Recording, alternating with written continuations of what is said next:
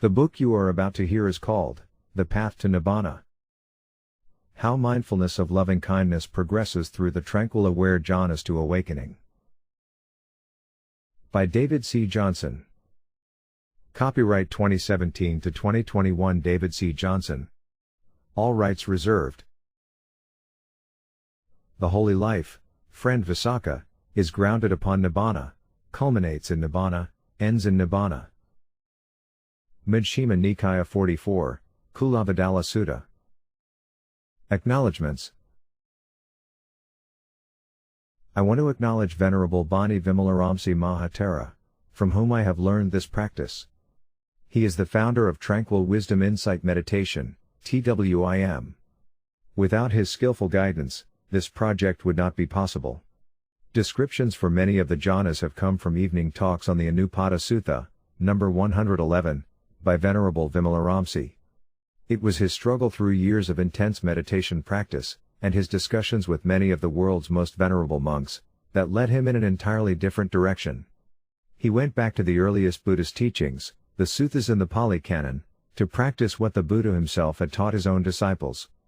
From this, he discovered TWIM and has given us this gift of true Dhamma. I wish to thank the Venerable for reviewing this work and correcting misunderstandings which may have occurred.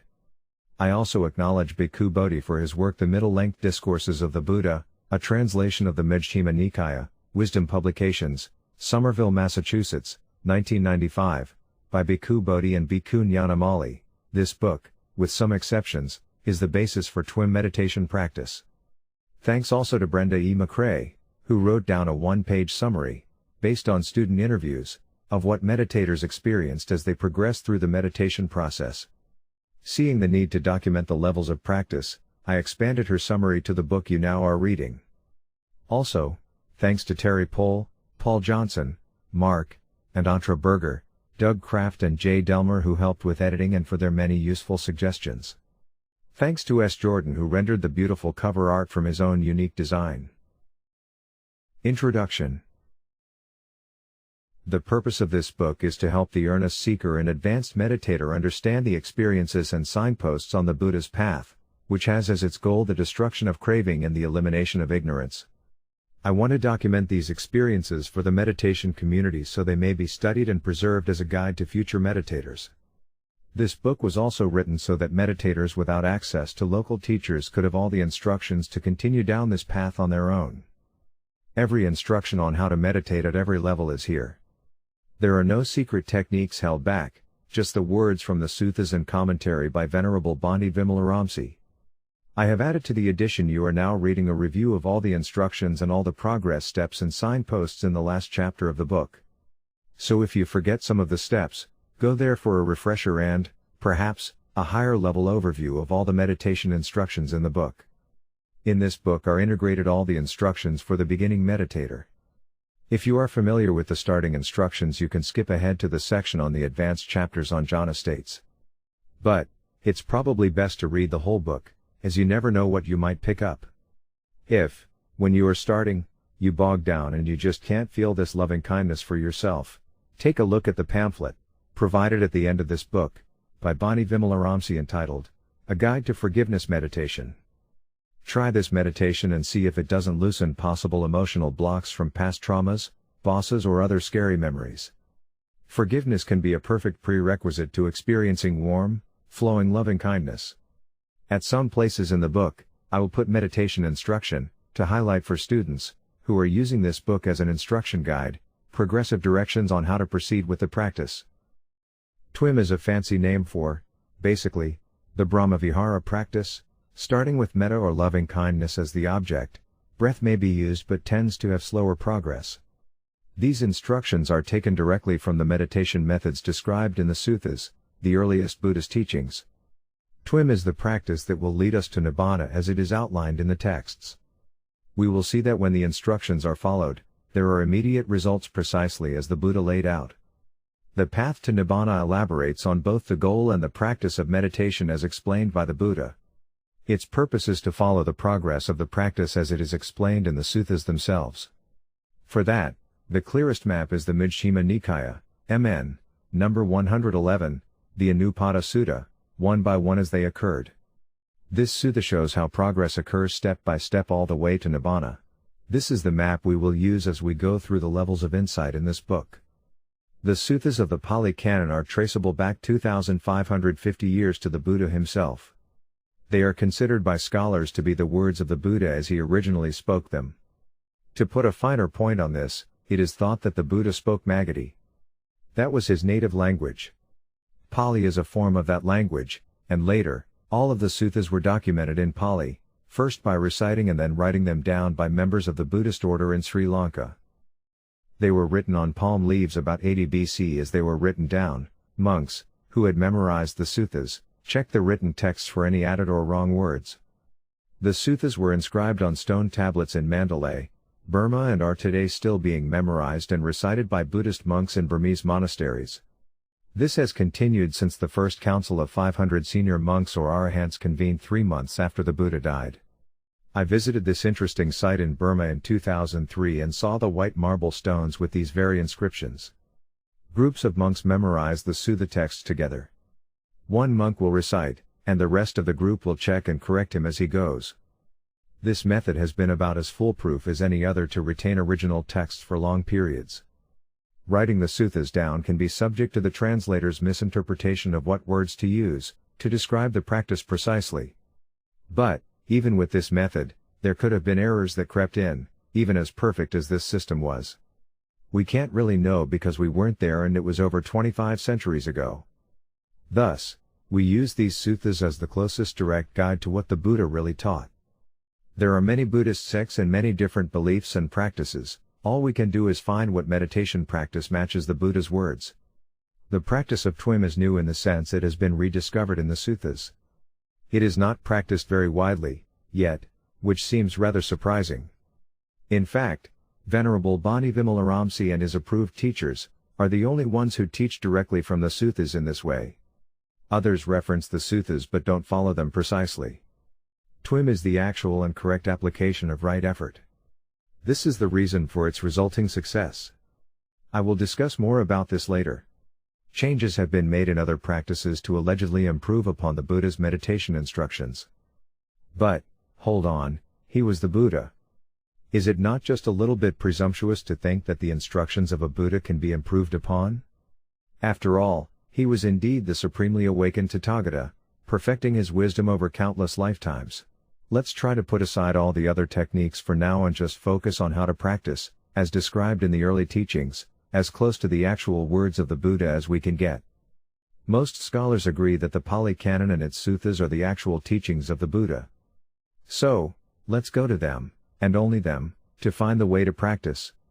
The Anupada Sutta Minnesota 111 explains the progress of the meditation through the jhanas and the 4 foundations of mindfulness at the same time. It will be shown here that these jhanas, when practiced as taught in the suttas, will lead us to awakening. The jhanas described in the Anupada Sutta are not to be confused with the concentration states commonly taught elsewhere. These are the tranquil aware jhanas that are being taught in the suttas, in which you maintain awareness of both mind and body. Their foundation is collectedness, not concentration, which we will cover later. It is this rediscovered aware jhana that is the key to a new understanding of the Buddha's teachings. The TWIM technique referenced in this book uses for its primary sutta guide, the middle-length discourses of the Buddha, a translation of the Majjhima Nikaya, by Bhikkhu Bodhi and Bhikkhu Nyanamali. Bani Vimalaramsi feels this is the closest translation available, though sometimes he prefers different wordings than are used there. For example, he uses the word habitual tendency instead of becoming. More on this later. We will combine here the explanation of the suttas' meaning with the actual experiences of the many meditators who have practiced and have been successful. Also, we will attempt to explain some of the reasons why certain experiences and subtle phenomena occur, though only the Buddha knows for sure. Please forgive me for errors and omissions. Some phenomena like the subtlest links of dependent origination that are deep down in the mental processes have had their descriptions left out. They are for the student to discover on their own, and it won't change the pace of a student's progress by not describing them here. Explaining certain phenomena before the student is ready to see them can create false expectations and wrong ideas. Many students, later, are grateful that Bani does not explain to them where they are in the jhanas. They just want to progress and not be thinking and analyzing as they practice. They may develop some sense of pride because of thoughts about I am in this jhana or that jhana. They might have some familiarity with meditation practice and may have some conceit arise and get stuck thinking about how far advanced they are, when they are only beginners in this practice. It is better off not knowing where you are if you are on an intensive retreat and just follow the instructions. If you are seeking an even deeper understanding of how the practice works than what is described here in this book, more descriptions of insights and levels of understanding that arise, and the suttra references that support this meditation, you may also want to read one of the following books: Meditation is Life, Life is Meditation, which provides information in depth and detail.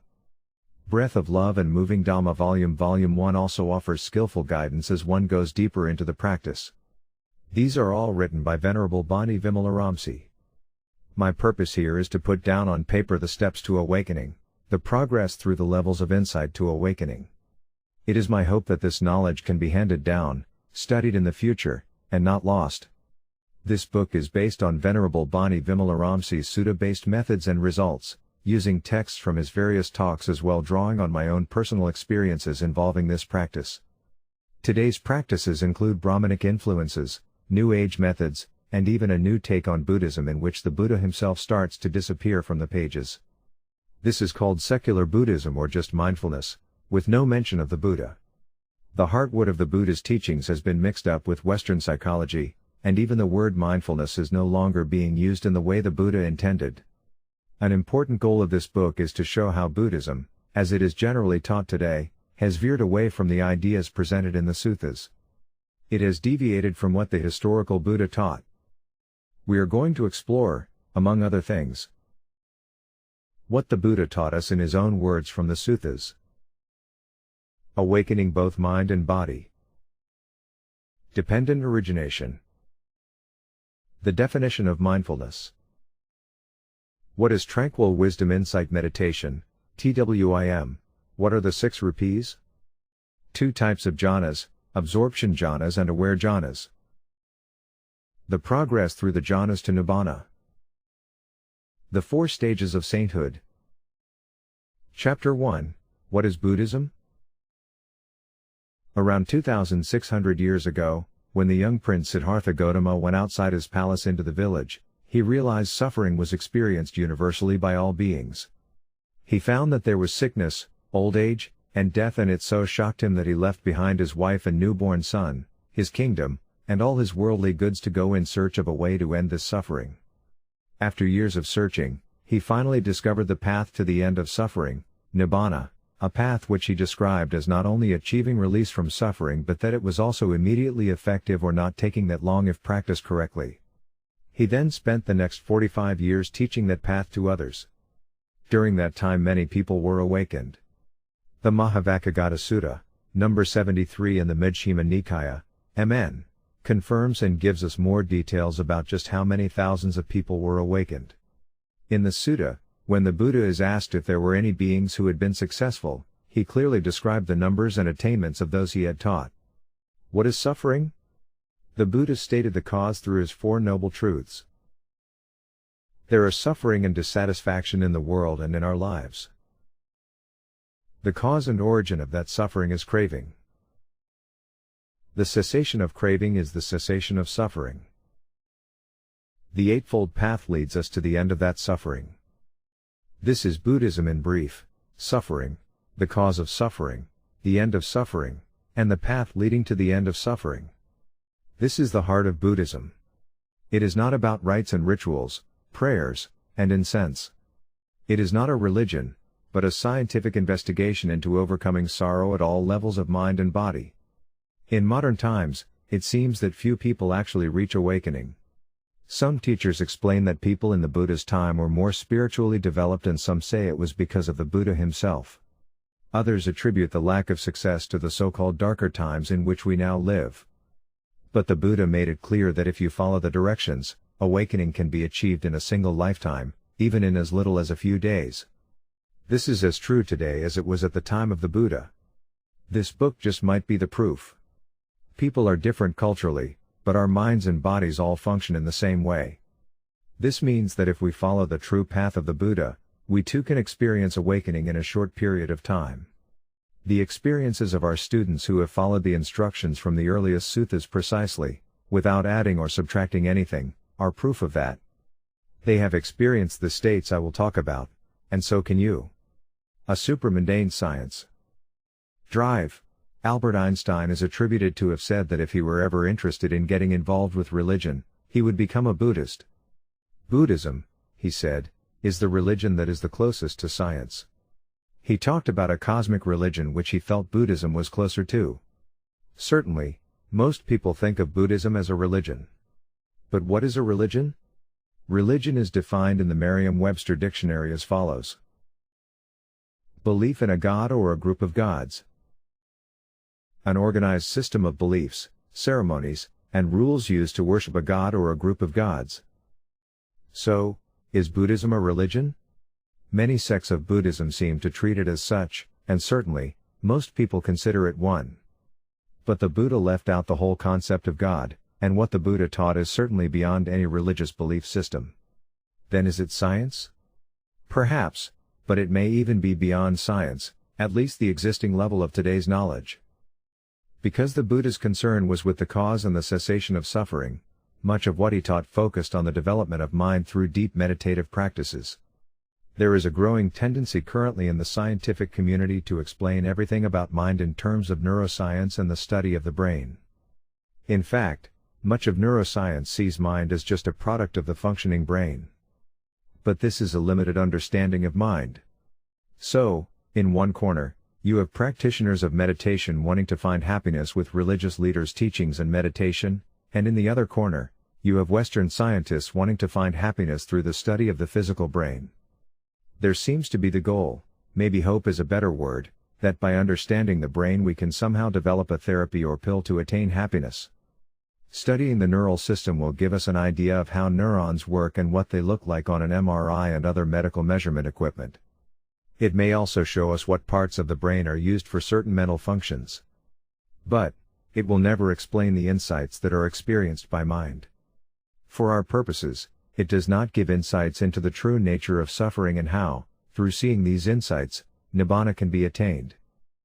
There is no way, at least that we know of now, to duplicate the process of awakening in the lab by any physical process, drugs, machines, etc. To achieve awakening, we must understand, at a very deep level, how body and mind working together is an impersonal process without any self or soul. The brain is not mind, and mind is not the brain is just part of the body like an arm or a finger. Mind, brain, is something that sits in dependence upon the physical body. However, mind is something we cannot directly measure and can only indirectly understand. Why? Because we are dependent on the reported experience of the individual for this information. When studying another person to find out their actual cognition of something, we only have what they tell us. We cannot measure, for example, their understanding of reality. So, since science is defined by Merriam-Webster's dictionary as systematized knowledge derived from observation, study, and experimentation carried on in order to determine the nature or principles of what is being studied, then saying that Buddhism leans more toward science than belief is close, but still not quite right. The Buddha did leave us a clear set of methods and instructions that have come down to us from the suttas which allow us to go deeply into our mind and observe things firsthand.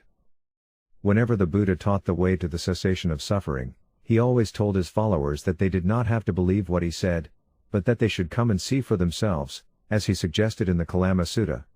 Do not take up his teachings with only faith, try it first, and then dismiss it if it has no measurable benefit. No belief or faith was asked for by the Buddha. These instructions still apply, try the practice as the Buddha taught it. You decide for yourself if the results you are having are the same as those that are described and if they are beneficial to you.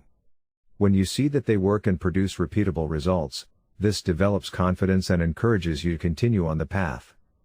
If we only study the brain, we cannot purport to be studying mind, as mind is only truly knowable by the individual being studied. The researcher must ask the subject what happened. They can never know how understanding and wisdom have internally affected the subject's mind. This is something beyond simple science. When we say that the Buddha's teachings go beyond science, i.e., that it is supramundane, we are talking about both the actual methods that the Buddha taught and the results, insights, achieved with the practice. While both the methods and the results are repeatable and measurable, they are also subjective experiences.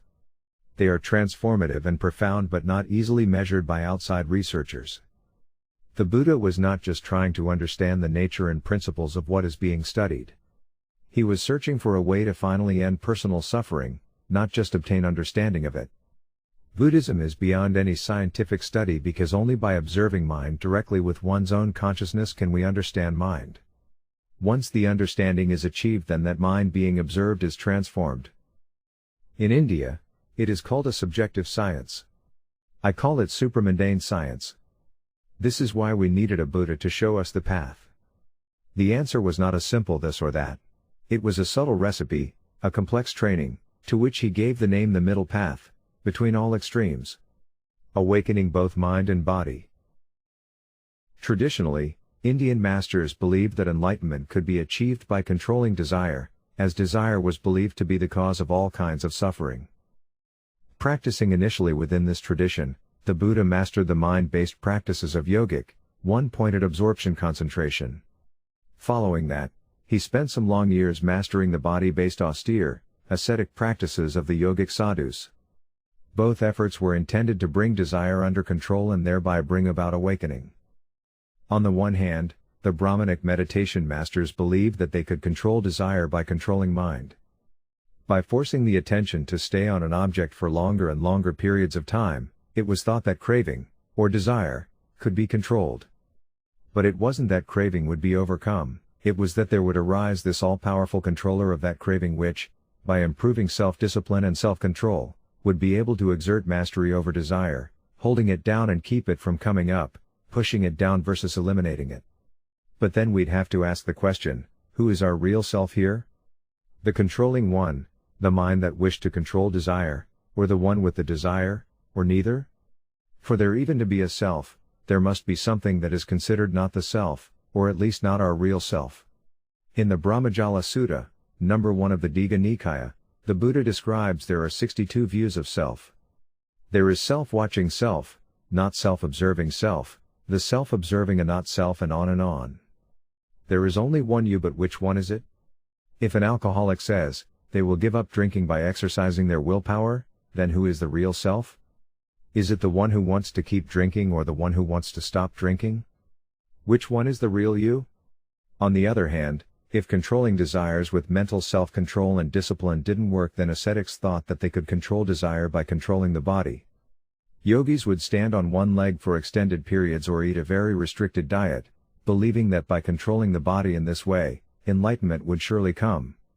Mind would experience a breakthrough when the control of the body was mastered. Again, self-discipline would enable someone to take charge and bring desire under control. This, someone, was conceived as the higher self or the I, who would finally have total control such that one would no longer be subject to desire and its suffering. This was the perceived goal of the meditation practice.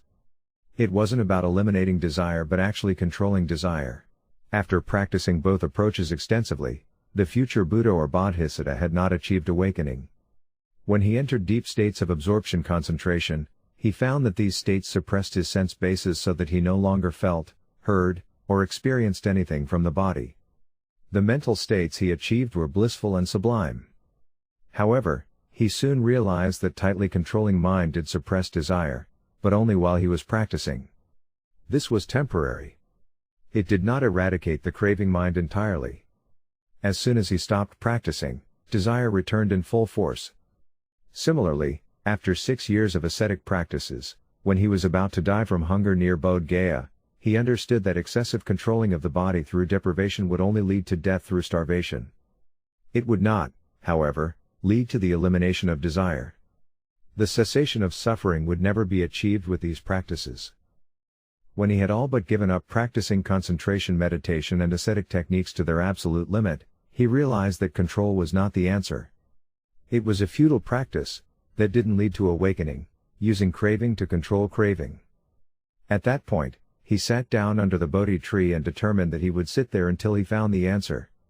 On a full moon day in May, he became the Tathagata, the Buddha, the Awakened One, in the third watch of the night, between 3 and 7 a.m. He had found the middle way. He had come to understand the need to employ a meditation method that used a totally different approach, a method that would include both mind and body and eliminated the controller. The Buddha had previously developed the seeing and understanding of how his mind worked by careful observation.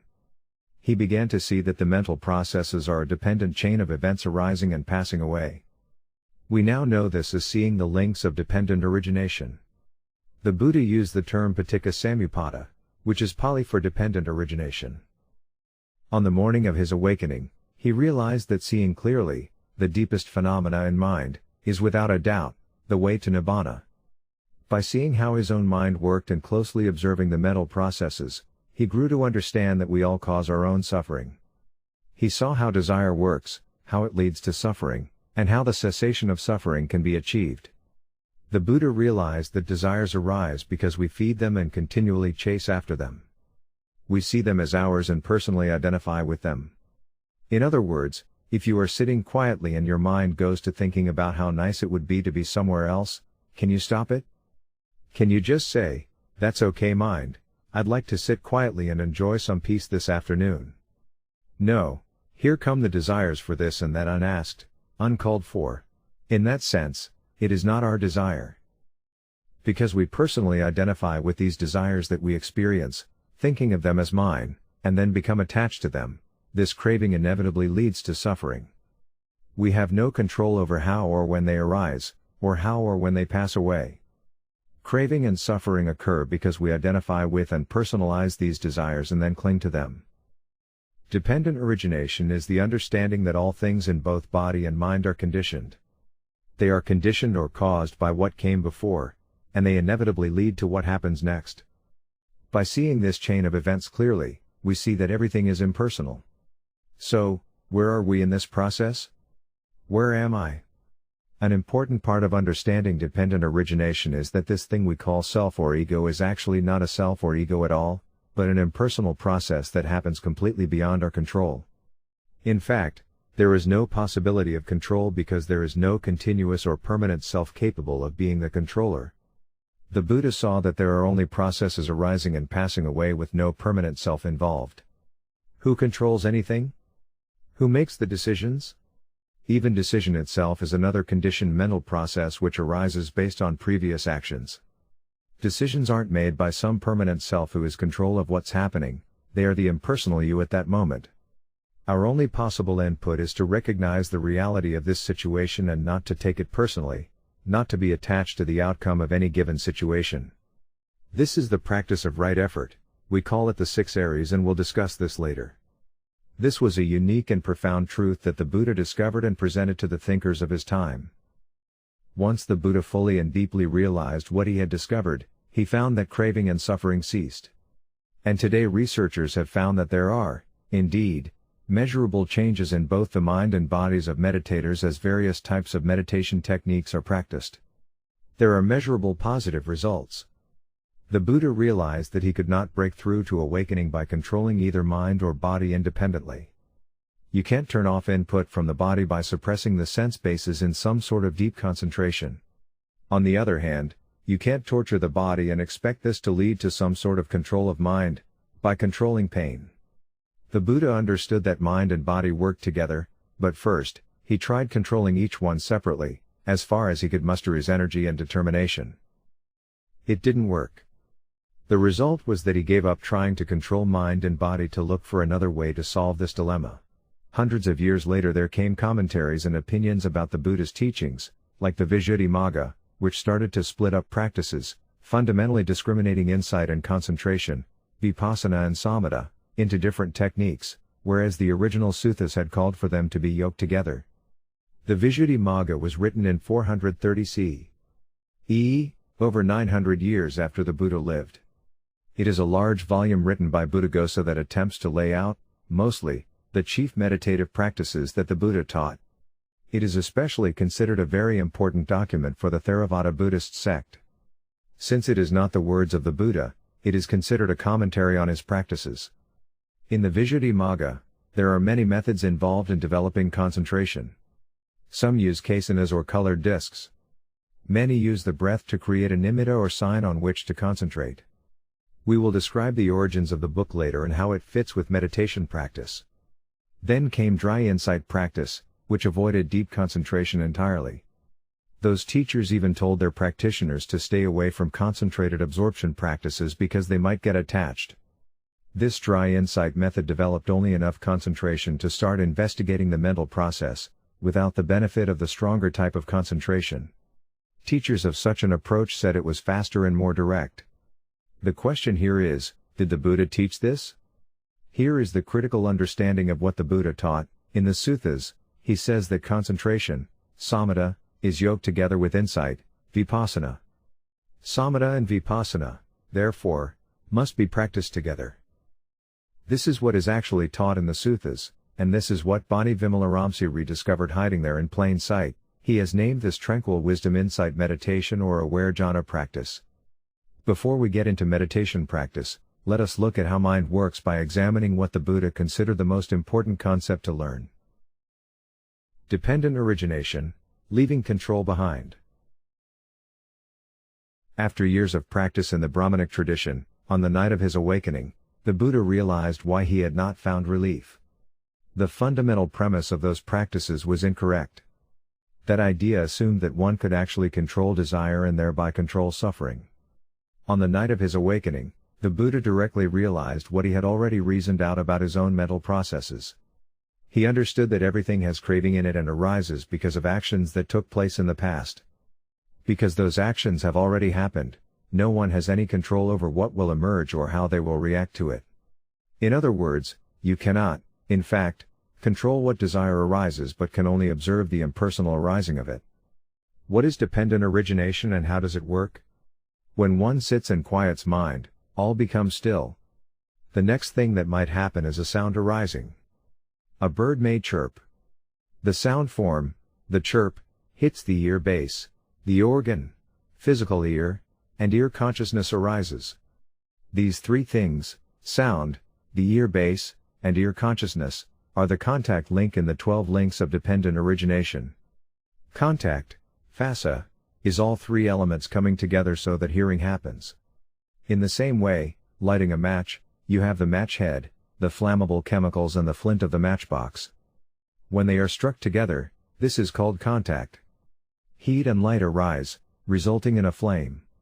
If either one of these three things are missing, hearing doesn't happen. Once hearing happens, there arises a feeling, vedana, associated with that sound, then perception arises that it is pleasant, unpleasant, or neither pleasant nor unpleasant, neutral. Feeling and perception are followed by craving, tanha, arising with the formula, I like it or I don't like it or I don't care. This is where you start to identify with what is happening and take it personally. Craving can always be recognized as tension and tightness in the head. The tension or tightness is how you recognize craving. You must see and let go of this craving in the head, that desire is what is next going to lead you into thought, clinging, and then leads to the birth of action and resulting in sorrow, lamentation, grief, and despair. Following craving, clinging, upadana, or thinking, arises the story about why you like it or don't like it. This is based on your past experience, what happened when that sound arose at some past time. You remember a time when you were bird watching and heard a unique type of bird. Thoughts arise, and a story begins about the sound. Then there arises a drive or an urge to action associated with what you might do when that sound is heard. This is the habitual emotional tendency or behavior, bhava. For example, if you are a birdwatcher, when you hear a bird, you have a habitual tendency to reach for your camera, or you might have a tendency to reach for your binoculars. A habitual emotional tendency is something you always tend to do in a certain situation. It can be your habitual reaction to a feeling you have. Someone comes in the room and complains about something. You always react in the same way, by not liking it and emotionally reacting to the person complaining. Your spouse calls and says he or she will be home late from work, you may get this kind of call quite a bit, and react the same way every time with a negative reaction. It might be a judgment of, you are unreliable, or it might be a reaction to lash out because you think he or she isn't telling the truth. It is habitual, it tends to come up when this situation occurs. When this habitual reaction arises, This is where the strong tendency to try and control your feelings with your thoughts arises. You observe that mind is disturbed and you react with frustration, trying to control the disturbing thoughts. This is the start of taking something personally. You become emotional. Mind has many factors or states of consciousness contained in it. There is a greedy mind, and there is a joyful mind. In the Anupada Sutta, the Buddha says that even the mental factor of decision is conditioned by previous actions from the past. This decision process is something that you might call a volition or intention, but we have to be careful to use those words because they might wrongly imply that there is a self making a decision. Decision is just a small, yet the most important factor of the coming to a decision. As stated previously, phenomena arise and pass like the sound of a bird, and are dependent on that sound for its existence. When your mind is very tranquil, you can see the decision factor arise as well as the push that goes with it to make the decision. It's pretty interesting when you can observe your mind operating at this level and see how, truly, you, i.e., I, am not in charge. For example, a desire arises to get a cup of tea. You then continue to think about which tea might taste good. If you are very mindful, you can see the exact moment when you decide which tea to have. There is a moment in which your decision arises. If you back away gently, just allowing everything to arise, very carefully watching it, this is your mental investigation factor, you will see the decision, mental, factor arise entirely on its own. And then it also passes away. There appears this call to action arising through the craving attached to it. This craving is the push you feel to go into action. Is there really free will? Is there some soul or entity down deep making decisions? Kind of. Yet at the deepest level, there is only the deciding mind that arises and passes away. So you have the decision there, but it is a conditioned decision. The phrase volitional formations used in the Sutta texts is inadequate, not precisely correct. Volition indicates someone is deciding, but there is no one there to do that. There are only causes and conditions. There is no you that makes the decision, just the deciding moment. The only real power we have is to allow and observe, releasing and relaxing into that decision, seeing it fade away. Continuing, after the habitual tendency link and dependent origination comes the actual birth of action, jhati, link, and you get up to go get your camera. The drive to action translates into taking action. This can be bodily action, moving, verbal action, speaking, or mental action, thinking. Unfortunately, by the time you get back with your camera, the bird has flown away. Due to the result of your action in getting the camera, dissatisfaction might arise because now the bird is gone. You think your actions always will lead you to what you want, but you can never really positively be sure of the results of any action. The best laid plans of mice and men. Then, what follows the birth of action link is the last link, sorrow, lamentation, grief, and despair. Yes, there are some happy moments here and there, but they are fleeting. Even if you get that picture, you'll wish the bird had stayed longer, or that you'd recorded its song, etc. In the 12 links of dependent origination, we just went through the last part of the process, the grosser and observable part. These are the last 7, contact, feeling, craving, clinging, habitual tendency, birth of action, and sorrow, lamentation, grief, and despair. These are the ones you can see without having to go too deep into the meditation. Contact, feeling, craving, clinging, habitual tendency, birth of action, sorrow, lamentation, grief, and despair. The first 5 links of the full 12 links of Do come before the ones listed above and can be understood as potentials. They can only be observed as subtle movements in mind with the exception of ignorance, which is your understanding. Later, when your meditation goes deeper, you will see the arising of the first 5, ignorance, formations, consciousness, mentality, materiality, and the 6-fold sense base. The Buddha said that it all starts with ignorance of how things work, that is, ignorance of the truth of dependent origination, and of the 4 noble truths, which makes clear that craving drives the whole process of suffering. It is this ignoring of the 4 noble truths which leads us to act in unwholesome ways, which creates endless suffering. On the next page is a chart that shows the circle of dependent origination. Each link is dependent on the link before it as nutriment, as food. In each link, there is also a small additional amount of craving which makes the whole process continue forward in a never-ending chain of events. The Samyutta Nikaya has a wealth of information about dependent origination and what it is. Here are the basics. SN 12.1. Monks, I will teach you dependent origination. Listen to that and attend closely, I will speak. Yes, Venerable Sir, those monks replied. The Blessed One said this. And what, monks, is dependent origination? With ignorance as condition, formations come to be, with formations as condition, consciousness, with consciousness as condition, name and form, with name and form as condition, the six sense bases, with the six sense bases as condition, contact, with contact as condition, feeling, with feeling as condition, craving, with craving as condition, clinging, with clinging as condition, existence, with existence as condition, birth, with birth as condition, aging and death, sorrow, lamentation, pain, displeasure, and despair come to be. Such is the origin of this whole mass of suffering. This, monks, is called dependent origination. But with the remainderless fading away and cessation of ignorance comes cessation of formations, with the cessation of formations, cessation of consciousness, with the cessation of consciousness, cessation of name and form, with the cessation of name and form, cessation of the six sense bases, with the cessation of the six sense bases, cessation of contact, with the cessation of contact, cessation of feeling, with the cessation of feeling, cessation of craving, with the cessation of craving, cessation of clinging, with the cessation of clinging, cessation of existence, with the cessation of existence, cessation of birth, with the cessation of birth, aging and death, sorrow, lamentation, pain, displeasure, and despair cease. Such is the cessation of this whole mass of suffering. The highest goal of TWIM is to see how each link is dependent on or conditioned by the previous link. When one understands this process in a deep and profound way, the unconditioned state, Nibbana, arises for the first time. This first instance is the path knowledge. One realizes that there is no personal self or ego, just an impersonal process dependent on conditions.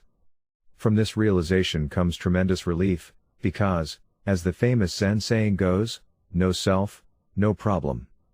No one is there, so nobody to control. It's as if we see a dark figure walking toward us, fear might arise because our mind throws up this concept of a villain from our past, yet when we get closer we see it as our friend and that fearful image is replaced by another happy image. Just in the same way, we thought there was a self there, and now we see that it was an illusion. We can follow the links of dependent origination in our own behavior in much the same way we look at a town and trace it back over the last 100 years. The first buildings led to more buildings, then they deteriorated and were replaced by different buildings, and so on and so forth. This arising and passing away of conditions is like the arising and passing away of a great city, flourishing and deteriorating, and constantly changing. Finally, it disappears because of countless causes depending on each other. There is no controller making decisions and taking actions there in that city. There are only changes occurring, conditioned by what has happened in the past. Similarly, you have no personal self or soul controlling your progress through life. There are only changes that happen due to causes and conditions arising and passing away. This is what we mistakenly call ourself, me, myself, and I. It's an impersonal process, an endless chain of causes and conditions that flow like a river that we mistakenly take as ourselves. Dependent origination is, indeed, the most important principle of Buddhism along with the Four Noble Truths. Understanding the source of suffering is craving and how dependent origination works leads to the elimination of that craving. Understanding that the Noble Eightfold Path is the way to this goal is the heart of Buddhist meditation. Chapter 2, Mindfulness Redefined? What is mindfulness? Just what does mindfulness mean? There was an article in a Buddhist magazine where this question was posed to 4 meditation teachers. By the end of the discussion, a satisfactory answer still had not been reached. They decided to take it up again in next month's magazine. Mindfulness does seem to be all the rage these days and has gone from its strict Buddhist origins to a more general acceptance anywhere from use by psychologists to children and even by the military. It even has its own magazine, Mindful. Mindfulness is used to be aware of one's thoughts and one's general state of being and is used to calm one down and relax. These are all good uses, but is it what the Buddha taught? Is the actual procedure of mindfulness the process he intended? I have a theory, and you won't find it anywhere else, so please bear with me. The Pali word for mindfulness is sati.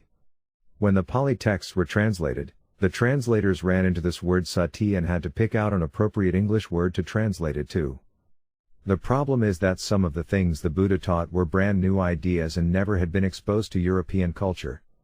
There never were any English words that represented these Eastern concepts. Buddhism had never come to the West. Thus no English vocabulary had been developed. So what to do? Pick the closest word. Sati had to do with observation and to know what was happening, so the word mindful was selected. Made sense, but did it? The problem was that mindfulness already was a solid concept in the English language. Be mindful of the opening and don't bump your head. That sort of definition became applied to sati, and thus, to be mindful meant to remember to look where you are going and watch carefully the process of getting there. What happened here is that the English word has exerted powerful undue influence over the Pali term. Now it was almost as if the Pali term was created to represent the English word and not the other way around. The Pali term, in a sense, became the English term. Because the translators were not meditators, they could only guess what sati really meant. That would be fine if that is how sati is defined and used in the suttas, but it may not be. You are now going to get a new definition of the word mindfulness that is quite different in its application. When tested against the sutta text, you will see that it works better. The definition of mindfulness is remembering to observe how mind's attention moves from one thing to another. Looking closer at this definition, the first part is just remembering, which sounds easy but it isn't. Once you pay attention, you'll find that your mind is constantly distracted from observation of itself by thoughts over which you have no control. You are aware of mind, a thought arises, and you are pulled away into that thought until you remember that you're supposed to be paying attention to the movement of mind's attention. You bring your observation back to mind, and then maybe a few seconds or minutes later, another thought pulls your attention away. It's important to remember what it is you're supposed to be doing, observing the process of mind's attention and its movements as part of an impersonal process, which leads us to the second part. On retreat, you go for a walking meditation. As you start your practice and you slowly walk down the path, your mind wanders. The first thing you must do is to remember to be mindful. Then actually do it. So the second part of mindfulness means to become aware of how mind's attention moves from one thing to another. The Buddha intended that the meditator be mindful of what arises in the present, whatever that may be, and that they specifically see how it arises. He didn't care what the feelings or sensations were or whether we peered at them that closely or not, only to know they had arisen. He did not intend for the meditator to pick out specific parts of the four foundations of mindfulness, or the five aggregates of mind and body, and only observe those. That would have been a concentration practice, focusing in on those individual parts. Rather, he wanted you to watch the activity of mind's attention and to observe, 1. How it arises and passes away without any control on your part, and, 2. How you take this mental movement personally as yourself. Mind clamps onto a feeling and then identifies it as my feeling even though you did not ask for it to arise, or to pass away. You never had any control over it whatsoever. It just arose when conditions were right. This identification with feeling gives rise to a false belief in a personal self, the concept of I.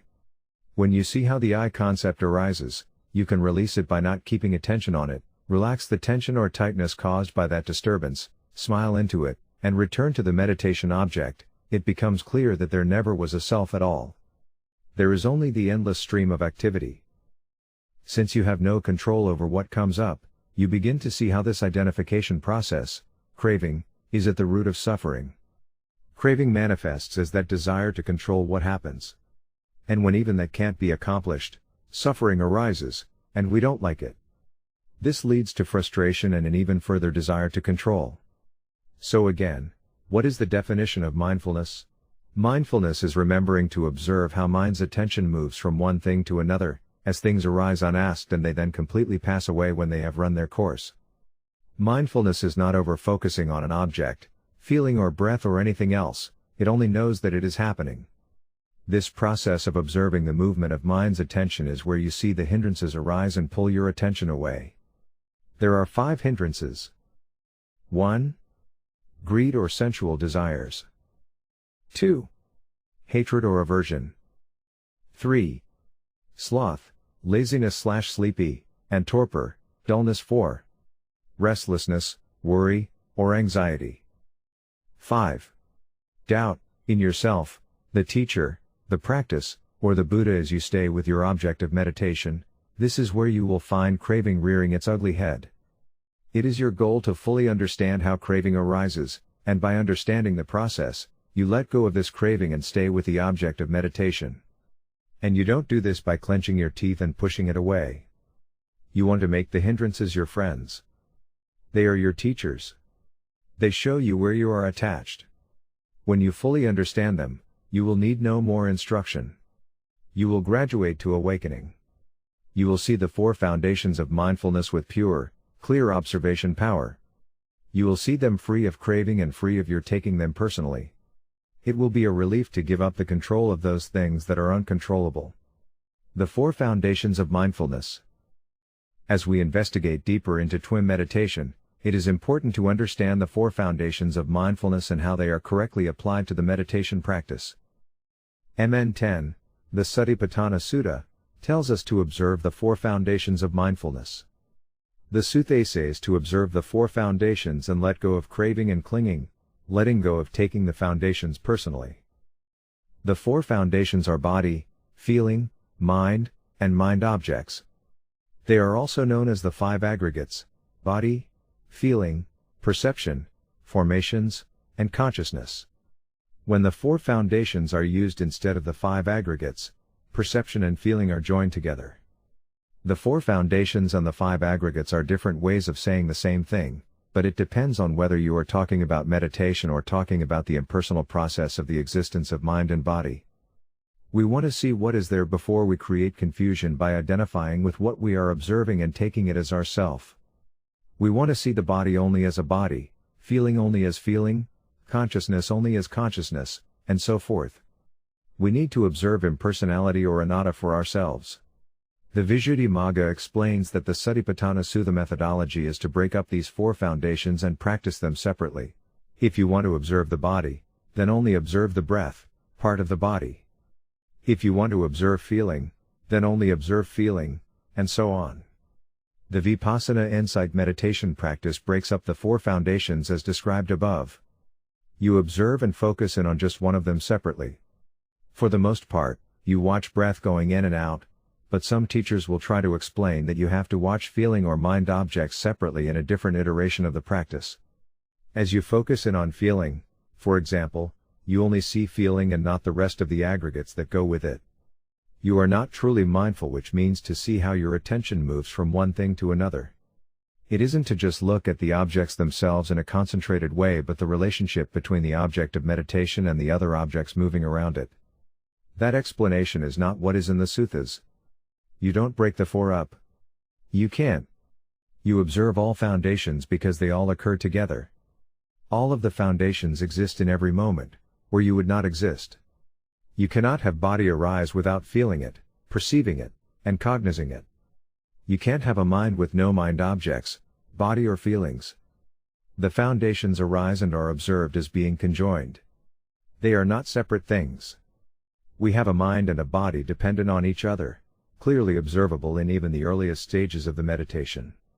You can't observe body without consciousness or perception to cognize what is there, or without feeling to know what feeling is there in the body. It is like disassembling a car down to its parts and observing it running. It can't be observed in operation without all its parts assembled and running together. Feeling is not feelings. Let's stop here for a minute and talk about the feeling foundation. To be clear, we are talking about feeling, not feelings. In the suttas, the aggregate of feeling, Vedana, is without the S, it is just sensation with a feeling tone to it. Just feeling itself, that's all. The most important part of this feeling is that it is either a pleasant feeling, painful feeling, or neither pleasant nor painful feeling.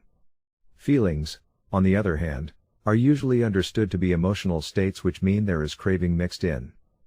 If you look at someone whom you find attractive, and a pleasant feeling comes up, lust likely will arise. A pleasant feeling with lust, I like it, is what we call emotions, habitual tendency, bhava.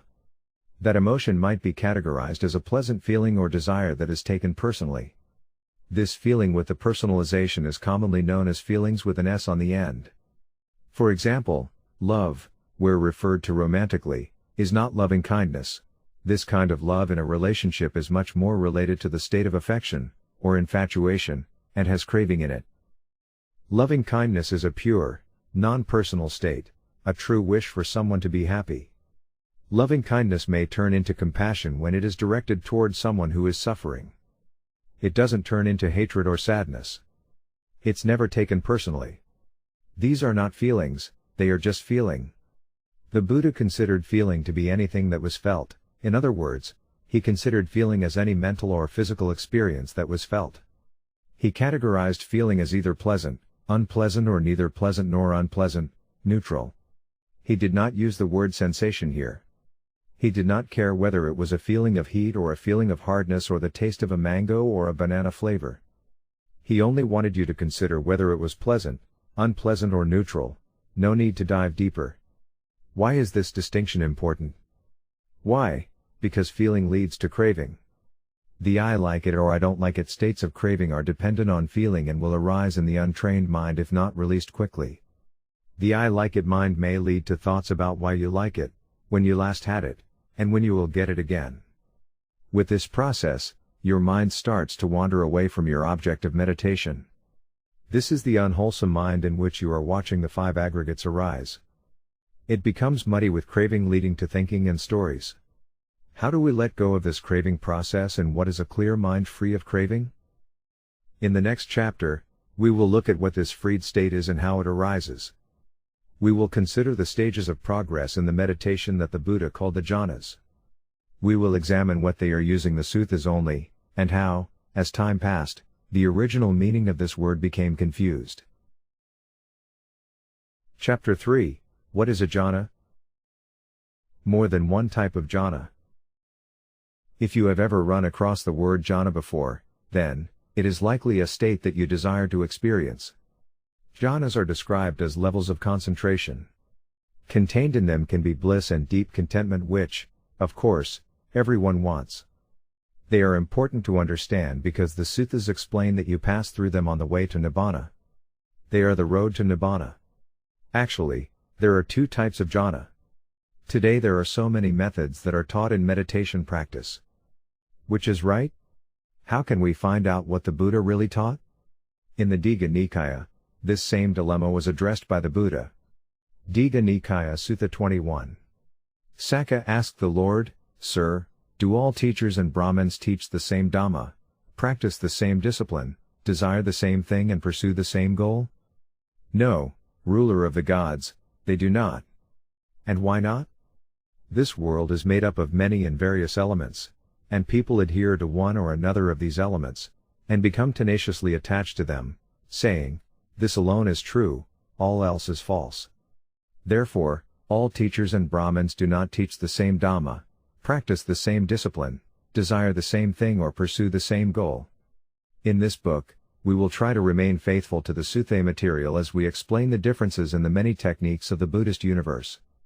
Yes, there are two types of jhanas and two major types of meditation practice by which to attain those two types of jhana. There is the one-pointed concentration absorption practice and the Tranquil Wisdom Insight Meditation, TWIM, practice. Later, the first type, one-pointed concentration practice, will be broken further into 1, straight concentration absorption practice, 2, concentration absorption insight practice, and 3, dry insight practice. The Pali word jhana was not used in reference to meditation prior to the Buddha. The Buddha did use it to describe his own experiences during meditation practice. While the Pali word jhana is often translated as a state of concentration, this is not correct from the viewpoint of TWIM. Pali experts like Most Venerable Panaji of Malaysia say that jhana just means level. If you check a Pali dictionary, it also defines it as meditation or state of meditation. Most Venerable Panaji also offers an alternate definition of the related word samadhi, which is often considered and used to define a state of absorption concentration. The Pali word sama means equal or even, the means state in this usage. So, most Venerable Panaji translates samadhi as an even state of balance. The word samadhi implies a collected and unified state, but not deep absorption that suppresses the hindrances. It is a more open and aware state. Venerable Bani Vimalaramsi defines the word jhana as a level of understanding. Each successive jhana is an increasingly deeper level of understanding of the workings of dependent origination and the mental process. Bani Vimalaramsi uses collectedness to translate the word concentration more accurately. Additionally, Bani has found that in Pali that the word the may also be translated as wisdom in terms of the levels of understanding. Thus, we put together sama and the resulting in tranquil wisdom. In the Buddha's description of the jhanas, as you go deeper into the practice, the attainment of each jhana reflects a deeper level of understanding of what it means to let go of craving. You pass through the jhanas as you progress from gross craving to a finer and finer balance of mind until finally, after the state of neither perception nor non-perception, the highest jhana, you reach the cessation of craving. This is the gateway to the attainment of Nibbana. At that moment, the cessation of craving, Nirodha Samapatti, occurs. This is the state of no feeling, no perception, and no consciousness arising at all.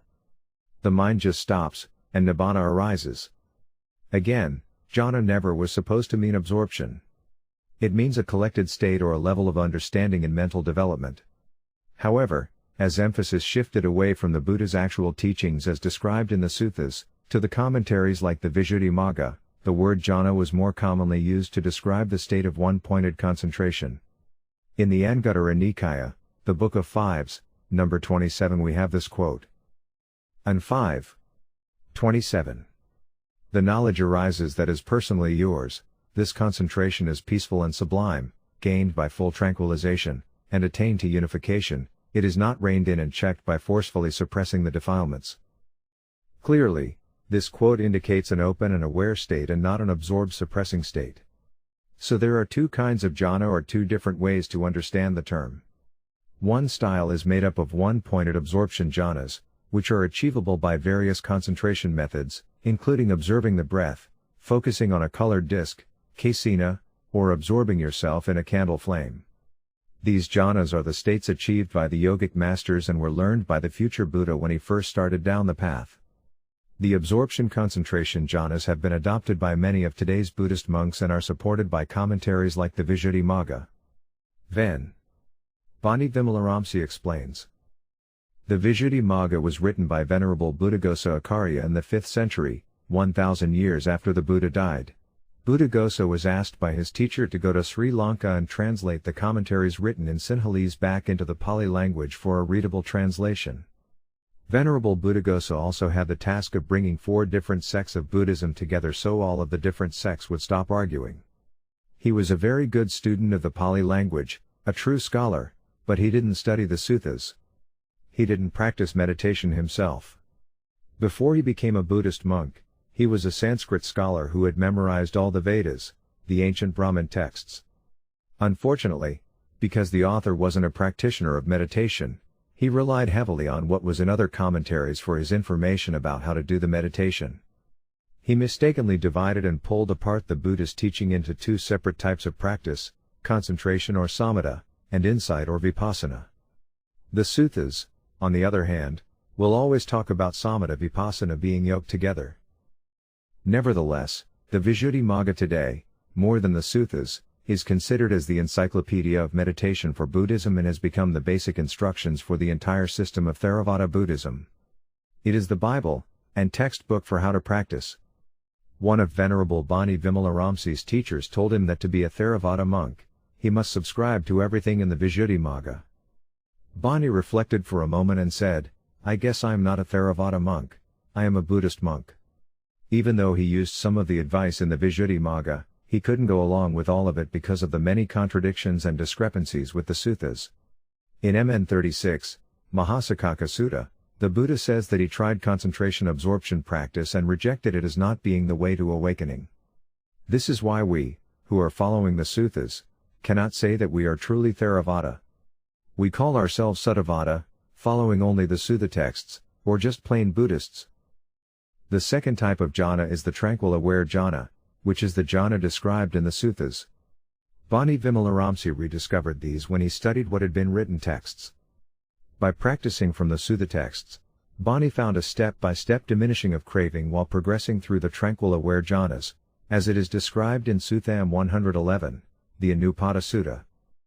It is helpful to understand that the jhana factors, these are the wholesome states that arise when one is in jhana, in a tranquil aware jhana or in an absorption concentration jhana, are very similar in nature.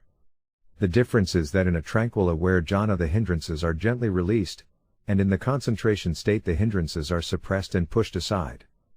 The resulting states that arise are similar but definitely not the same.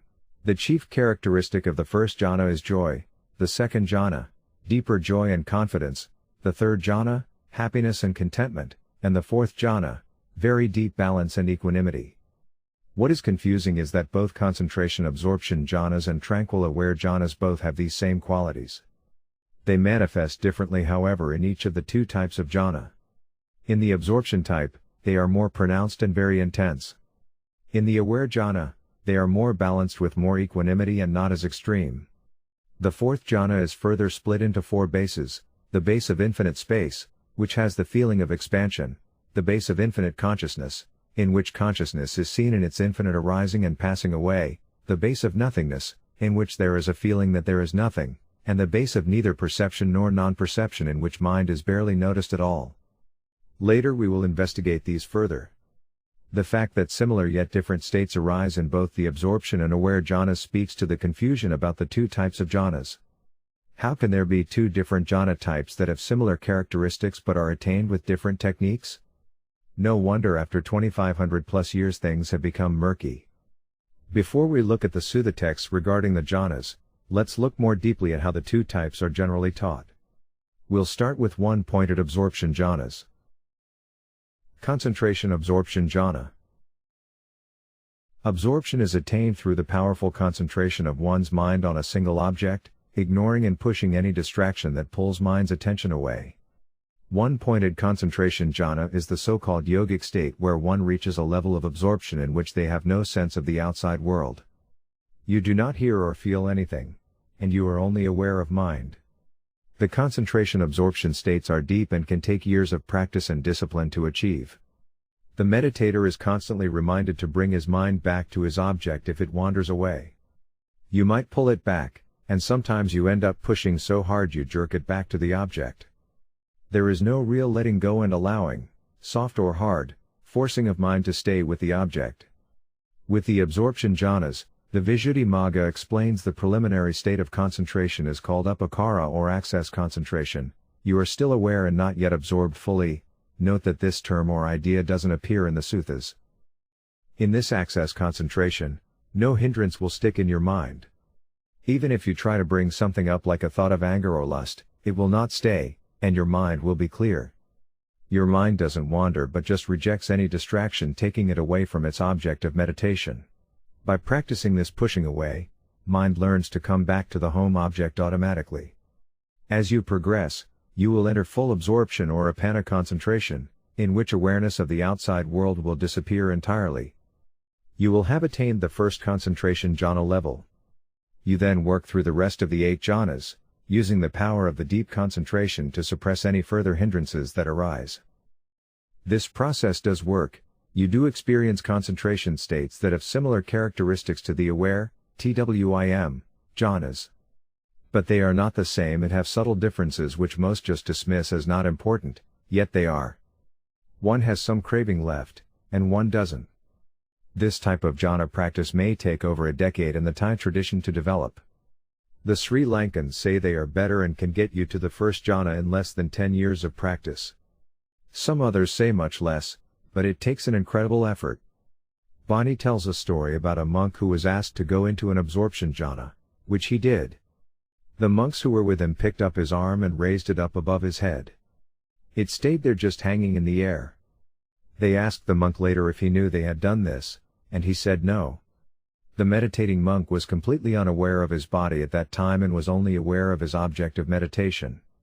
When one is absorbed, one cannot hear sounds, feel anything in the body, or sense anything at the physical five senses, so desire at the physical level is suppressed because it isn't there. In addition, because one is so tightly focused on their object of meditation, desire is also suppressed at the mental level.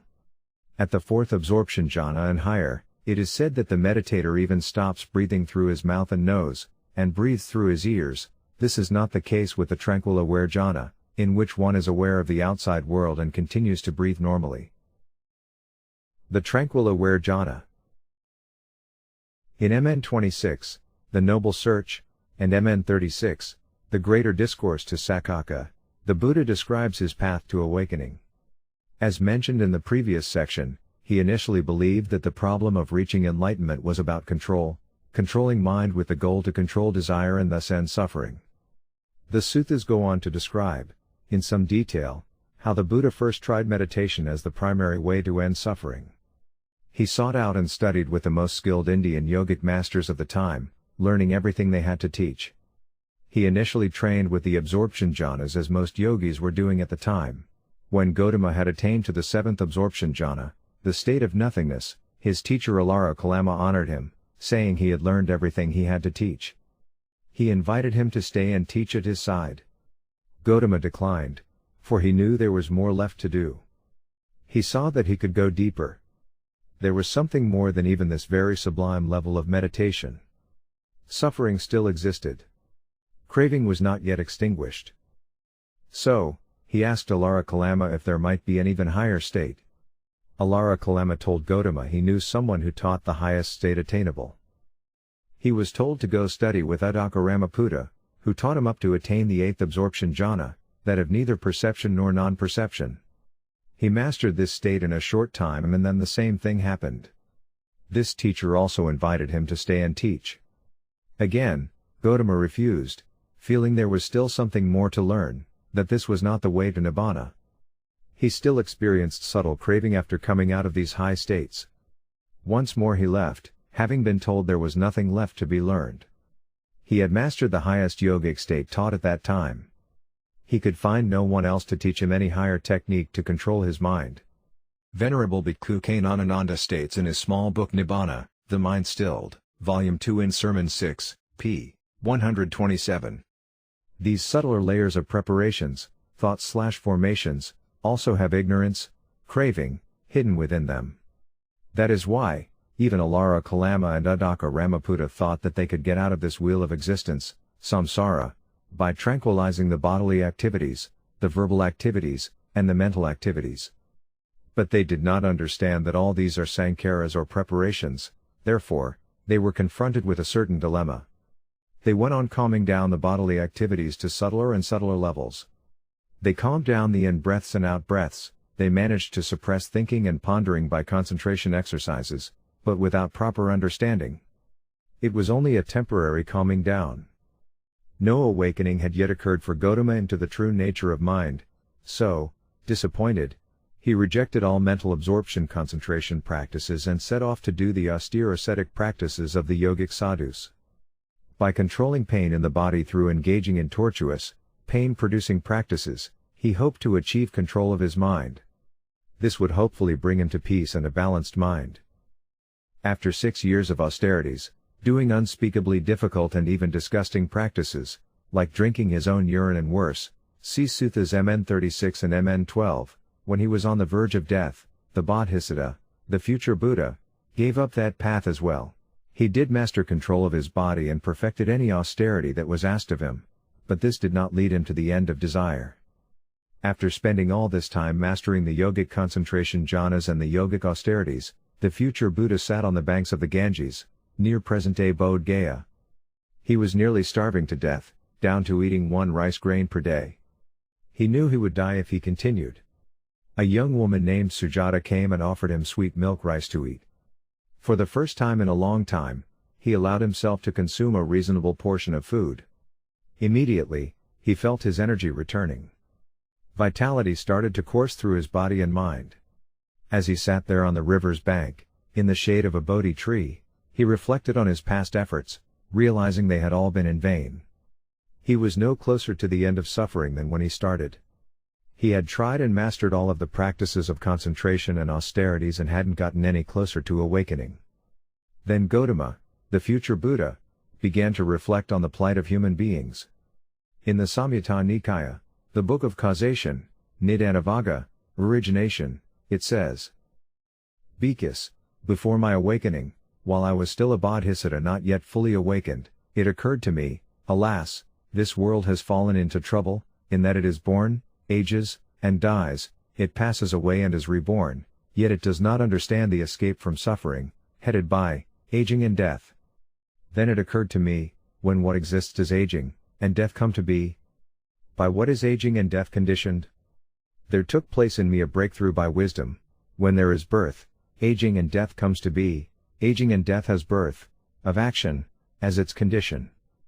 Then it goes on to explain how the Bodhisattva discovered each of the links of dependent origination through reasoning them out. He saw how each link ceased, and if that link ceased, then the link that followed also ceased. Following the cessation of the last link of ignorance, then the unconditioned arose, Nibbana.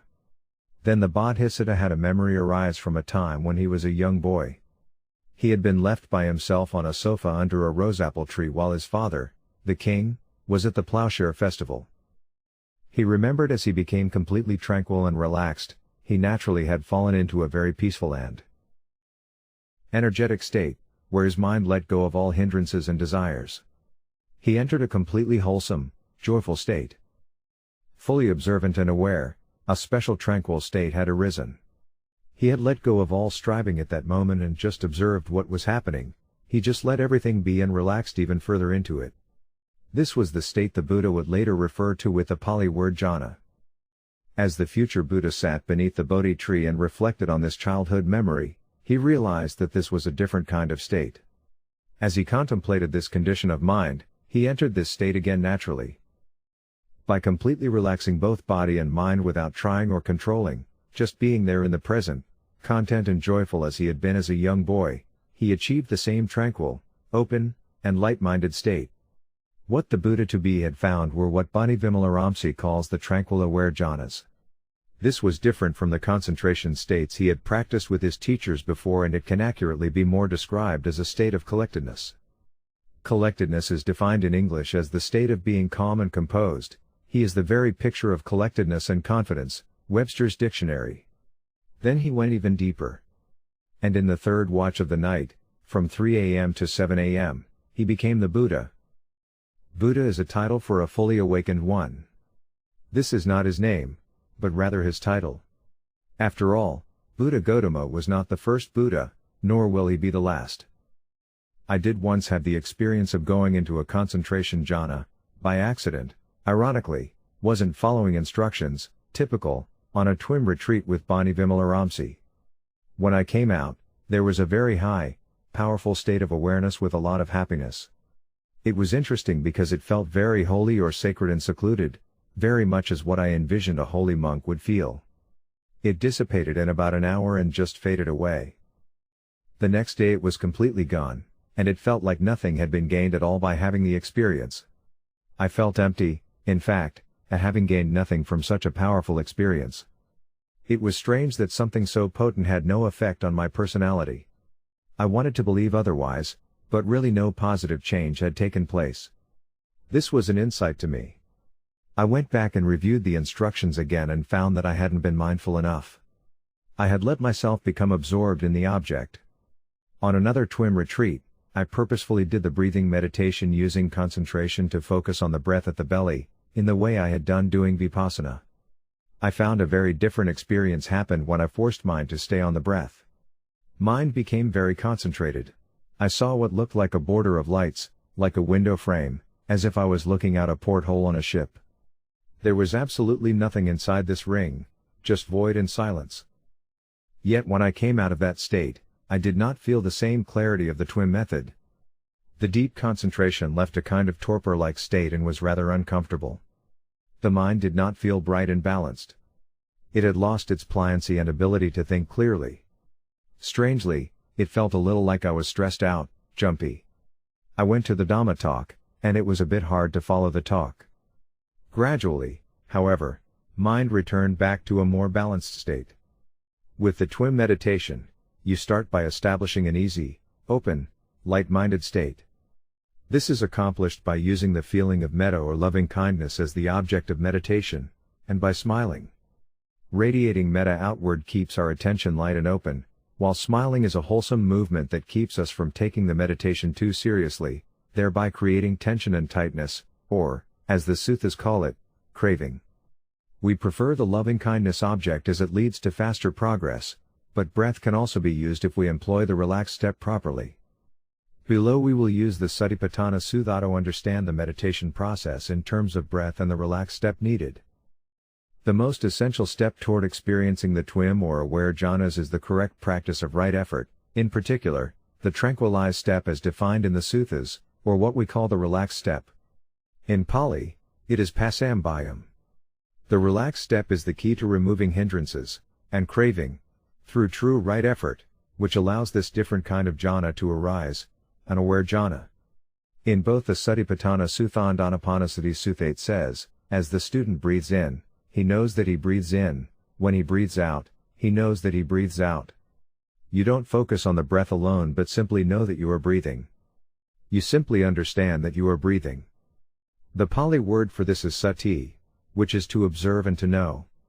You know what a long breath is and you know what a short breath is. This just means to observe whatever is there in a light-minded way without trying to control it. You don't make a short breath long or a long breath short, you don't breathe in deeply or change the breath in any way and don't focus tightly on the breath, you just understand what is happening. If someone said to you, "Do you know where you are?" You would look around and say, "Yes, I am in my garden." You don't focus and concentrate on the garden, you don't peer inside the bushes, look under rocks, you just know you are in the garden. The Buddha makes this process even clearer with the next step where he says that breathing in and out he experiences the whole body. He's not saying to observe the breath. He's saying that as he breathes, he is experiencing the whole body. He is mindful of what is happening, both inside and outside. This softens the attention to encompass a greater field of awareness. But then there comes the most important step in the Satipatthana Sutta's instruction, which is omitted or overlooked by other methods and practices. The student tranquilizes the bodily formation on the in-breath, and he tranquilizes the bodily formation on the out-breath, italics added. This is the critical step that will lead you to the elimination of craving and the attainment of Nibbana. Why is this relaxed step ignored or just treated as a general relax the body step? Other methods don't value the importance of this. It isn't seen as an active step in practice, it is just understood as a general relaxing but not an active relaxing of tension in the head, a tension that is actually contained in the thought itself. In fact, it is a critically important step that runs counter to deep concentration, because focusing tightly creates tension, not tranquility. What is it that you are relaxing? You are relaxing the tension and tightness which are signs of craving that gives rise to thinking and to all kinds of habitual emotional tendencies, causing mind to wander away into daydreams and thoughts. What is all this?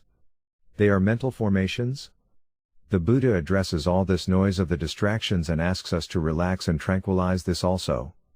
Here is the quote from the Anapanasati Sutta MN 118. This follows the instruction to tranquilize the bodily formation.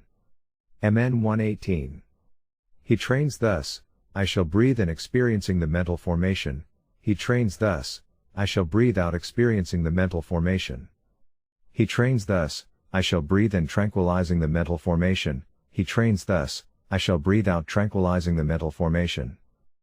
So here we see the Buddha is asking us to specifically relax both the body and mind as a total process and specifically to relax the thoughts, which are the mental formations, that come up.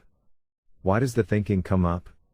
Everything draws your attention to it, thoughts, feelings, sensations, etc. Pleasant feelings are beckoning you to come and taste them and unpleasant feelings are poking you to dislike them because they are painful. It is how suffering is born. The mind is running free after this and that with no restraint. Gradually you come to see how this really is suffering. Noticing distractions, or hindrances, arise and ignoring them or pushing them away, or following the advice to clench your teeth and put your tongue up against the roof of your mouth, to remove them and to destroy them, is not the way to let go of distractions. Why? Because you haven't let go of the cause of that distraction, which is craving, the pulling of mind into thought. Adding a step to actively relax into the tension and tightness in the head that pulls your mind away is what the Buddha found steadily reduces the energy of those distractions. The distraction will fade away naturally on its own because you've relaxed the tightness and tension feeding it. The more we pay attention to something, the greater our attention is drawn and thoughts are created. Releasing your attention reduces thoughts and tension. We want to actively release our attention to distractions. We don't want to push them away, that just makes them stronger. The Buddha called this right effort, samavayama. In TWIM it is called the 6 Aries. This is the way hindrances are removed, and craving is eliminated bit by bit. We will discuss this process later as we go into the instructions. In Majjhima Nikaya, MN, number 36, the Mahasaccaka Sutta clearly states that after the Buddha tried to control his mind through clenching his teeth and so on, he found that his efforts, rather than getting control over his mind, led to the tiring out of his energy and brought on restlessness. I crushed mind with mind and sweat ran down from my armpits. But, although tireless energy was aroused in me and unremitting mindfulness was established, my body was overwrought and uncalm because I was exhausted by the painful striving. This exertion did not work. Attempting to control the hindrances in this extreme way is just using aversion to push away what you don't want. There is no letting go here but only pushing away. We have created another hindrance. How many times have you heard some meditators say, "Darn it, I just can't make my mind do what I want it to do, it's really making me mad." You can't use a hindrance to eliminate a hindrance. In other words, control will not work. Something else must be the correct path. There is an article on the internet in which a Jhana meditation teacher wrote about his self-retreat practicing concentration meditation. He said he did a 9-month retreat and the first 4 months were spent fighting with his mind to stay on his breath. What? Fighting? How does that bring tranquility? Isn't there a faster way to get progress? Yes, there is. Hold on, did you just say 4 months to get concentrated? Concentration practice tries to control mind and push away distracting thoughts and sensations. It both focuses down onto the object and then pushes away the wandering mind. The Buddha in the text tells us not to suppress what he calls the defilements. In the Anguttara Nikaya, Samadhi Sutta, in several places this is quite clear. On 5.27, 4, the knowledge arises that is personally yours, this concentration is peaceful and sublime, gained by full tranquilization, and attained to unification, it is not reined in and checked by forcefully suppressing the defilements. And notice the word above, concentration in Pali is actually samadhi, which Venerable Panaji already has translated as tranquil state of wisdom or a state of collectedness. The above is the Samadhi Sutta, and it is named and translated as concentration, and that is wrong. Are you beginning to see that the concentration methodology that the Buddha had already rejected keeps trying to make its way back into the teachings? Since what you are trying to achieve is the removal of craving, you must see and understand it, not push it away. Absorption just puts it on the shelf such that when you come out of the absorption jhana, the hindrances come back even stronger, like a vicious dog. You open the gate, now he attacks you with full force. Instead of pushing away the distraction, you simply relax into it and accept that it is there. The Buddha found that relaxing the tension and tightness from the things that are pulling your mind away will gradually reduce the energy of those distractions. Finally, after relaxing enough of tension and tightness, the distraction will fade away on its own. Why? It is because you are not feeding it. You are not reacting to it.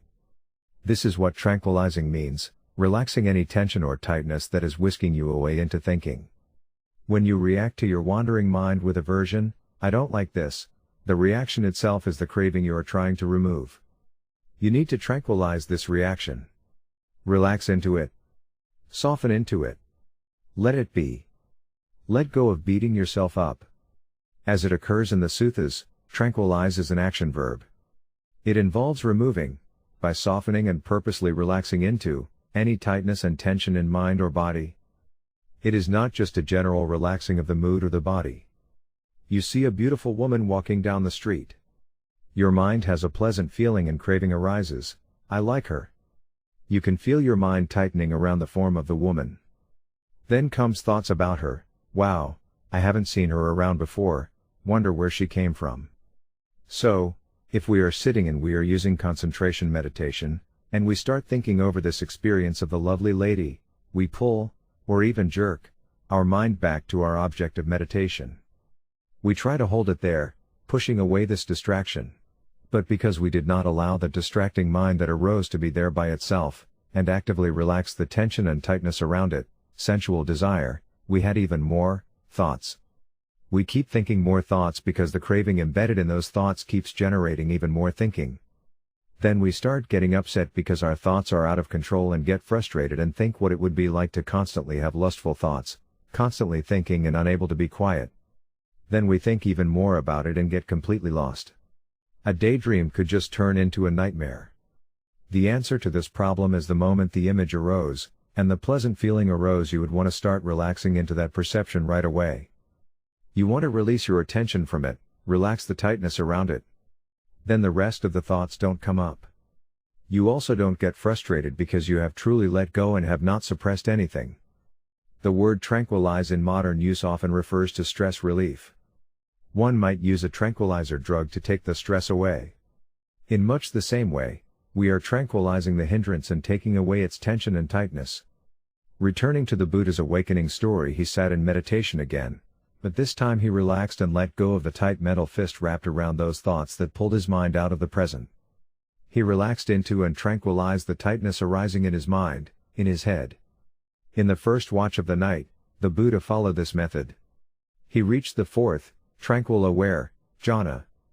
When one adds the relaxed step, progress in the jhana practice is indeed swift. The Buddha called progress immediately effective, or akaliko in Pali. From there the triple knowledge arose. He remembered his past lives, experienced other realms, and realized how karma worked. At last, through seeing with wisdom, understanding dependent origination, he attained Nibbana that very next morning. The Buddha's process of awakening was what is called the three knowledges, tvijja. But the process of going through the jhanas is the same. More on this later. What he taught the most, however, as in the Anupada Sutta, which we are going to study next, is the path that goes through all the four material jhanas, the four immaterial states, and on to Nibbana. Again, these are the tranquil aware jhanas, not the absorption jhanas of yoga or other methods. In the Majjhima Nikaya, the Buddha teaches jhanas in 50 suttas out of 152. Clearly, the Buddha recommends the jhana path to awakening. It just needs to be the right type of jhana. In addition to the fact that the tranquil aware, TWIM, jhanas will take you all the way to Nibbana, a significant advantage with the aware jhanas is that they develop in a fraction of the time it takes to attain the absorption jhanas. Consider that the Buddha taught many uneducated farmers as well as princes. He had to have a simple system of meditation that was immediately effective, akaliko. These farmers didn't have the time for, or interest in, a practice that took a long time to understand and master. Relaxing tension and tightness eventually eliminate hindrances. With one pointed concentration practice, all you are doing is suppressing hindrances for a short period of time. The same ones just keep coming back after your concentration power diminishes, so you must drive them away again each time you sit. With the absorption jhanas, meditators dislike being disturbed from their meditation. For example, a loud sound arises, and dislike comes up. For the most part, the reaction to a hindrance is aversion or restlessness. You try to beat that hindrance away. In TWIM, you are treating the illness right there, removing the tension and tightness from the hindrance so that it loses its power. Comparing aware and concentration jhana. As we sit in the aware jhanas, we can still hear sounds, and if the teacher calls us, we hear this and can respond right away. Someone might tap us on the shoulder and say something. We will feel it, and we can choose to respond or not. At the same time, when a loud motorcycle is outside the meditation hall, the mental balance is there, we hear it but pay no attention to it. Mind uses the relaxed step to observe, accept, and let go of the hindrance that pulls our attention away. When you get into the higher aware jhanas, you do experience a sort of pulling away from the body because, in the immaterial, arupa, jhanas, where there is only mind, it is operating on a subtler level, the senses have receded into the background. Only when there is contact do you notice the outside world. The word contact here means something happens to draw your attention, Something unexpected like the teacher calling or the phone ringing. Some teachers may advise you to stay away from concentration jhanas because you could become attached or even addicted to them. Actually, this can be true for absorption, one-pointed concentration jhanas, as they can become really intense. You might become caught by them because some are very blissful, and you could stop right there. I have read accounts on discussion sites online where people experience absorption jhanas and think they are enlightened. They talk about how blissful it is, yet they have only attained the first jhana. There is still so much more to be learned. But why would the Buddha give you a practice that had potential pitfalls like this?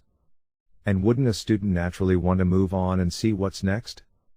Based on the Sutta text, the Buddha did not give us the absorption jhanas. He had already rejected them in the first part of his journey, Sutta 36. You never need to worry about becoming attached to the aware jhanas. It's like saying you are attached to the third grade and never want to progress to the fourth because you don't want to learn anything new again. With the aware jhanas, we are always looking to progress, to see what is next. In the suttas many times it is said that the meditator can easily experience this or that aware jhana state, but that he knows this is not the final experience, that there is more to be done. So, the meditator keeps going. Progress does not stop. In MN 105, Sanakata Sutta, it says that the meditator, upon attainment of the realm of nothingness, now looks forward to the realm of neither perception nor non-perception. He wants nothing to do with the previous state and, in fact, even considers it to be repulsive. 14. It is possible, Sanakata, that some person here may be intent on the base of neither perception nor non-perception. When a person is intent on the base of neither perception nor non-perception, only talk concerning that interests him, and his thinking and pondering are in line with that, and he associates with that kind of person, and he finds satisfaction in that. But when talk about the base of nothingness is going on, he will not listen to it or give it ear or exert his mind to understand it. He does not associate with that kind of person, and he does not find satisfaction in that. 15.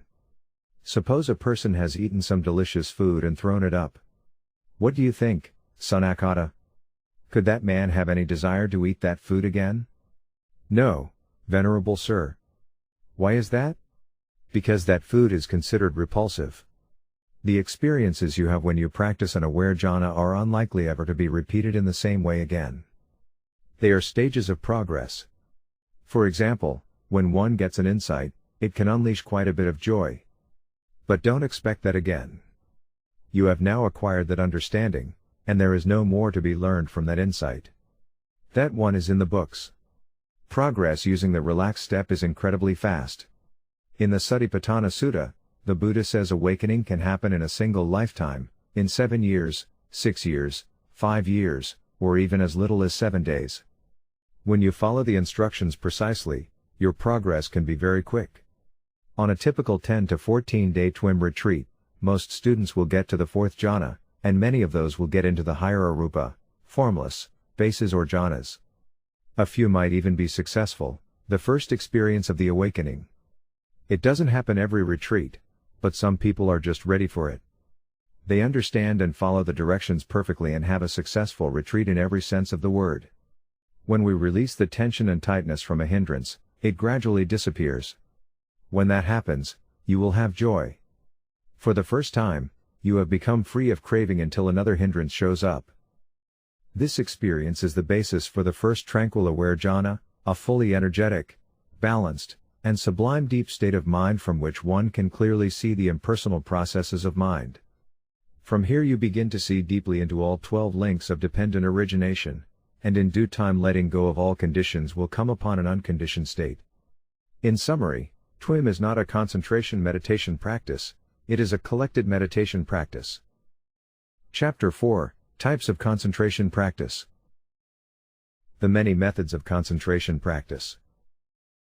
I want to summarize the major types of concentration or absorption meditation techniques that exist in Buddhist practices today, especially in the Theravada tradition. This doesn't include all of them but the predominant generic types. They include the following. Full absorption concentration using meditation objects like the breath, visualizations, candle flames, or colored discs to become fully absorbed into the object. Dry insight, where the meditator does not become absorbed into the object but uses observation to develop insight. Dry means without the use of deep one-pointed absorption concentration. Concentration insight meditation, a mixture of the above, using full absorption concentration to develop all 8 absorption jhanas and then emerge and observe mind and develop insight. We have already discussed concentration created full absorption meditation, so let us look at the second point. Dry insight. Today, in Theravada, there are some different types of practices. There is one called straight vipassana, also called dry insight or insight meditation, that was developed by Venerable Mahasi Sayadaw of Burma. A similar system is the body awareness practice of sweeping, developed by U Ba Khin of Burma, now taught worldwide by S.N. Goenka of India. They avoid jhanic concentration absorption. As discussed previously, students are told jhanas should be avoided as they might become attached to them as a distraction to their real work with the dry insight awareness exercise. You are told that there is a shortcut around the perceived long, arduous development of jhanas by developing a technique of sweeping the body with awareness. By observing bodily sensations and seeing their true nature, you are told you will attain awakening. In the dry insight Mahasi tradition, you are told to follow the breath and make mental notes, noting, or making verbal, mental notes like hearing, or hot, when your attention moves away from your breath or walking practice. They say this will get you to Nibbana very quickly, much faster than the use of the absorption jhanas that can take many months or years to achieve. Mahasi Sayadaw says you can attain Nibbana in as little as 1 30-day retreat with the dry insight method. This is why many people are attracted to this system for this claimed benefit. It appears to be fast and well laid out with clear instructions and stages of progress. I remember reading this statement from a book by Admiral Shattuck about Vipassana course in Burma 40 years ago and getting very excited. I envisioned myself as this holy, enlightened person on the bus ride back from my first 30-day retreat. Then I could take it easy. Indeed, I did start retreating in a Denver basement that had been broken up into sections with drapes. It was taught by a Sri Lankan trained American man who was extremely serious and demanded that we stay up until midnight and then wake up at 4 a.m. to start again. And that was my first retreat. 30 days? Felt more like incarceration by the end of it. I was 19, 43 years ago. I tried that path for many years, experiencing most of the insight knowledges or jnanas that are said to indicate progress in that method. Later, I lived and worked at a Vipassana center in San Jose, California, but the experiences I had with this method did not produce the personality change that the suttas indicate one should expect from meditation. Those insight experiences were very intense and happened just like Mahasi Sayadaw wrote, but I was the same old neurotic self after the retreat. Perhaps I was a little kinder, or just deluded into thinking I was holier because of seeing these knowledges. A 28-year-old Bani Vimala Ramsi, not yet a monk, he had a different layman name at that time, showed up at the center. Being a skilled carpenter and having built houses in San Francisco, he volunteered to build our meditation hall. It was a beautiful job with white carpets and stained glass. I met him again years later in 2006, after a 25-year gap. He had become a monk and gone to Burma, and had spent many years at the famous Mahasi Meditation Center in Yangon. He trained under Venerable U Pandita Sayadaw and later with Venerable U Janaka practicing Mahasi-style Vipassana. I came to understand from Bani that even in Burma, Myanmar, progress for the meditators was very difficult to achieve. He observed many students while he practiced there. He did many 3-month retreats and, finally, a 2-year retreat. It had taken all those retreats and experiences before he was told by his teacher that he had achieved the final result. That's a bit longer than 30 days. Later, he questioned this attainment because his experience didn't match with the suttas. Even after he had completed all those retreats, he did not feel like he experienced a fundamental personality change. When I contacted him, he told me about his experiences in Burma in detailed emails. My confidence in his detailed descriptions of what he had attained in Vipassana insight practice reached a point where I realized that perhaps Vipassana itself was the problem. It wasn't creating the change that one would expect. He had taken it to the limit and experienced all 16 knowledges and now had decided to move on to something else. When I looked at his website, it seemed very strange. He talked about smiling and relaxing, no motivational have to push harder talk. If you can't smile, laugh? He wasn't serious enough. And this is serious practice, right? Or is that the problem? The dry insight practice or the Mahasi Vipassana method seems to me to be another form of concentration, a one-pointed and focused meditation practice. What is attained is accomplished by pushing away the hindrances and grasping hard onto the meditation object instead of simply knowing the object as the suttas say to do. It is a powerful, focused bearing down on the object, without the relaxed step. They say, go into your pain and get into the middle of it. See its nature of arising and passing away. Keep looking at it and noting it until it passes away, but that is controlling your awareness, which creates tension. Goenka teaches something similar with a sweeping exercise, but with the same type of mindfulness that focuses down on the sensations arising. The sweeping method does acknowledge distractions and lets them be and moves on, but it misses the whole relaxing step of removing the tension and tightness from the distraction. This technique is still a type of concentration practice, focusing on sensations rather than the breathing. With the TWIM meditation, you observe a painful feeling, knowing it is there, you release your attention from it. You relax any tension and tightness that is bringing your awareness to the pain. Do not dwell on it, that is, don't think about it, analyze it, or bring aversion into it. That doesn't work. That doesn't relieve the tightness and tension. By focusing down on that painful feeling, with an already tensed up mental state, and seeing it closer, you will not gain further insight to release you from suffering. There is only more suffering. Bani describes having done the Mahasi process and finally getting beyond the pain, but it was just a temporary suppression of the pain. He said he had beaten it into submission during his meditation and finally, it had been forced away. This type of meditation does, indeed, provide progress in the Vipassana jhanas, which are stages of dry insight explained in the Visuddhimagga. They are very real and thus provide much credibility to the practice. There are 9, 12, or 16 knowledges, depending on which text you read, that arise when following the instructions just like the Visuddhimagga and Mahasi's books say to do. When we investigate, however, we find that these stages of insight are not in the suttas. When we practice with the relaxed step, they do not appear. Bani explains that he did experience these insights and knowledges all the way to the knowledge of reviewing the path, the highest of the insight knowledges that arises after the attainment of Nibbana, yet he was disappointed in the fact that he did not experience the personality change and awakened state he had expected. I think people are impressed by this dry insight system because it does give the results it promises, and these results are very interesting. But so is an acid trip, which also can lead one to see impermanence, suffering, and impersonality if you have a Buddhist background and setting, but you will not see dependent origination. The Buddha describes the seeing of the links of dependent origination as the door to Nibbana. He says that one who sees the links will definitely see the 3 signs of impermanence, suffering, and non-self, but one who only sees the 3 signs will not automatically see dependent origination. It is seeing and understanding dependent origination deeply that brings about personality change. This is why when you come out of the absorption meditative state versus the aware jhana state, your personality, with all its neuroses, is still intact, is still the same. You only see things at a surface level because there is still craving there, just temporarily put aside. You have not seen at the deepest level, revealing those most subtle of mental processes. Many Vipassana meditators find that their practice drops off after a certain point, and many will think that it is their own fault that they are not advancing. They think that they just need to do more retreats, they need to push even harder. Finally, many give up and think it was them and not the practice that was the problem. They think, maybe next lifetime I will be stronger.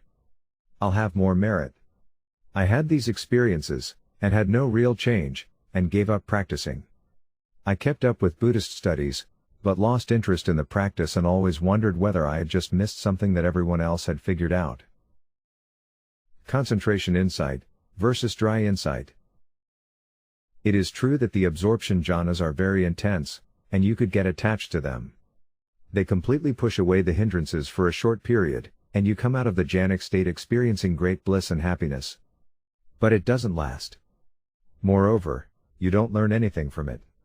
It is like a drug that you take, and later you just come down, and that's the end of that. It can be a kind of addiction, escaping into a bliss realm and getting away from life for a short period of time. In another twist on concentration absorption practice, you learn absorption jhana practice, but then you are instructed that when you come out of that concentrated state, you are to observe with what is thought to be this powerful mindfulness, after coming out of the absorption, the states that are arising and passing away at that very moment. You shine this powerful light on your arising mental states. You are told to notice the foundations of mindfulness, notice the three signs inherent in them of impermanence, suffering, and impersonality. Teachers of this method claim that when you see these signs with the powerful awareness from the absorption jhana experience, you gain strong insights, and ultimately experience Nibbana. They use the suttas to back up this practice method, but they are misunderstanding the suttas. The suttas explain the factors that make up the jhanas.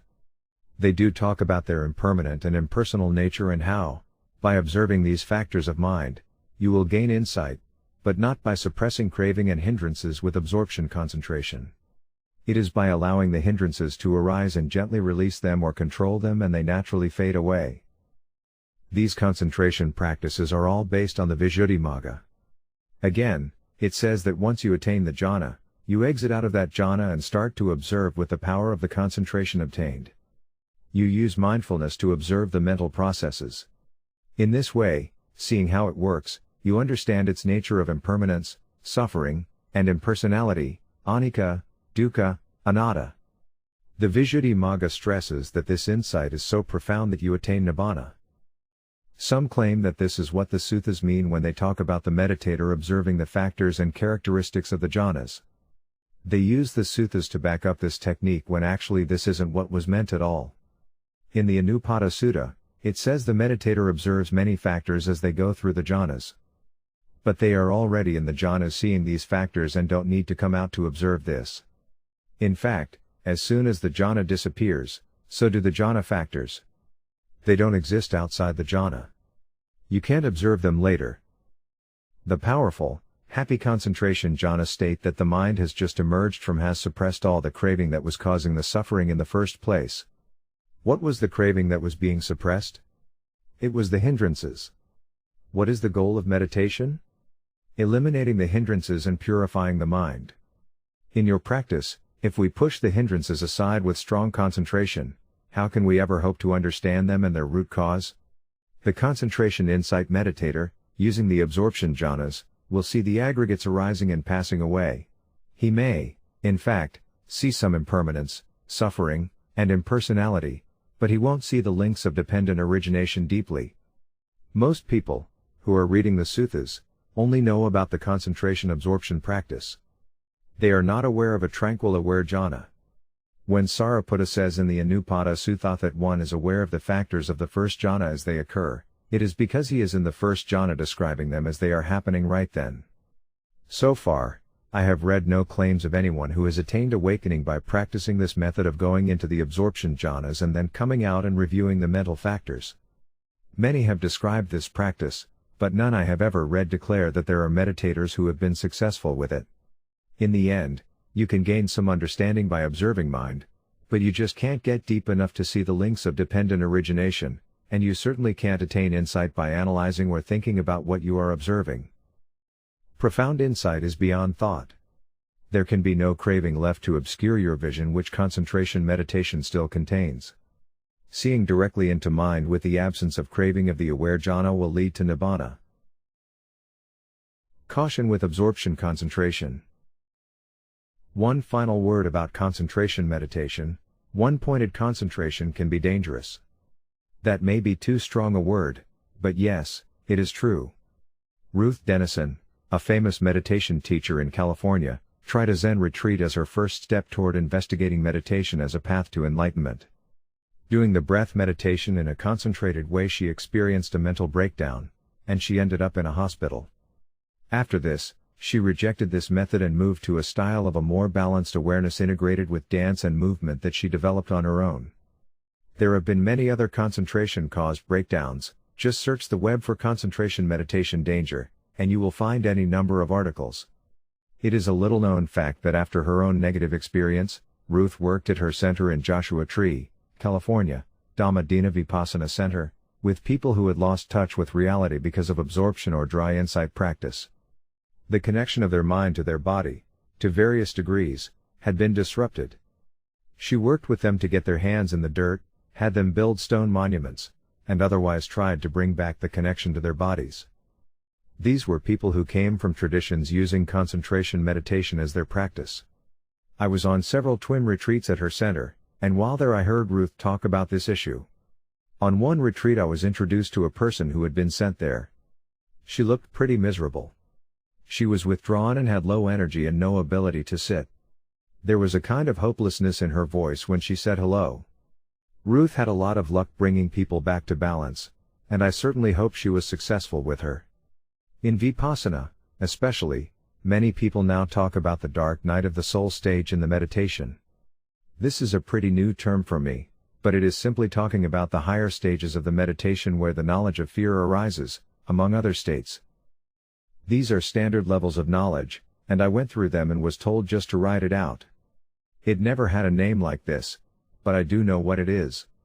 It is the fear of dying because you see that there is no self there, however you have no balance, and the craving mind arises and comes in the form of great fear because you are taking all this personally. There is nothing unpleasant like this that ever happens in TWIM meditation. If there is, then you 6R or release and relax into it as just another hindrance. TWIM is the letting go of the craving mind and thus gaining more and more balance and happy states. Mental breakdowns don't happen often, but it can happen when the meditator pushes too hard, striving to crush their hindrances with mental power rather than relaxing into them and letting them be. Meditation teachers who are using concentration jhanas point to the suttas for the verification that what they are doing is correct, but again they forget that the Buddha rejected those concentration methods. In one popular practice of concentration jhanas, the author of a book on the concentration jhanas and their development states that 3 out of 1,000 students will experience the joy or piti being turned on and then unable to be turned off. This is when the piti gets stuck on and never seems to go away. This can last for weeks, months, even up to a year.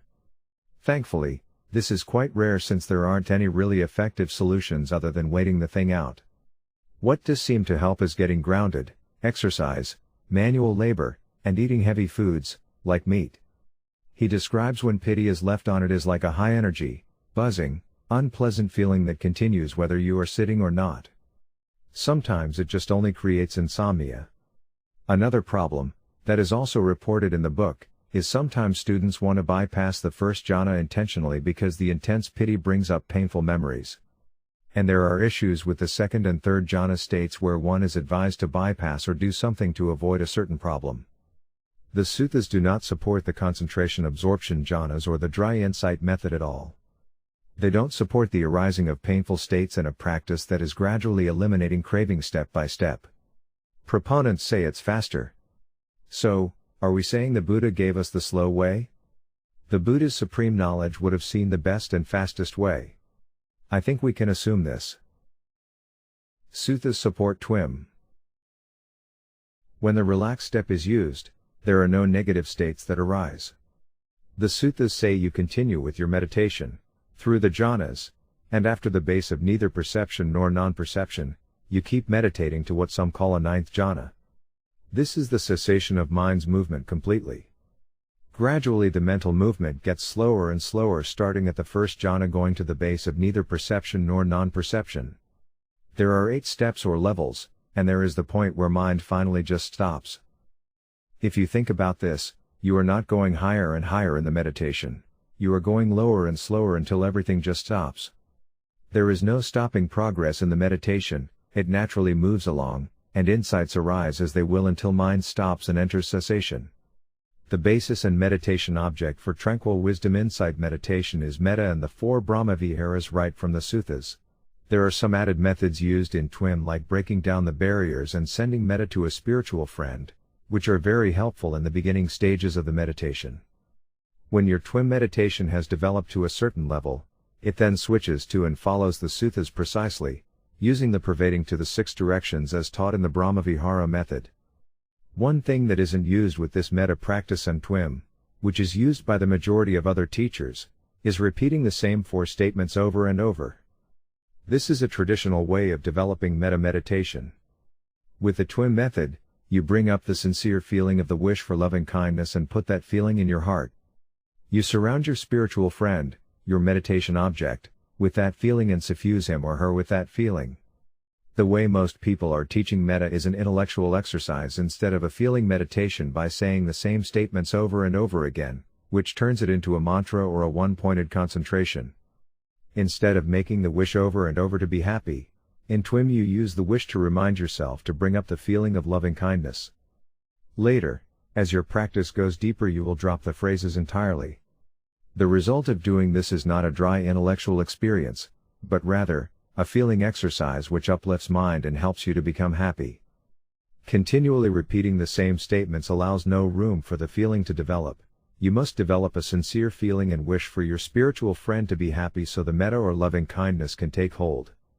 Rather than repeating the wishes, Bani advises bringing up a smile to remind yourself of the feeling, a smile in your heart, in your mind and also on your lips. Secular Buddhism. A new variation of Buddhism has taken hold called secular Buddhism. It teaches only the parts of Buddhism that we can see for ourselves and we do not need to believe in. For example, past lives are not considered part of the Buddhist teaching in secular Buddhism. We don't tend to see them and recall them for ourselves, here and now. However, there are indeed some students who recall past lives, and an entire industry of past life regression hypnotherapists have sprung up to address past lives and psychological problems from these lives that have seeped into the present. It does seem like the purest secular Buddhist practice attempts to remove the Buddha from Buddhism. It offers a distorted view of mindfulness as only a tool with which to therapeutically approach de-stressing and healing the individual. What happened to Nibbana? What happened to profound insight into impermanence and impersonality? Where is craving? Secular Buddhism removes Buddhist concepts because they are seen as weird and are religious mumbo-jumbo and unnecessary to solving one's problems. There is even a magazine about mindfulness, with that very title, which has not a single reference to the Buddha in it. All Pali terms are left out. I walked through the bookstore the other day, and Buddhism has been reduced to just one shelf now. Mindfulness books have gone over to self-help, leaving the Dalai Lama alone with Thich Nhat Hanh to keep him company in the Eastern religions section. There is no mention of higher understanding or enlightenment. Mindfulness is just another tool that has been added to the psychotherapeutic toolkit. This is the watering down of Buddhism. MBSR or mindfulness-based stress reduction is a program in which mindfulness is employed for the purpose of therapy. Buddhist ideas of impersonality and impermanence really don't play a major part. Dependent origination is surely missing. It basically is about watching the breath and doing slow walking meditation to calm down the mind. The perceived goal is to reduce stress and anxiety. It is seen as not being possible to attain enlightenment and to permanently eliminate craving. There are now even apps for your phone to give you a short 5 to 10 minute guided breathing or body awareness meditation that you can do each day to de-stress. Intense mindfulness practice has been diluted since the beginning of the introduction of Buddhist meditation styles of Vipassana and Goenka practice in the early 70s. There are more people meditating, however, now, less are going deeply into their practice. Another blend of Buddhism is a meditation style called Advaita and is based on thousands-year-old Vedanta practices. It is a Hindu-based non-dual or a philosophy of oneness practice. Famous proponents of this are Eckhart Tolle and Adyashanti. The practice focuses on observing whatever arises in the present moment and not trying to control or analyze. Some call this choiceless awareness. Just allowing what is there and letting mind calm and go deeper and following it down to a level of oneness. Tibetan Dzogchen practice is similar, in that it observes this open field of awareness without controlling the experience. This practice can be quite useful to a point and is quite close to what the Buddha taught in being genuinely mindful. It certainly turns your practice to observing, rather than trying too hard to achieve a certain state or experience. You simply allow what is there, even to the point of inquiring who is meditating and what are you trying to achieve? This is the first step of letting go of the controller.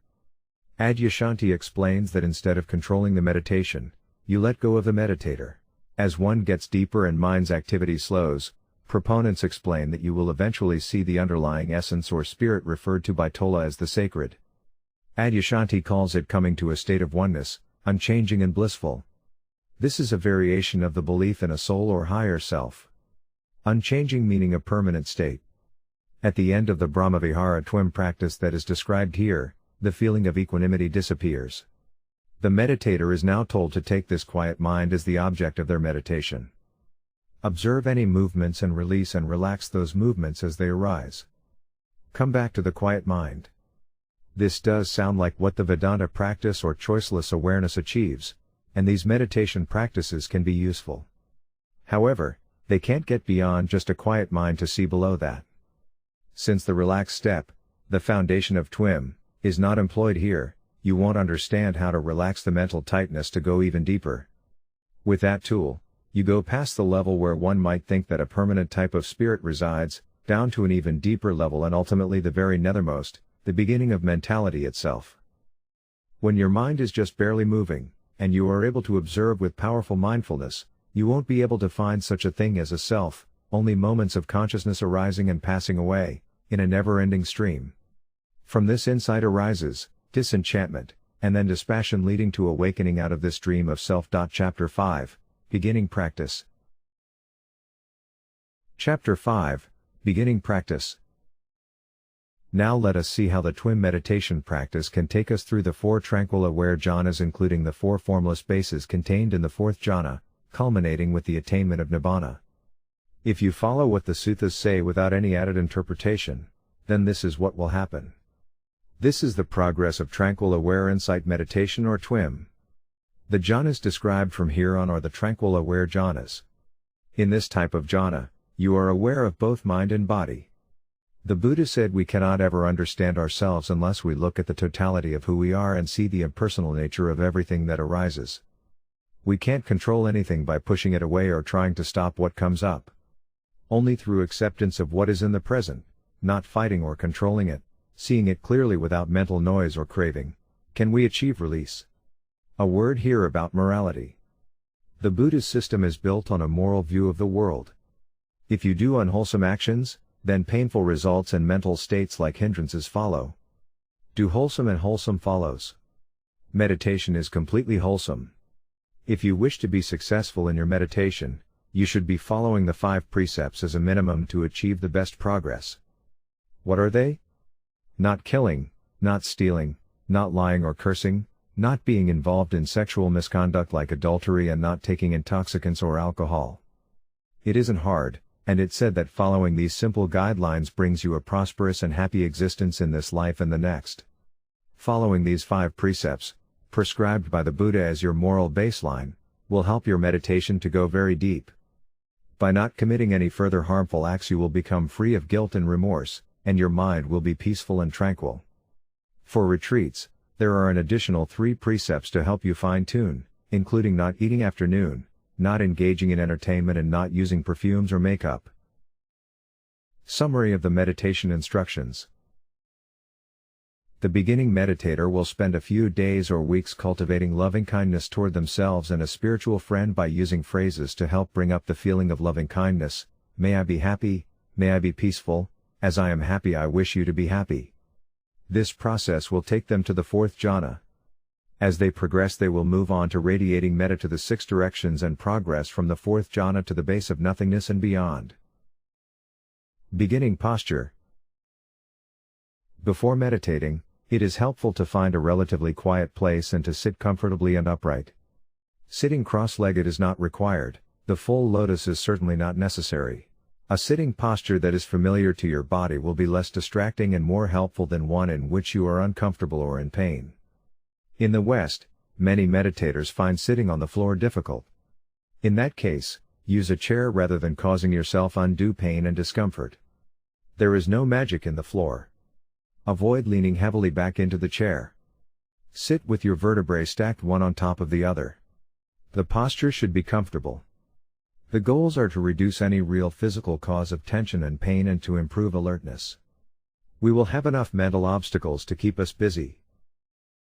Beginning loving-kindness instructions. When you practice the mindfulness of loving-kindness meditation, begin by radiating loving and kind feelings to yourself. Remember a time when you were happy. When that happy feeling arises, it is a warm, glowing feeling. Some of you may complain, we actually do hear this a lot, that you cannot recall any good memories. So then we ask, can you imagine holding a baby and looking into its eyes? Do you feel a loving feeling? When that baby smiles, do you? Another idea is to imagine holding a cute little puppy. When you look at the puppy, you naturally want to smile and play with him. The feeling you are creating is a warm, glowing, and sincere feeling radiating from your eyes, your mind, and your heart. Once you have established this feeling, use this feeling to wish yourself happiness. Just as I was happy then, may I be happy now. Continue with phrases like may I be peaceful, may I be happy, may I be calm. Do you know what it feels like to be peaceful and calm? Then put that feeling and yourself in the center of your heart and surround yourself with that happy feeling. When that feeling fades, bring up another phrase to remind you of the feeling. May I be tranquil, may I be content, may I be full of joy. Now give yourself a big heart hug. Really and sincerely, wish yourself to be happy. Love yourself and mean it. This feeling is your object of meditation. Each time the feeling fades, repeat the wish verbally a few times in your mind. Just repeat it enough times to bring up the feeling, do not make it a mantra.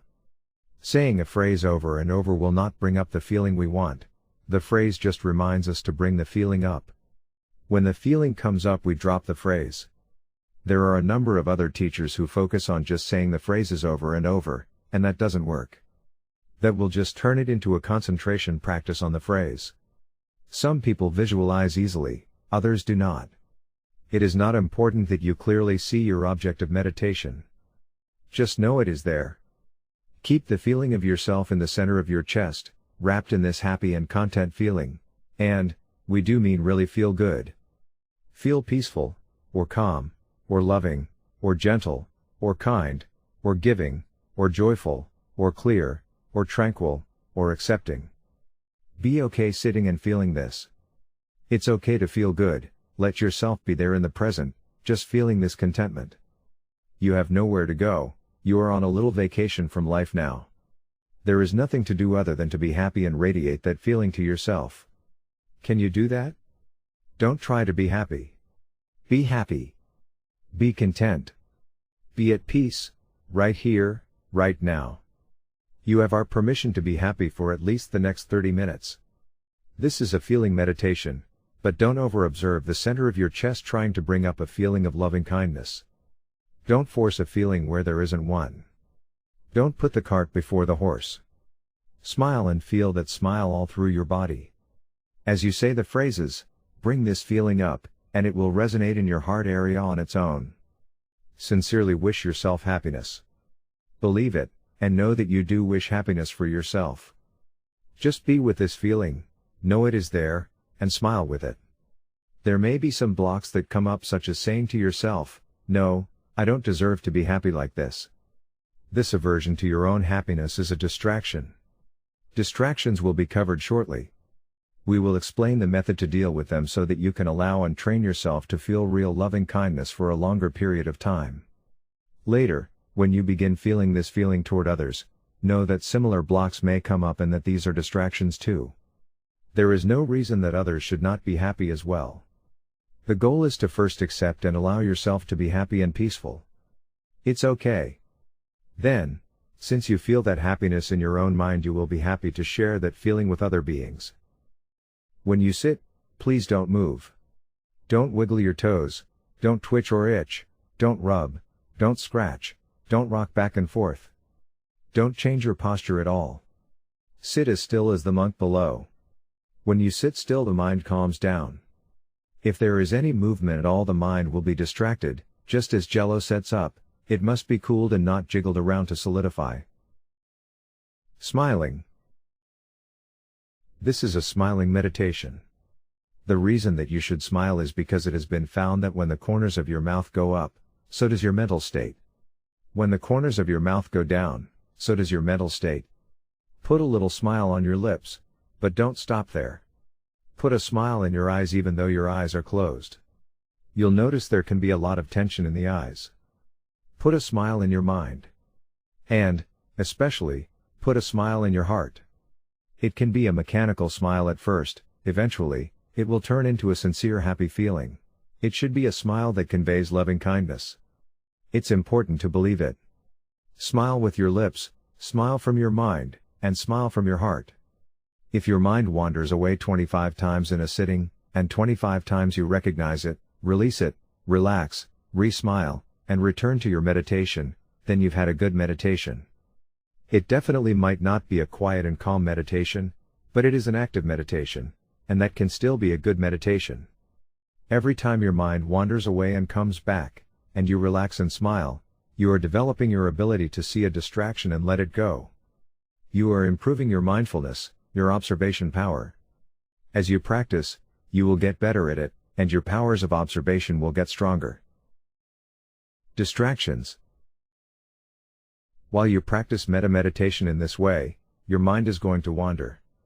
What do we mean by wander? You are with your object of meditation, which is the warm glowing feeling in the center of your chest. You are experiencing this feeling, then you are distracted by some thought or sensation. It might be a sensation of itching, a desire to cough, a burning sensation, or a painful feeling in your leg. It might be a memory of a conversation with a friend or of a trip to the lake. Or it could be a thought about something you need from the store. Suddenly you are with that distraction rather than with your object of meditation. In other words, your attention is somewhere else. You are not sure how you got there or what you are supposed to be doing. Then you remember that you are meditating and that you are supposed to be on your object of meditation. Remember, that is the first part of the definition of mindfulness. If you let go of your thinking about the distraction and relax slightly, you can observe that there is a tight mental fist wrapped around that sensation or thought. You can also observe that you don't want it there. You want it to go away. But, the more you want it to go away, the bigger and more intense the distraction becomes. So your mind is on this itch, this pain, this thought. How did it get there? It didn't just jump there. There is a process that happens, and you begin to see how your mind moves from one thing to another. Don't think about that, but observe carefully how the process happens. We aren't talking here about analyzing why anything happens, simply observe what is happening. Observe the way the mind moves and reacts in the present. That is the second part of mindfulness. The truth is that when a sensation is there, it's there. It's okay for it to be there. You are going to have distracting thoughts and sensations come up, and that's okay. Thoughts are not your enemy. In fact, they are opportunities. Every thought, every feeling, every sensation that arises and distracts your mind also causes tightness. The first noble truth is that there is suffering. The second noble truth is that suffering is caused by craving. The third noble truth is that there is the cessation of suffering. The fourth noble truth is that there is the path to the cessation of suffering. This path is the Eightfold Path. This tightness is how you can recognize the very start of craving and, as you may know, the second noble truth says that craving is the cause of suffering. Life is not suffering, craving is what makes it so. Distractions are telling you what you crave, the things to which you are attached. Seeing and understanding what you like and dislike is the first step toward letting go of those attachments. Your brain has two lobes that are contained in three membranes called the meninges. It is like a bag wrapped around your brain and spine. Any time that there is a distraction, there is a perceptible movement in the brain, a tension or tightness, and the brain seems, some will disagree with this, but something is felt, to start to expand against this membrane. The thought causes this tightness or tension to arise, which we are actually able to observe for ourselves. Anytime you notice this tension and tightness, you want to actively relax and soften into it. By relaxing, you are releasing the craving. More on this when we get to the 6 Aries. When craving is released, there is a slight feeling of expansion in your head. Right after you relax, you will notice that your mind is very peaceful and calm. Your mind is alert, and there are no thoughts. At this time, you have a pure mind. Now bring that pure mind back to your object of meditation, the feeling of loving kindness and smiling, that warm, radiating, happy feeling. Now make another wish for your happiness, put that feeling into your heart, and radiate that happy feeling to yourself. It does not matter how many times your attention is pulled away by a distraction. Thoughts and sensations don't go away the first time you notice them, and that's okay. As these distractions come back again and again, you will become increasingly familiar with how they arise. With practice, their intensity and frequency will subside. Hindrances. The Buddha talked about 5 hindrances to meditation. Hindrances are distractions that will pull you away from your object of meditation, 5 troublemakers who will surely come calling. Every distraction is based on at least one of the 5 hindrances. Often they come 2 or 3 at a time and gang up. The 5 hindrances are: 1. Sensual desire, I like that, otherwise known as lustful or greedy mind. You will hang on to things that are pleasant and want more. This will cause attachment to pleasant states of mind that have arisen in the past, and desire for pleasant states to arise in the future. 2. Anger, aversion, fear, I don't like that. You will want to push away states of mind that you don't like. Or, you might experience fear or anger over unpleasant or painful feelings that have already arisen. You will try to push away and control anything causing you pain. You will even try to force your mind to experience things in a certain way that you think is right when you actually should just observe what is there. Now, that is really overly controlling. 3. Sloth and torpor, dullness and sleepiness. These will cause lack of effort and determination because you've lost interest in your object of meditation. You will experience a mental fog. When you look at it closely, you actually see that it has tightness and tension in it. There is even craving and sleepiness. 4. Restlessness. With restlessness you constantly want to move and change, to do something other than what you are doing, to be somewhere other than here. Restlessness can manifest as very tight, unpleasant feelings in the body and mind. 5. Doubt. You are not sure you are following the instructions correctly, or even if this is the right practice. It makes you feel unsure of yourself and may even manifest as a lack of confidence in the Buddha's teaching or your teacher or both. When the hindrances arise, your job is neither to like them nor to fight with them. Your job is to accept them, to invite them in, and to offer them tea. Don't feed them with your attention. Forcing and not liking their being there just gives them the attention they crave and makes them stronger. That's what happens with one-pointed concentration meditation. You force the hindrances away by practicing intense concentration. However, as soon as you stop meditating they come back, sometimes even stronger. If you just let hindrances be there, turning your attention to something that is wholesome instead, the energy inherent in them will gradually fade away. They will disappear like a fire that runs out of fuel. That's how you overcome the hindrances for good. The fire just goes out. In Pali, Nibbana translates as ni or no, and bana or fire. No fire. No craving. No hindrance. The 6 Aries. Now we are going to give you specific instructions on how to work with the hindrances in the way the Buddha taught. Imagine, for a moment, the Bodhisattva resting under the rose apple tree as a young boy. He was not serious or tense, he was having fun, watching his father's festival. Right then he attained to a pleasant abiding, Jhana, as stated in the suttas. With a light mind, he was able to come to a very tranquil and aware state. Later, on the eve of his enlightenment, after he had tried every method of meditation and bodily exercise that was known in India at that time, he remembered this state. And he realized that this simple state, this tranquil, aware, and happy state, was the key to attaining awakening. But how to convey this? When he was teaching, the Buddha worked largely with uneducated farmers and merchants. He had to have a simple, effective practice that was easy and worked quickly. He had to have a method by which everyone could experience the path and benefits for themselves easily and immediately. This is how he was able to affect so many people during his lifetime. Do you want to see clearly? It's easy. Lighten up, have fun exploring, relax, and smile. Relaxing and smiling leads you to a happier, more interesting practice. That sounds like great advice, but how do you do it? When you have been carried away by distraction, and you lose your smile, just follow these steps. 1. Recognize that mind's attention has drifted away and that you are lost in thought. You have forgotten what you were doing. You are no longer on your object of meditation. 2. Release your attachment to the thought or sensation by letting the distraction be, by not giving it any more attention. Just stop feeding it. Just back away from it. 3. Relax any remaining tension or tightness caused by that distraction. 4. Re-smile. Put that smile back on your lips and in your heart. Feel that happy feeling of loving kindness again. 5. Return or redirect. Gently redirect mind's attention back to the object of meditation, that is, to metta. Continue with a gentle, collected mind to stay with your object of meditation. 6. Repeat this entire practice cycle. Repeat this practice whenever your attention is distracted away from your object of meditation.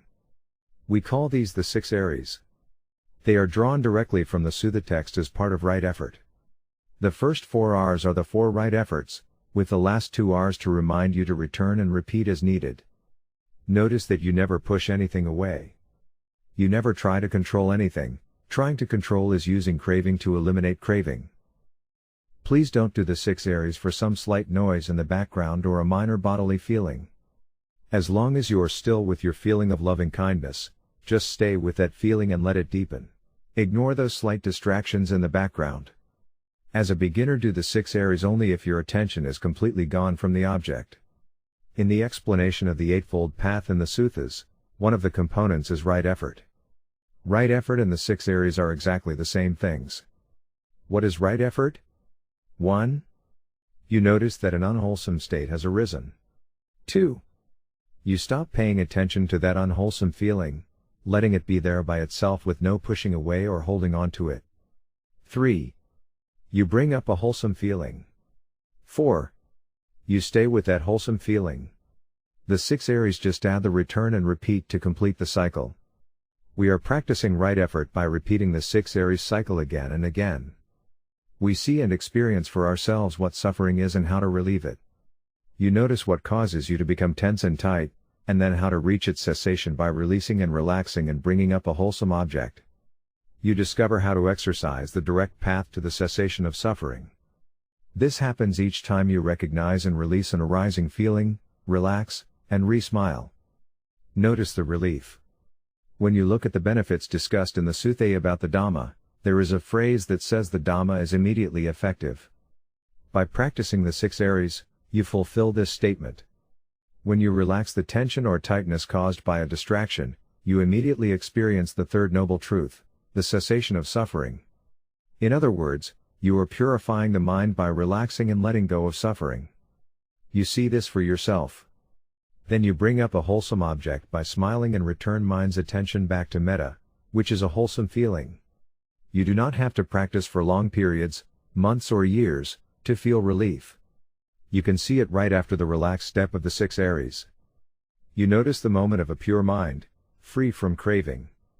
By repeating the 6 Aries over and over, depriving the hindrances of attention, their fuel, you will eventually replace all of the unwholesome mental habits with wholesome ones.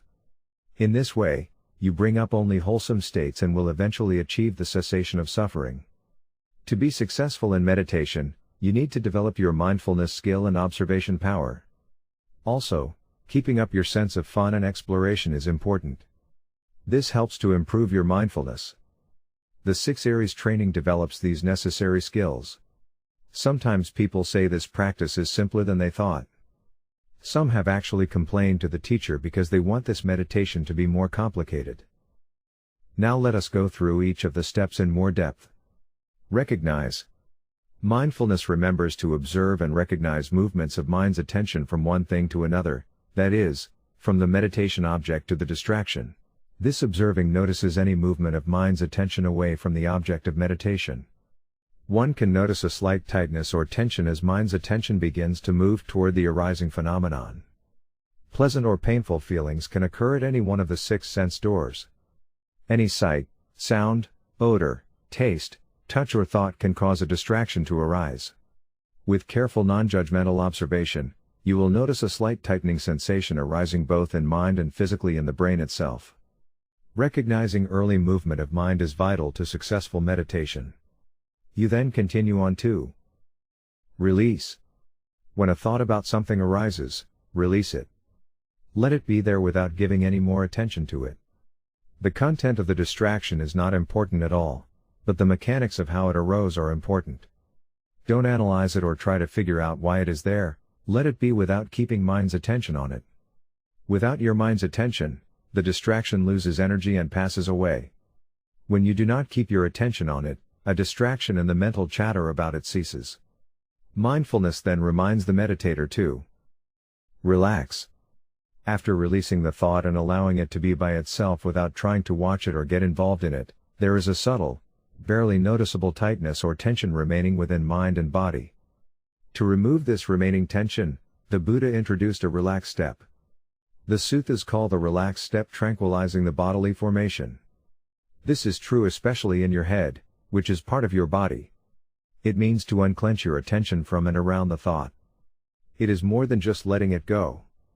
It actively softens and relaxes, and lets the distraction be there, which then weakens its power. Gradually it disappears completely on its own. Please do not skip this step.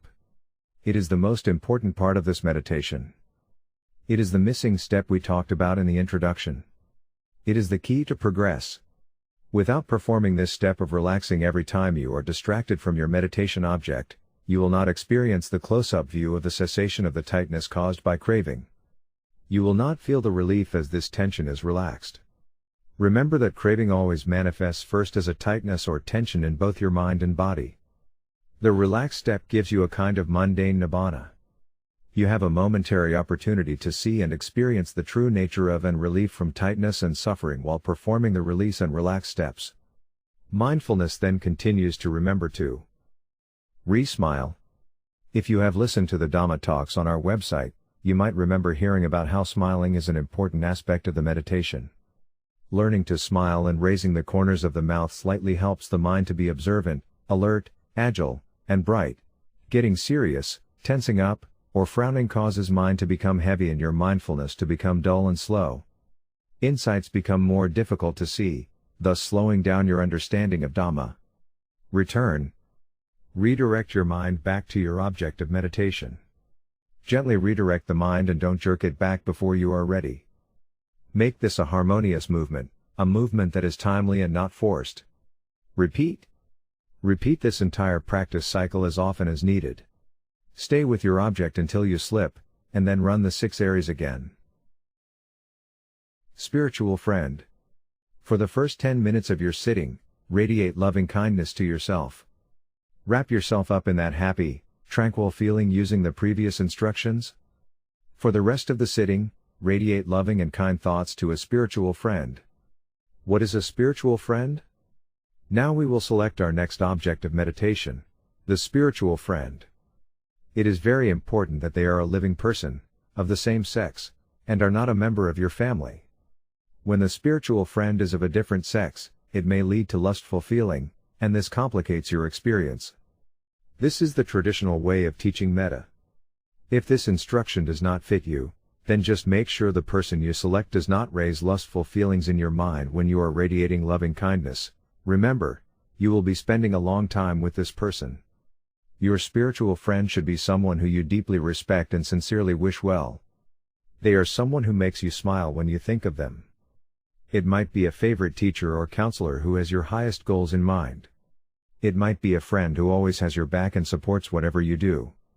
Please do not use a member of your family as your spiritual friend, because family members are too close to you. Family members will be brought into your practice at a later time, but for now, they may raise hidden issues that interfere with the practice. Initially, we want to keep this easy and uncomplicated. Do not radiate to a person who is dead. The feeling will not arise correctly, as there is no personal connection that can be made.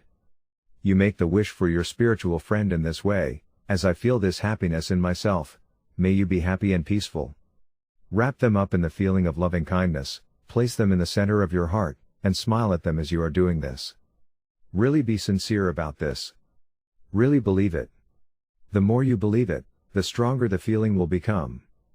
Continue wishing them well and see them in your mind's eye, but don't put too much emphasis on the actual mental image of them. Again, some people are very good at visualizing, and some are not. Just know who they are and that you wish them well. The phrases are a way of priming the pump, they evoke the feeling. As you make that wish, shift your attention to the feeling itself. Remember that your object of meditation is the feeling. Stay with that feeling and let it grow as it will. Don't force it, just give it some gentle encouragement. Sooner or later the feeling will fade. When it does, repeat the phrases again. It is not helpful to repeat phrases rapidly. That makes the phrase feel mechanical. Rather, say it sincerely and rest for a few moments with the feeling it evokes. Repeat a phrase again only if it hasn't brought up the feeling. Some people ask, are we sending this feeling outward to the friend? No, we are not sending anything. We are just seeing our friend in the center of our heart and wishing for him or her to be happy. We are not sending, telegraphing, or overnighting any sort of feeling. When a candle radiates warmth and light, is it actively sending that feeling out? No, it radiates out because that is the nature of warmth and light.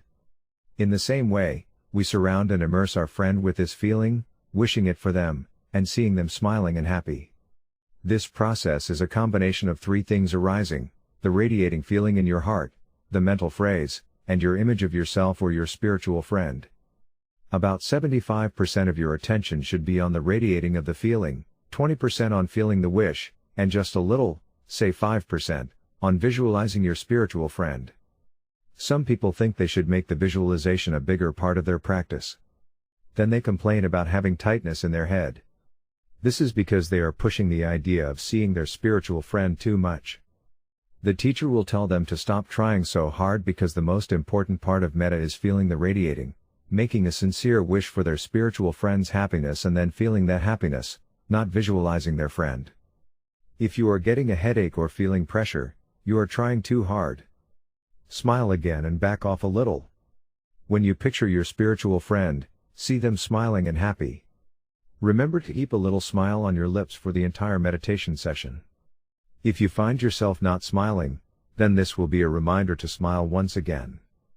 Bring up another wish and send a kind feeling to your friend. Your face isn't used to smiling, so please be patient. Your cheeks might even hurt a little, but you will get used to it, and that uneasiness will pass. Please don't criticize yourself for forgetting to smile. Critical thoughts about anything are unwholesome and lead to more suffering.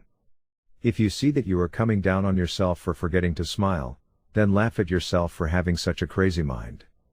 Understand that everyone has a crazy mind, and that it is okay to have this craziness. Laugh with yourself about it. This meditation is supposed to be fun, remember? Smile and laugh at getting caught again, then start all over with your object of meditation. Life is a game to play, so keep everything light and have fun all of the time. It does take practice, but this is why you are doing this practice. Play with things and don't take them too seriously. This is a serious meditation, but we do not want you to be serious. Your mind should not be too serious, rather, it should be light and uplifted. Smile, and if that does not work, then laughing a little bit should help you get back into that happier, alert state of mind. You will use the same spiritual friend the entire time until the teacher says you can change. This may be a few days or weeks. If practicing on your own, get in touch with us via the website and let us help you. Become part of our Yahoo discussion group.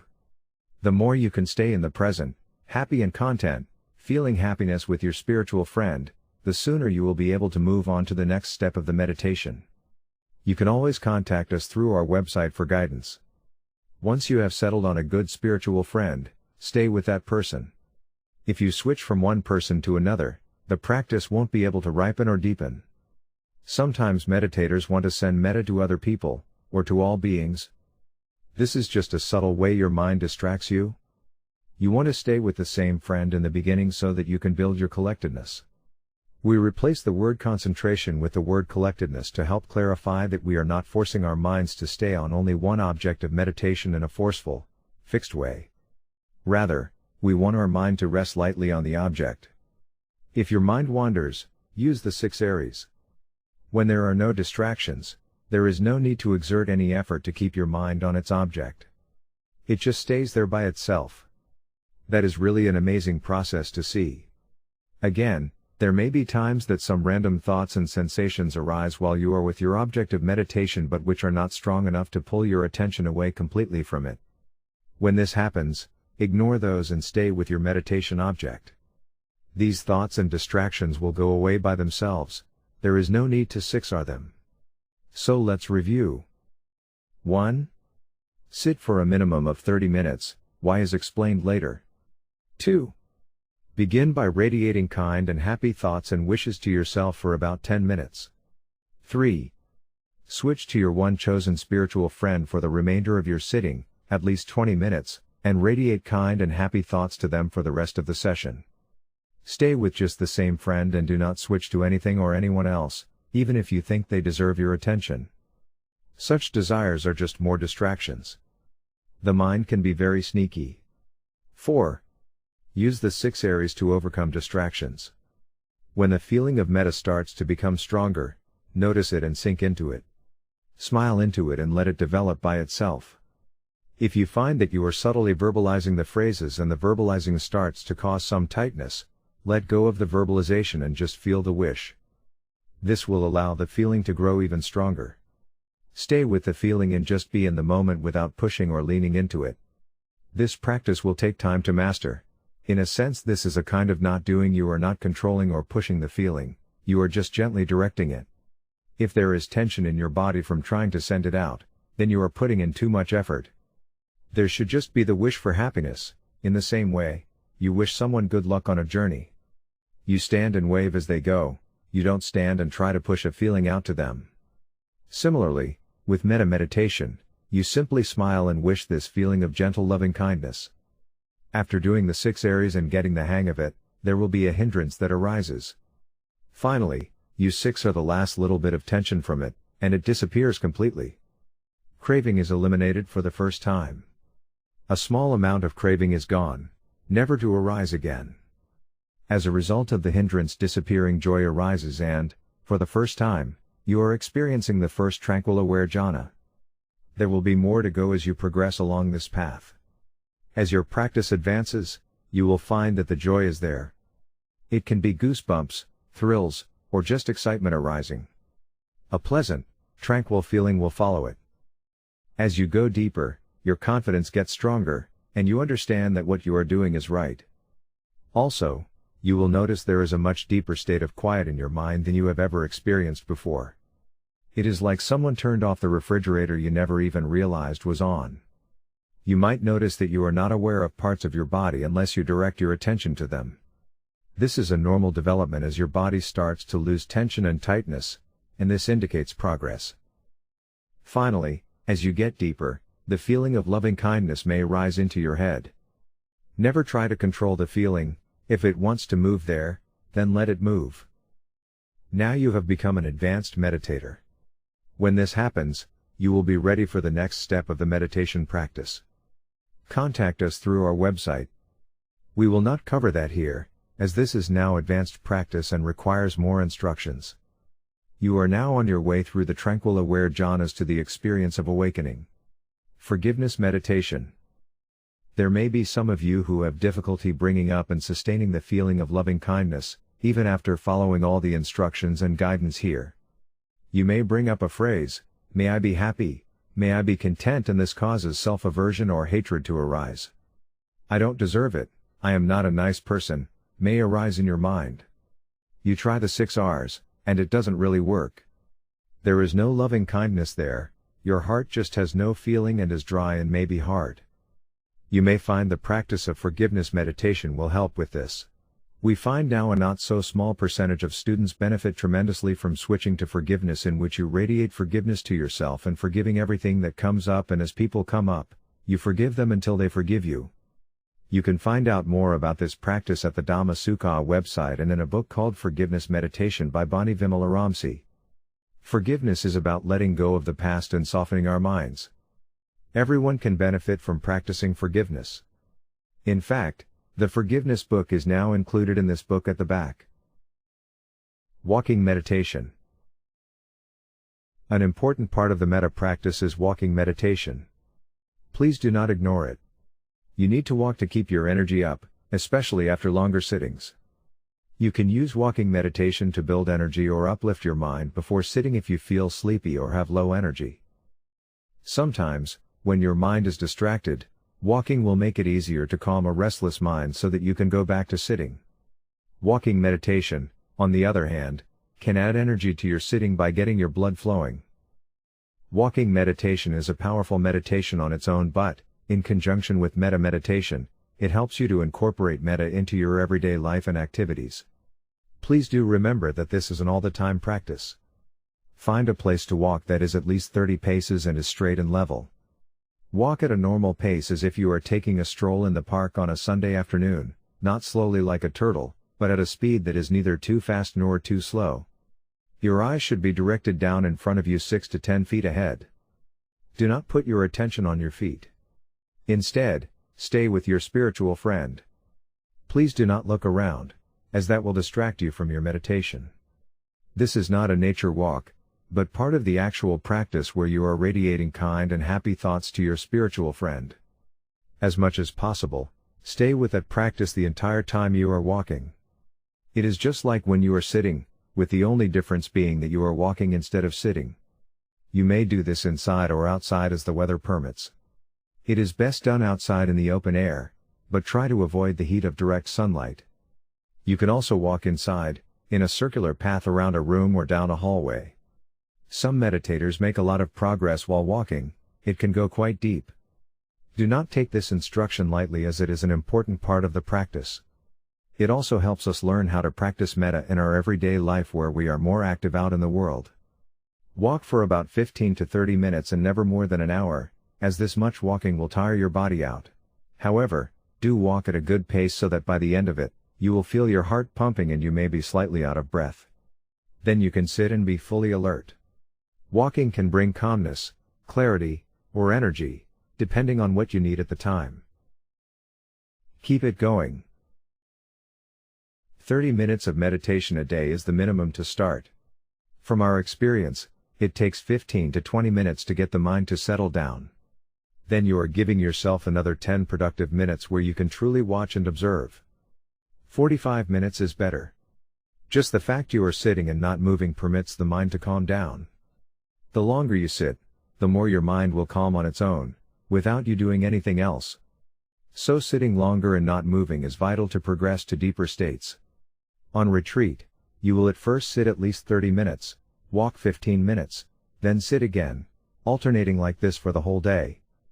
Your sittings will naturally get longer and longer throughout the retreat and may eventually last as long as 2 to 3 hours. In your daily life, sitting twice a day is very helpful. Once you're comfortable, try to stay completely still throughout the sitting period. If the mind insists on moving, 6 are the desire to move. The 6 areas are very helpful in dissolving tension and finding deeper ease. If pain arises, please watch how it arises. You can tell if the pain is genuine by noticing what happens when you get up from sitting. If the pain goes away very quickly, it is a meditation pain, which is, in fact, a mental pain and is not caused by anything harmful. It is just a distraction. If it returns when you sit, try to remain still and 6 are. If, when you get up, the pain lingers and stays with you, it is best not to sit that way in the future, because this would be actual physical pain manifesting. If we try to get rid of painful or unpleasant feelings forcefully, whether mental or physical, we just add more greed and aversion to the mind. This fuels the vicious cycle of samsara. However, if we approach an unpleasant feeling openly and without taking it personally, we view these unwholesome qualities with wholesome awareness. This pure, clear awareness gradually melts that disturbing feeling. Moreover, you might notice the feeling linger, but your attitude toward it has changed. If you get sleepy sitting inside, try sitting outside but not in the direct sun. The outdoors tends to wake you up. You can even try doing the walking practice backward after you walk forward 30 paces. Instead of turning around, just walk backward to the starting point. Meditation and its benefits increase if you can continue to cultivate awareness throughout the day. Smile and send metta whenever you think of it. When you notice difficult feelings coming up, 6 are them. Do this with a sense of fun and humor at just how crazy mind can be. If you get serious and try to control the mind, that is just more craving. You may wear yourself out and become frustrated. So, do this lightly, but with as much continuity as possible. Add metta to everything. You can bring loving kindness into everything that you do. Generally, you will do your sitting at home, but you can also smile and radiate well-being and happiness to all beings when you are out and about. If you are just going out walking or shopping, you do not have to stay with a spiritual friend. Stay with a general feeling of metta. Smile more. Notice and 6 are emotional upsets that arise. When unwholesome states of mind arise, see them as opportunities. Let them be and bring up wholesome ones. This is the meaning of right effort in the Buddha's Noble Eightfold Path. Progress in Jhana. As you make progress with the meditation, you will see all kinds of new phenomena. Joy and other pleasant experiences will arise. Some of them will be really worth the price of admission. The first time you truly and completely let go of a hindrance, you will have your first experience of the jhanic state and be on your way to going even deeper. You will start to be friends with fun stuff like joy, contentment, equanimity, and more. Good times are on the way. Brahma-viharas and Nibbana. The Buddha talked about 4 divine qualities of mind that are particularly wholesome. They are called the Brahma-viharas and consist of loving kindness, metta, compassion, karuna, sympathetic joy, mudita, we actually prefer just joy, and equanimity, upekkha. This is the practice you are starting now. You will gradually go through all these states very naturally as metta becomes quieter and turns to compassion and so on through joy to equanimity. You do not need to change the practice as you go, the states themselves will develop and arise on their own. Once you become an advanced meditator, you just have to keep the meditation going. The Brahma-viharas develop naturally, one by one, without you having to bring up each of these states as its own separate meditation object. When the next state arises, then you take that state, whether it be compassion or joy as the feeling, to be the object of meditation and continue radiating that out now. This is another important difference from how other practices have you develop metta. The Buddha taught that when the meditation is properly practiced, all 4 divine states arise on their own one after the other. You will learn how to radiate any of these 4 states to all of the 6 directions and then to all directions at the same time. As this happens, the jhanas will arise naturally on their own as well. The word jhana is a loaded word. It has been translated in many different ways, but we refer to the jhanas as levels of understanding. We do not want to confuse them with their one-pointed absorption jhana cousins. They are related, but these are ones in which the meditator keeps awareness of their body, whereas the others do not. The Buddha taught that the key to understanding craving and distractions is to realize that mind and body are one process that cannot be separated. Tension and tightness are bodily processes, while thought and images are mental processes. We not only want to pay attention to the mind but also be aware of what is happening in the body and not ignore or repress this awareness through one-pointed focused concentration. We call the jhanic states that we experience with this meditation the tranquil aware jhanas. There are 8 of them, 4 rupa or material jhanas, and 4 arupa or immaterial jhanas. Beyond the highest immaterial jhana lies the experience of Nibbana itself. Your mind will become so quiet that it just stops. When the mind comes back from that cessation experience, it will be incredibly bright and clear, with no disturbance, like a blackboard with nothing on it. At that point, when the next mental process arises, you will see with astonishing clarity every link and part of this process that we call life as it arises and passes away. This process is what the Buddha called dependent origination. There are 12 links in each moment of experience, and you will see how all of these arise and pass away. You will see how all of these dependently arise one upon the other. When you see very deeply into this process, you will understand, at a profound personal level, that all of the aggregates that make up you, or the I, are actually impersonal and without any sort of enduring self or soul. This experience is so profound that Nibbana will arise, and you will understand the true nature of all existence. You will have attained awakening in this very life. There will be so much relief.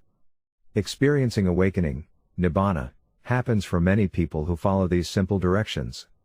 It does not take years or decades.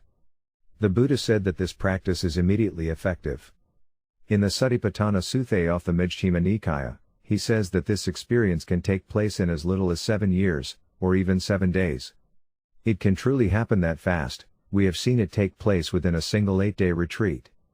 So, start now, and you too can experience the initial stages of awakening. Just follow the instructions exactly. Benefits of loving kindness. There are many benefits to practicing loving kindness meditation.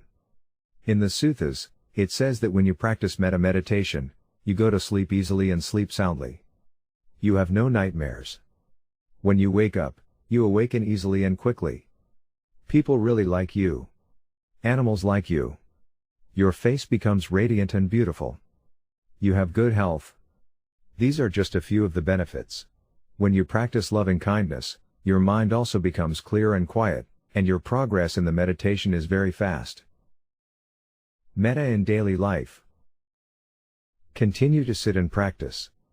Listen to talks, read our books, and study more about the concepts surrounding this practice. There are many resources on our website. When starting any new practice, it is usually best to immerse yourself in that practice, setting aside other practices you may have done in the past, until you understand the new practice deeply and thoroughly. Otherwise, you may be confused with the various opinions and practices that are out there. Remember that we are not basing our teaching on views or opinions, but rather on the study of the suttas themselves and the direct experience of the meditation practice. We invite you to follow this path as well. The best way to experience deep immersion into Tranquil Wisdom Insight Meditation is to come for a retreat, or if you cannot get away, do an online retreat with us. Check our website for more information. Once you master staying with a spiritual friend, there are more instructions for breaking down barriers and radiating the feeling of metta in all directions. The teacher will give you those directions and advise you when you are ready. This is where the practice of the Brahma Viharas really takes off. More phenomena will arise, and a teacher can guide you based on your progress.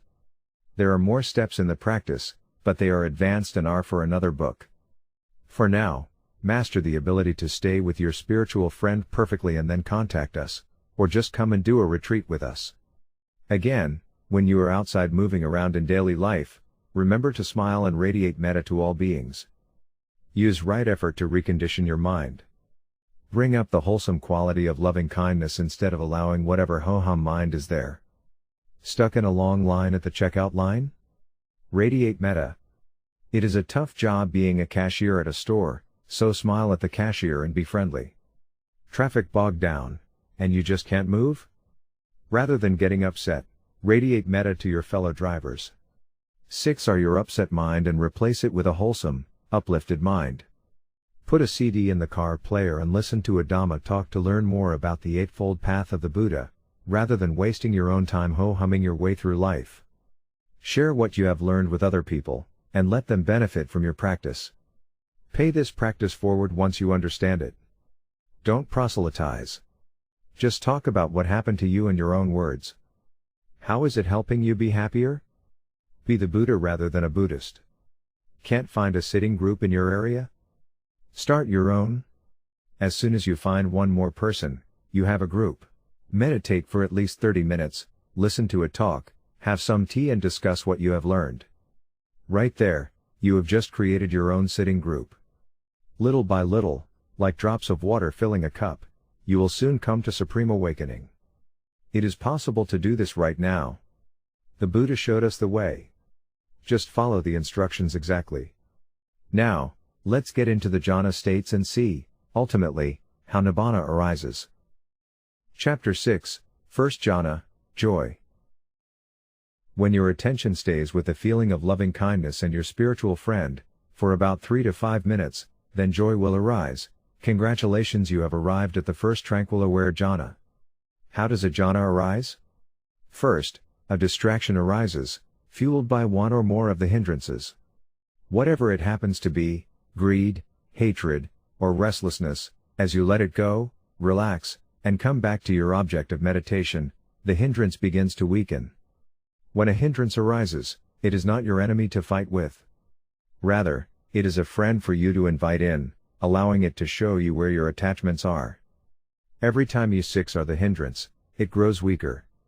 Why? Because you have released the craving which is embedded in the distraction arising. Finally, you do one last 6R process, and the hindrance completely disappears. It just has no further energy. From this release and resulting relief, the first jhana arises, and mind enters into a pure state. When the hindrance runs out of energy, you have a real sense of relief. You feel joy arising, which is an exciting, happy feeling. You will feel light in both your mind and body. Quite nice.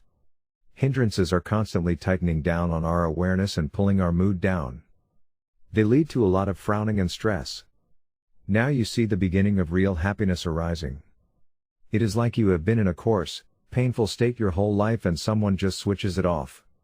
You feel joy, pity, in the head, in the chest, and throughout the body.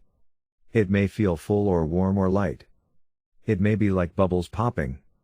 It may be subtle or, for some, it may be felt as more extreme joy. There might be some mental and visual activities, or even fireworks going on behind your closed eyes. This will settle down after a period of time, a few hours or a day. The mental state will be energized and joyful, and it will definitely be a pleasant feeling. There will be no hindrances at this time. This is a big relief. Right after the joy fades away, mind will become very tranquil and comfortable. This is called happiness or sukha. Mind just stays on its object with almost no effort at all. You have never experienced happiness and clarity like this before. I will insert some comments from past students taking a physical or online retreat with this practice. I was able to generate loving kindness and radiate the feeling to my spiritual friend. Within a few seconds, I felt an overwhelming wave of joy. It was like my spiritual friend was radiating metta back to me. I cried out of joy. Again, I returned to my meditation object, spiritual friend, but again I felt the wave of joy. This time I just felt tremendously grateful. California. What is joy? Excitement and a happy feeling are the nature of joy at this beginning stage. A man in a desert who is dying of thirst, spots in the distance an oasis and a pool of cool water. He becomes very excited and happy. This is the feeling of joy. The moment he sees it, joy arises. This is what happens in the first jhana. The joy in the first jhana is followed by a feeling of tranquility and relaxation. You are still in the first jhana, but it is changing. You will feel this. You will be smiling and radiant. The jhana will last for a while until another hindrance pops up.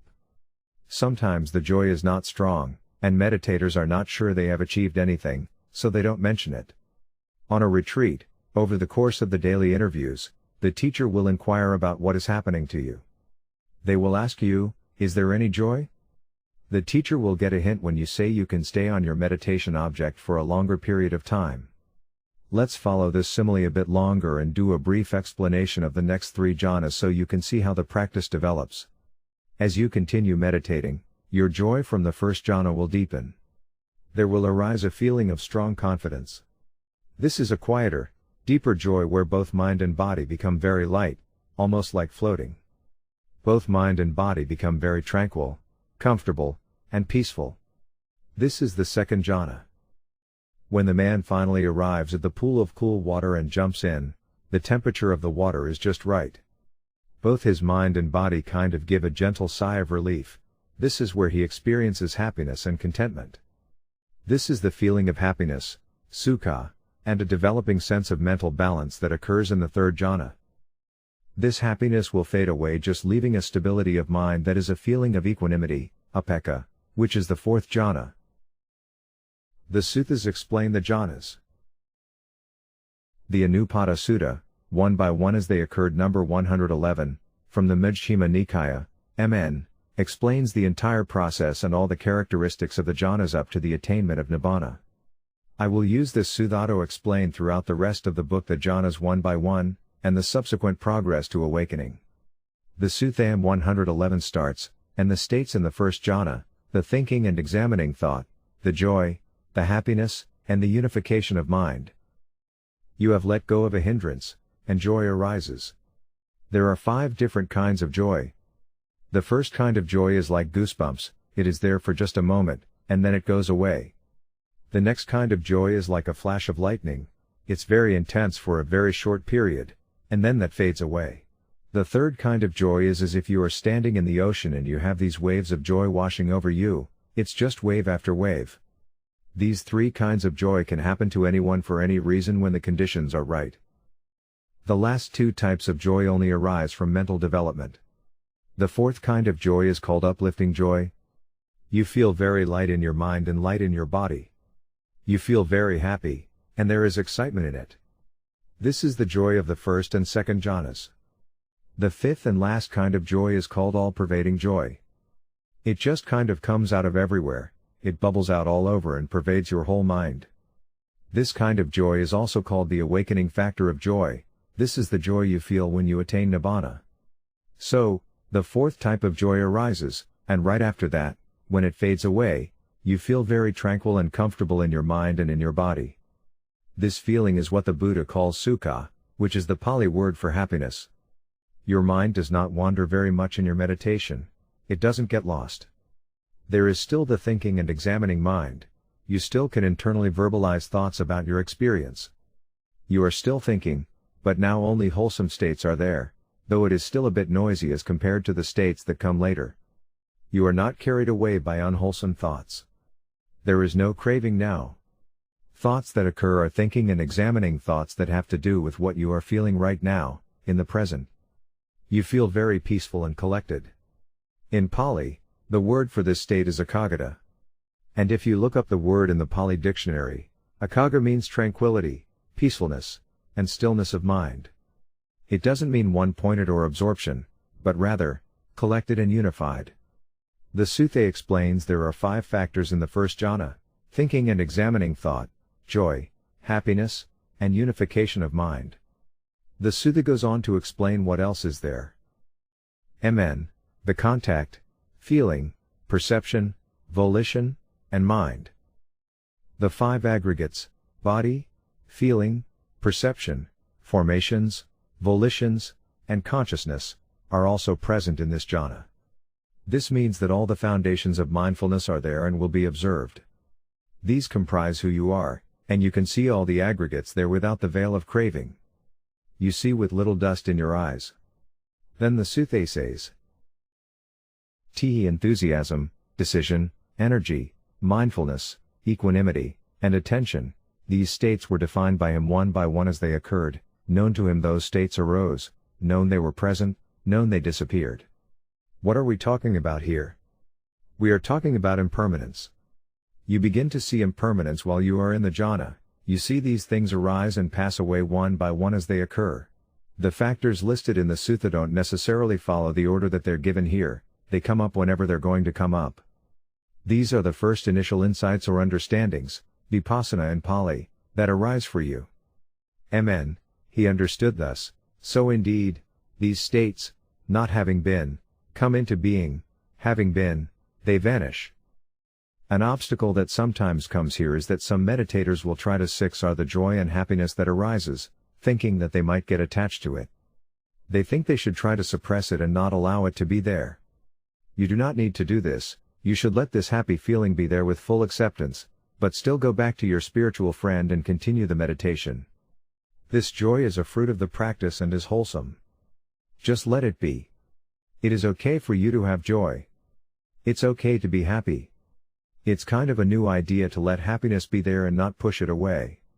And to even develop it and keep the happy state going, which is the last part of right effort. If you have excessive thoughts and start thinking about what just happened, the joy arising, you can siksar those thoughts and let them go, as you've started to take the joy personally and become attached to it. That is craving, and that keeps us on the wheel of samsara, the wheel of suffering. Again, you should never push the joy away, just siksar it, allow it but don't get involved in it. It is a wholesome state, and wholesome states are what we are striving for. The Buddha said it is part of right effort to notice an unwholesome state and bring up a wholesome state. He didn't say to replace a wholesome state with an even more wholesome state. Wholesome is wholesome. Just let it be. It is enough. Gradually, this happy feeling will subside. Or possibly it may come up again and again over a few days, it will be there as long as it is there. There was a fellow who had tears rolling down his cheeks, and everyone thought he was upset. It was joy and, finally, he was told just to get a towel and let the tears fall on that. No need to make it stop. It will stop on its own. After some time, you will lose this happy feeling, and the hindrances will come back. You will certainly start to think, oh, if I could just get that experience again. This is craving and should be siksar'd. Often, at this stage, if you fail to follow the teacher's instructions to siksar, you might go around trying to figure out how to get that state back. And you won't. Subsequently, you might crash and burn, and the next day you will be frustrated at not being able to bring back the experience. Some meditators are smarter than others, they just go back to the meditation as they had practiced it before and continue following the instructions. Some may take an extra day, and that's okay. We all have to learn. Wanting something only creates frustration in mind. We need to siksar that too. Meditation instruction. On a retreat, the teacher will now give you further instructions. For those of you using this book on your own, please pay attention to this next instruction. After you feel this joyful feeling arising, you can drop the verbalization for your spiritual friend, may you be happy, may you be peaceful, etc. Just feel the wish for their happiness without mentally verbalizing. There is no further need for the phrases as they may cause tension and tightness in your head, and we certainly don't wish to create more tightness. This is a sign of progress in your meditation. Your thoughts have quieted down, and you are starting to experience the quieting presence of the second jhana. More about this jhana in the next chapter. The teacher will not tell you what jhana you are in until you have gotten to the fourth jhana. At that stage, you will have a firm grip on the technique and how to siksar distractions. You understand that these are just levels of understanding and tranquility that you are going through. As your meditation progresses, you start to develop some equanimity and won't care so much what state you are in. At that point, the teacher will tell you that you have become an advanced meditator and congratulate you on your progress, but there is more to do. Walking meditation and the jhanas. Walking is an important part of this meditation, as it helps to sustain energy, overcome sloth and torpor, and maintain health generally when you are sitting for long periods of time. However, one of the most important purposes of walking meditation is to enable you to practice integrating TWIM meditation into your daily life. The purpose of meditation is to bring change to all parts of your life all the time, not just while you are sitting. Walking meditation will help you to accomplish this. While you are sitting, you are staying with your spiritual friend and 6 ring distractions. Now, the only difference is that you are walking, just strolling normally, and keeping your mind on radiating kind thoughts to your spiritual friend. In the same way, when you are sitting, see a guide to TWIM for an in-depth discussion of how to do walking meditation. One of the mistakes many people make when they are talking about jhanas is to think that a jhana only arises while you're doing your sitting meditation. However, you can take any one of these jhanas and stay with it while you get up and do your walking meditation. You can also be in this state when you're washing the dishes, you could even be taking a bath or standing in the checkout line at the store. Staying with your object of meditation while you are walking and during all your activities will help you to progress further. Unlike being in absorption jhana, any one of the tranquil aware jhanas can arise during your daily activities. This is one of the reasons that you keep your meditation going all the time. It doesn't matter what you are doing, it's all part of the practice. Everything you do is practice. If you train in this way, then you will make progress. Be aware of what your mind is doing all the time. Remember to stay with the meditation practice as much as possible. That's the first part of mindfulness, remembering to practice. Remember what? Observing mind's attention moving from one thing to another. Chapter 7, Second Jhana, Noble Silence. MN 111 Section 5. Again, monks, with the stilling of, thinking and examining thought, Sariputta entered and abided in the second jhana, which has self-confidence and stillness of mind without thinking and examining thought, with joy and happiness born of collectedness. The joy that arises in the second jhana is stronger than the first and deeper. You feel much lighter in your mind, much lighter in your body. Sometimes it feels like you are floating in your chair. There are students that say they felt so light that they had to open their eyes because they thought they were going to hit the ceiling. This is the uplifting type of joy from attaining a meditative state. The happiness you experience is a comfortable peacefulness. There is a calm feeling in your mind and in your body. Mind quiets down, like when a refrigerator turns off.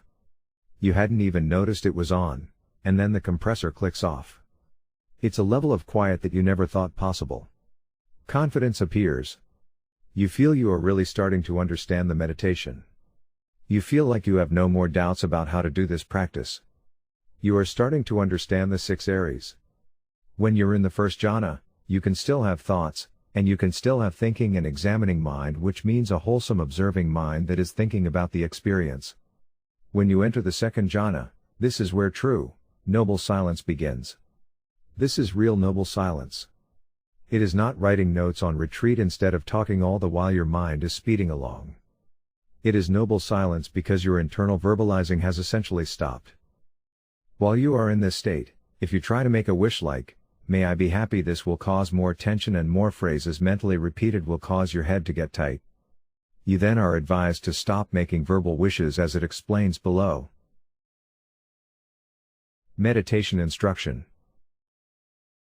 Again, for meditators using this book as a guide, now let go of internal verbalizing of the wishes.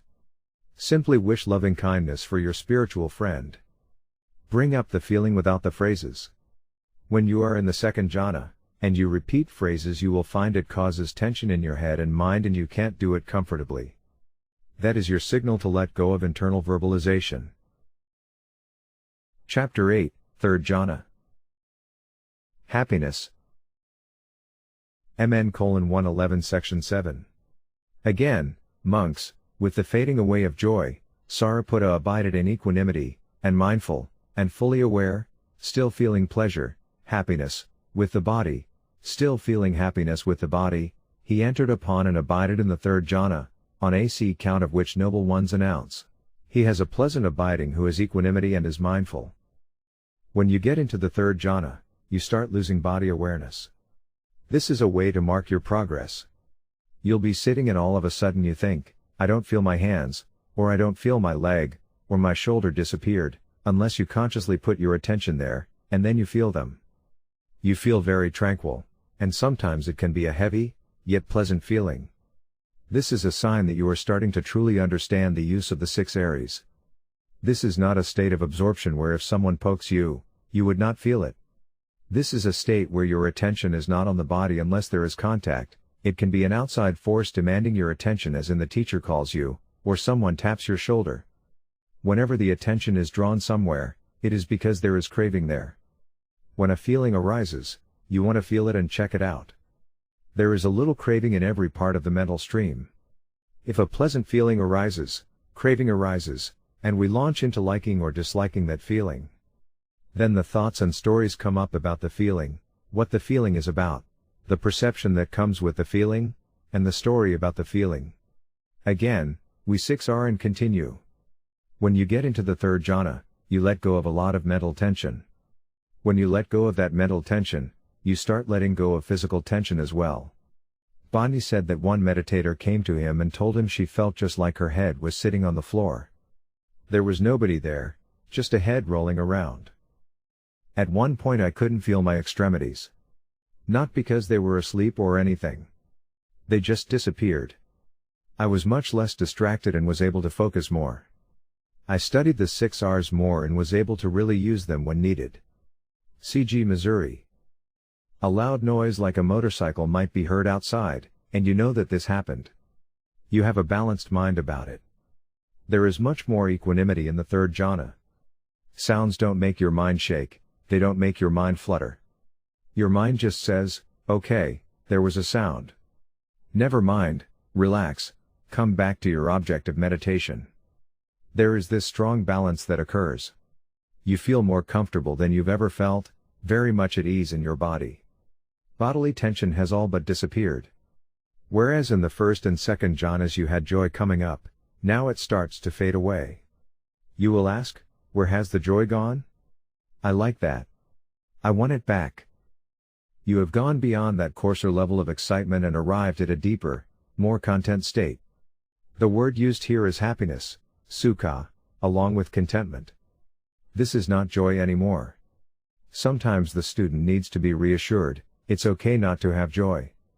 This is progress. Your mind is going deeper. Mind becomes very tranquil and very unified, not in a one-pointed way where the senses are shut out, but it stays on one object. It just sits there, and there is no need for control. It is happy there. Everything is okay. You are starting to see with a quieter mind. You can notice when mental movements first start to arise. You can let them go and relax. You'll start to see that mind begins to flutter a little bit, and then it flutters faster and faster, and then it gets completely distracted away. You'll begin to observe how that process works. When you first notice this fluttering, if you relax right then, your mind stays on your object of meditation. As you go deeper, your wandering mind is 6 sooner.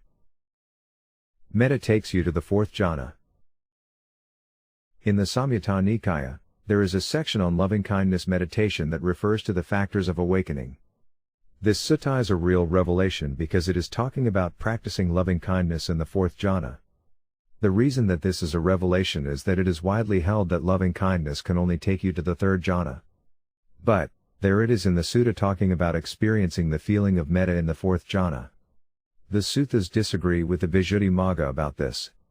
In reading the sutta accompanied by Loving Kindness number 46 section 54, 4, from the Samyutta Nikaya, it says that, on the other hand, metta, or loving kindness, goes to the fourth jhana, compassion goes to the base of infinite space, the first arupa jhana, joy goes to the base of infinite consciousness, the second arupa jhana, and equanimity goes to the base of nothingness, the third arupa jhana.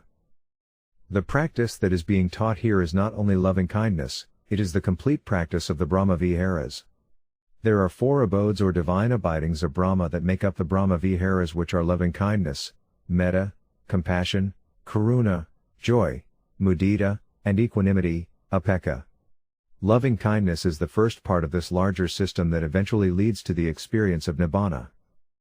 The loving kindness meditation that we are talking about here is not just a side meditation to help us calm down after a long day at the office, or to prepare for our meditation on the breath. It is a powerful system in its own right as part of the Brahma Vihara meditation path and does, indeed, culminate in full awakening. Bandi Vimalaramsi talks about some of his Malaysian students who would come off a difficult Vipassana retreat and request to take a metta retreat with him. He said that they said their minds had been hardened by those retreats and that they needed to return to a more balanced, happy state. Who could think that a method that Buddha taught would cause hardness, not lead directly to the goal, and need metta to recover from it? Were these other retreats being taught in the way the Buddha instructed? If they had added the relaxed step, then this could have been avoided. Metta is a very important practice that the Buddha taught which can take you directly to Nibbana. That misunderstanding that it will not take you to the goal needs to be corrected. Metta is just the first part of the Brahma Viharas system that you experience as you go deeper into your practice. It automatically leads to the other 3 Viharas, but you have to continue the practice. Metta is, indeed, the doorway to the unconditioned. After all, the definition of right effort is to 1. Recognize there is an unwholesome state, 2. To let go of that unwholesome state, 3. Bring up a wholesome state, 4. Keep it going. 4 parts.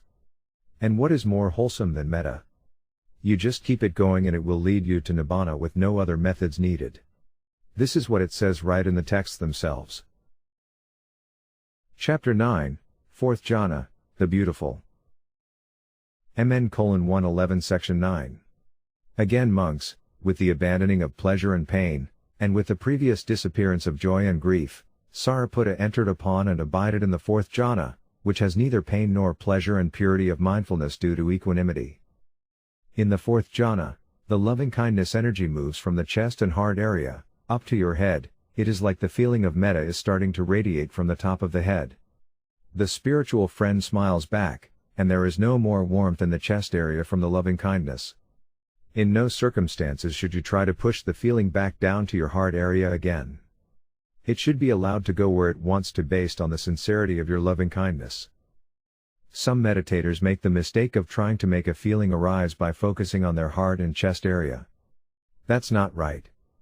They should be bringing up sincere wishes of loving kindness which they really mean and honestly believe. Then the feeling appears on its own, and it goes where it needs to. In the 4th jhana, the contentment turns into a deeper peaceful feeling, full of equanimity. It is a non-reactive state of balance. It doesn't mean that there cannot be a painful or a pleasurable feeling arising, it means that it doesn't make your mind shake. You see it for what it is, and you have this beautiful balance towards it. The 4th jhana in some texts is called the beautiful. Ultra-strong balance. When I finished the meditation, I was blissed out, not intense joy, just very relaxed. A strong feeling of equanimity, totally still and silent, and lots of automatic smiling. In the meditation itself, it was very easy to see the people I sent loving kindness to, smile. The loving kindness stayed in the head and once again I lost perception or sense of body consciousness. Just felt floaty, light and expansive. SD California. You don't notice sensations arising inside your body, but you do notice external contact. If an ant walks on you, you know it. You have such balance that nothing bothers you. A mosquito comes around, and he bites you, it's okay, so what, no big deal. Mind is in balance to all feeling. In the fourth jhana, pain in your body will disappear as your mind no longer reacts with an I don't like it mind. Of course, when the next hindrance occurs you can fall out of that state, and the pain will come back. Also, there are reports of golden light pervading your mind and this wonderful feeling pouring out of the top of the head. In the fourth jhana, because there is contact with the ground while you're walking, you will feel sensation from your feet. This is because of contact with the ground. Bodily sensations will not draw your attention. Your sense of self-awareness will have moved up to your head area now. You have now given up your beginner status. You're not a novice anymore. You've become an advanced meditator. But, interestingly, you are balanced and not overexcited with that. It's just more self-discovery, and you don't get a big head about it, whereas at the first jhana you might have thought you were pretty good. Now it is just another step on the path with no looking back. Advancing, breaking down the barriers. You are now told that you have developed the meditation skills to a higher level. You are told this so that you have confidence in the practice and gain more enthusiasm. Previously, you weren't informed of what was happening because it would just lead to more mental wanderings. Now that you have some more equanimity and your mind has calmed, you are told where you are day by day, what exact jhana you are in, as it happens if you ask about it. You see that Sutta M111 is real. And, like Sariputta, you are just watching the progress step by step as it occurs. Meditation instruction. Now, you are to change your spiritual friend. You have completed the practice to this point and have now advanced. It's time to move ahead. Let go of the friend you have been working with and change to the people listed below. Go through each group one at a time until you see them smiling and happy. Pick 3 more spiritual friends, any gender, living, and not a family member, and one by one radiate loving kindness to them until they smile back or you feel there is a connection of loving kindness with them. 4 living family members, either male or female, gender no longer matters. One by one radiate loving kindness to them until they smile back. 4 neutral people, either male or female. One by one radiate loving kindness to them until they smile back. A neutral person is a casual acquaintance that you occasionally see, like the bus driver or the cashier at the store. You don't really know them, but you say hello every now and then. Enemies are last. Send metta to any troublesome people, whoever arises. Enemies are those people we don't like. We may hold a grudge, or we know they don't care for us. It might be public figures or any person who comes to your mind when you do this.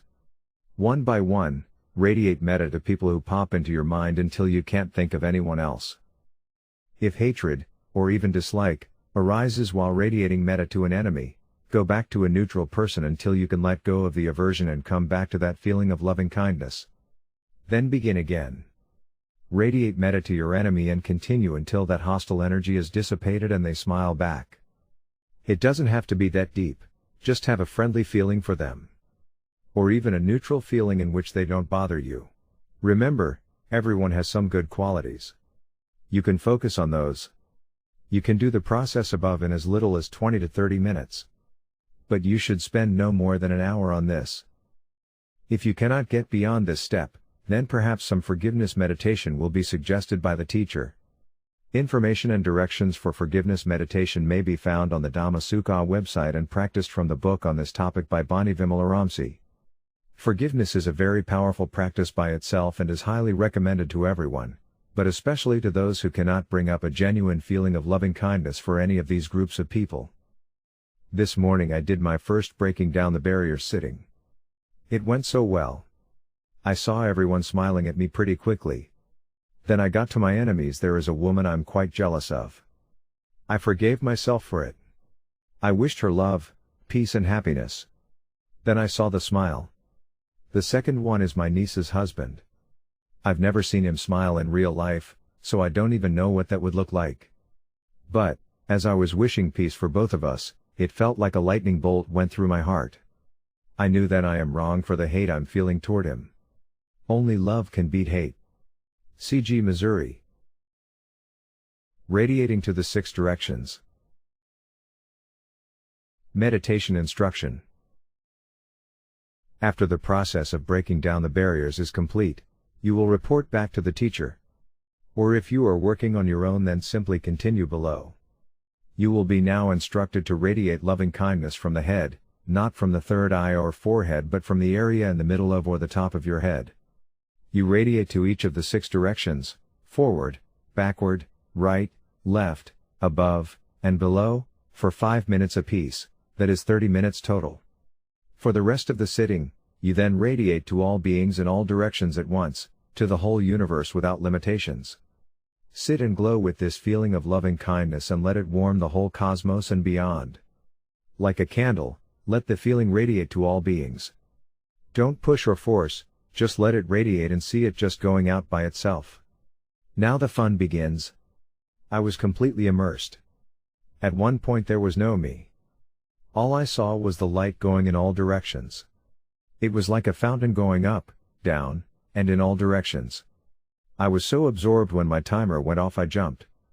My husband said I looked like I was radiating, full of joy and peace. C.G. Missouri.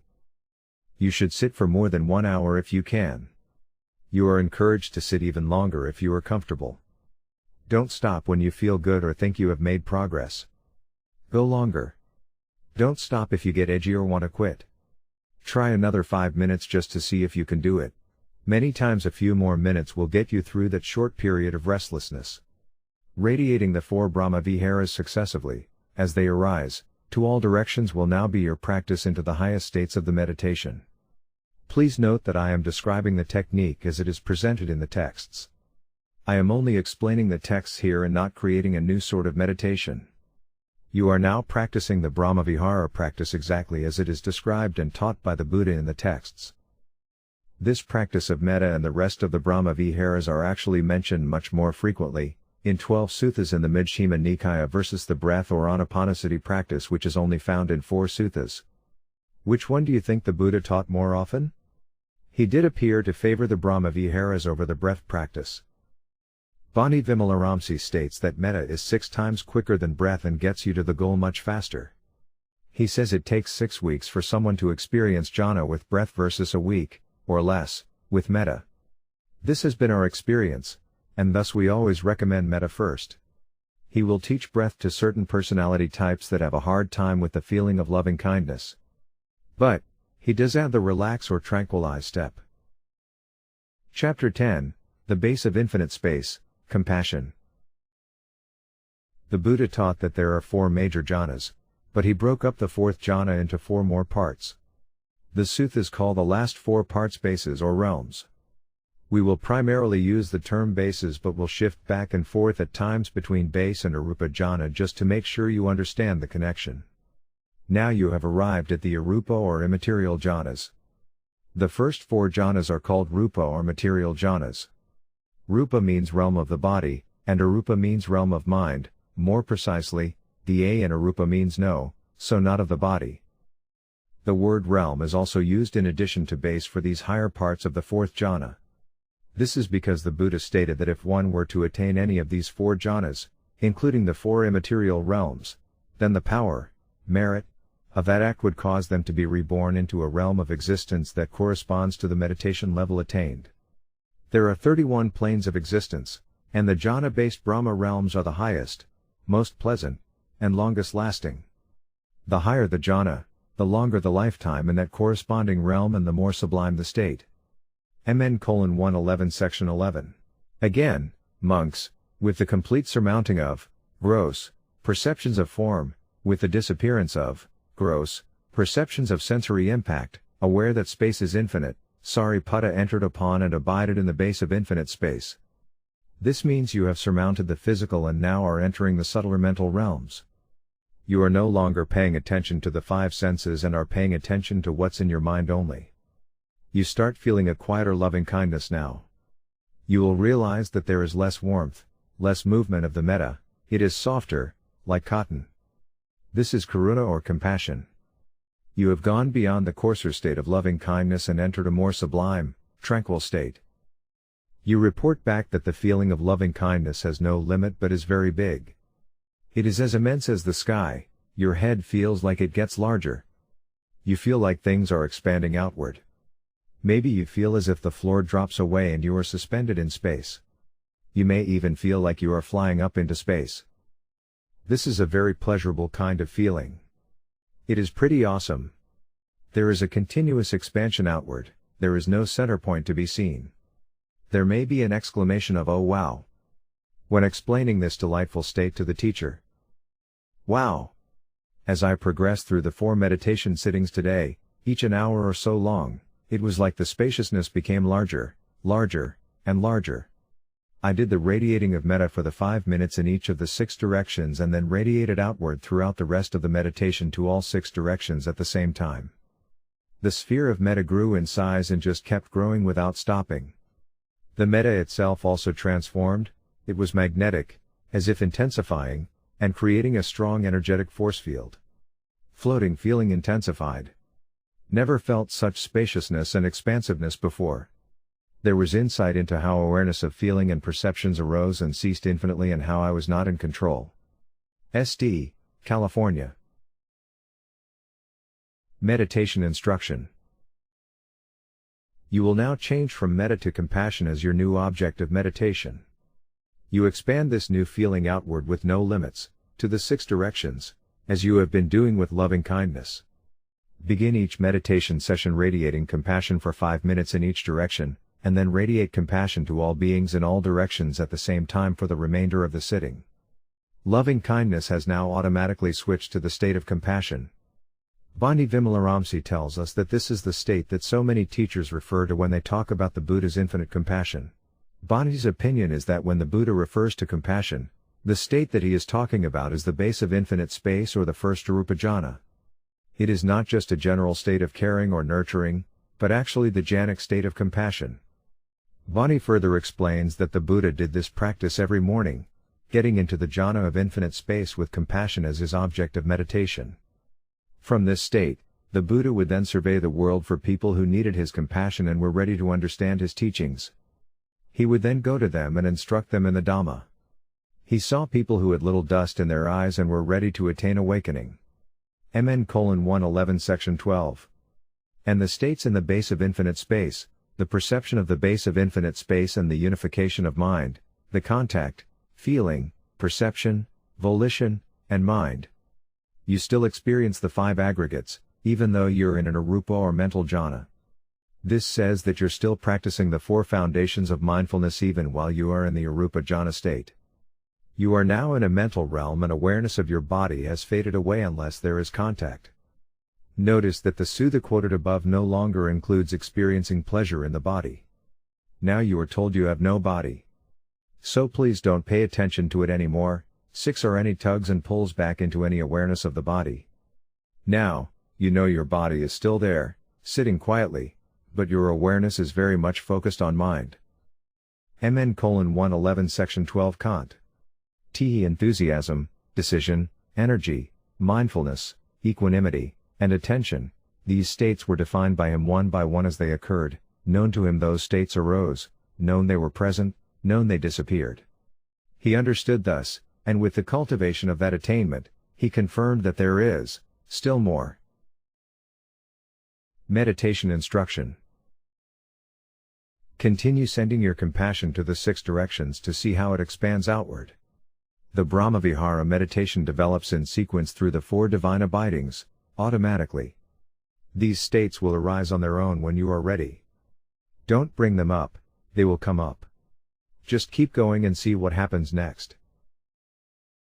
Chapter 11, The Base of Infinite Consciousness, Joy. MN:111 Section 13. Again, monks, by completely surmounting the base of infinite space, aware that consciousness is infinite, Sariputta entered upon and abided in the base of infinite consciousness. This is a fascinating state.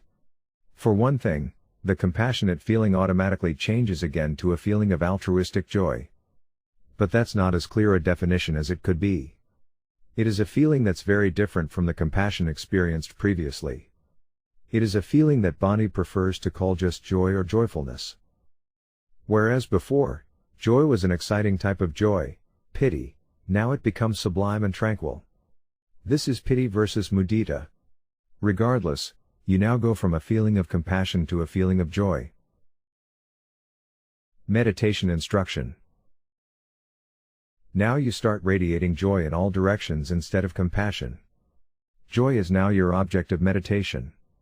What happens is, your awareness starts to be so good and so sharp, you begin to see individual consciousnesses arise and pass away continually. You see firsthand how truly impermanent everything is. There's no doubt in your mind anymore that everything just comes into existence and then fades away. Sometimes, your eyes just pop open, there can be so much energy. If you try to close them, they just stay open, so you just let them be open. The arising of awareness was automatic, and its ceasing too was automatic. It was all impersonal and uncontrollable. The sense of I disappeared and reappeared over and over and over. There were moments where awareness ceased completely, there was nothing in between the arising and ceasing. The lapse in awareness grew in frequency and length as well as far as I could tell, but as soon as I saw this, I was back to seeing the arising and ceasing and then the spaciousness. When I finished the final sitting meditation, my mind was still, clear, and sharp. Mind and emotions never felt so pristine, calm and pure before. Nothing I can say here except excellent. SD, California. After you sit with this insight into impermanence and impersonality for a little while, something interesting happens. Some students report, well yes, I see all these consciousnesses, the eye, the ear, the nose, the tongue, the body, and mind, I see these consciousnesses arise and pass away, and it's really tiresome. What you see now is not only impermanence but suffering. And you're seeing there's nobody home, there's no control over this process, it happens all by itself. You see anicca, impermanence, dukkha, suffering, and anatta, non-self, up close and personal while you're in the arupa jhanas. In Buddhism, these are the three signs of existence. Anything that exists has this nature, and now you see it. It isn't on a thinking level but in a direct way. You know it. Bani Vimalaramsi tells a story of a monk who is a famous monk in Burma. He is invited to a person's home for lunch and is offered the finest of curries and rice. The entire time the monk eats, he says dukkha, dukkha, suffering, suffering. He is trying to think his way to see the signs of existence, and that doesn't work. All it does is to create an aversion to whatever you are labeling or noting, and that's developing an unwholesome state, not insight at all. This experience answers a lot of questions that you may have had brewing. Before this, everybody was talking about things happening so fast, but now your awareness is so sharp that you actually see each part of the experience. The 12 links of dependent origination are starting to come into focus, and you are beginning to see separate links. Moreover, you are beginning to see that they follow each other and that each link is dependent on the link before it. After a while, it does appear this constant arising and passing away of consciousness does become tiresome. You wonder, will it ever end? Is this all there is? It doesn't matter whether you're doing your walking meditation, or eating, or going to the toilet. You see all these consciousnesses continually. Is there a way out of this? As you instructed, I first radiated joy in all directions, beginning with sending it out to individual directions 5 minutes each, then expanding the sublime joy outward. It grew larger and larger without stopping. There was once again insight into the impermanence of I as it arose and passed away. The gaps in between each arising and passing away grew larger, and my focus shifted subtly to those blanks, where then the joy radiating in all directions was shifted to equanimity. There was total disinterest in the impermanence of I and insight into the silliness of identifying a non-existent permanent I with every feeling, thought and action. Deeper experiential realization that feelings and thoughts were not under my control, and that thoughts or mind objects in general were like what odors were to the nose, or sounds were to the ears. They came and went without me being involved. I continue to 6R nonetheless. SD, California. Meditation Instruction. Small pinpoint lights may arise like little stars that twinkle and then fade away. These are the start of craving. They are indications of tanha just starting to arise. These are thoughts that are just starting to form. You feel a pull from those lights, a tightness. You realize that if you 6R them the moment they arise, then thoughts don't arise. You see the relief in this. The 6 Aries will return you to a state of balance and tranquility. Be sure to 6R them as soon as they arise. These lights are sticky as they are little seeds of craving coming into existence. You now see the craving that exists in all thinking. And you see that is why constant thinking is so tiring and annoying to your mind. Consider the other night when you couldn't get to sleep because you were thinking so much. It was suffering. Being successful with this meditation practice brings you the benefit of getting to sleep easily and having no bad dreams. This is one of the 11 benefits of metta meditation. You might see illuminations expanding out like small suns. These are called nimitta. No, we are not talking about the nimitta or what some practices call signs that are used as focus points in concentration meditation, but these are merely forms and shapes that arise. This is the true meaning of nimitta. Let go of these and 6R them. You do not switch over and start focusing on them.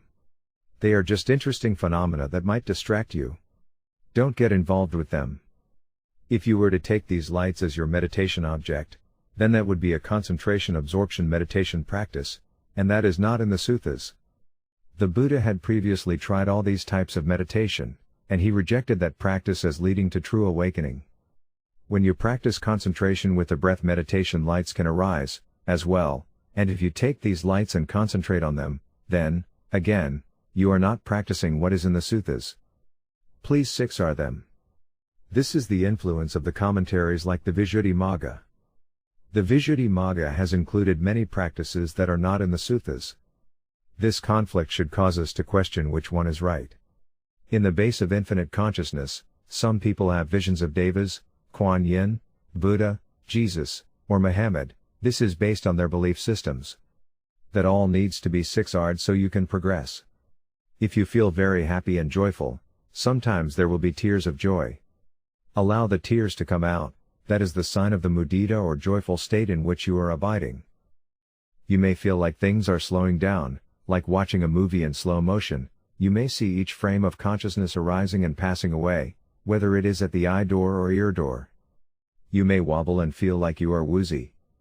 Don't get attached to any of this, 6R all of it.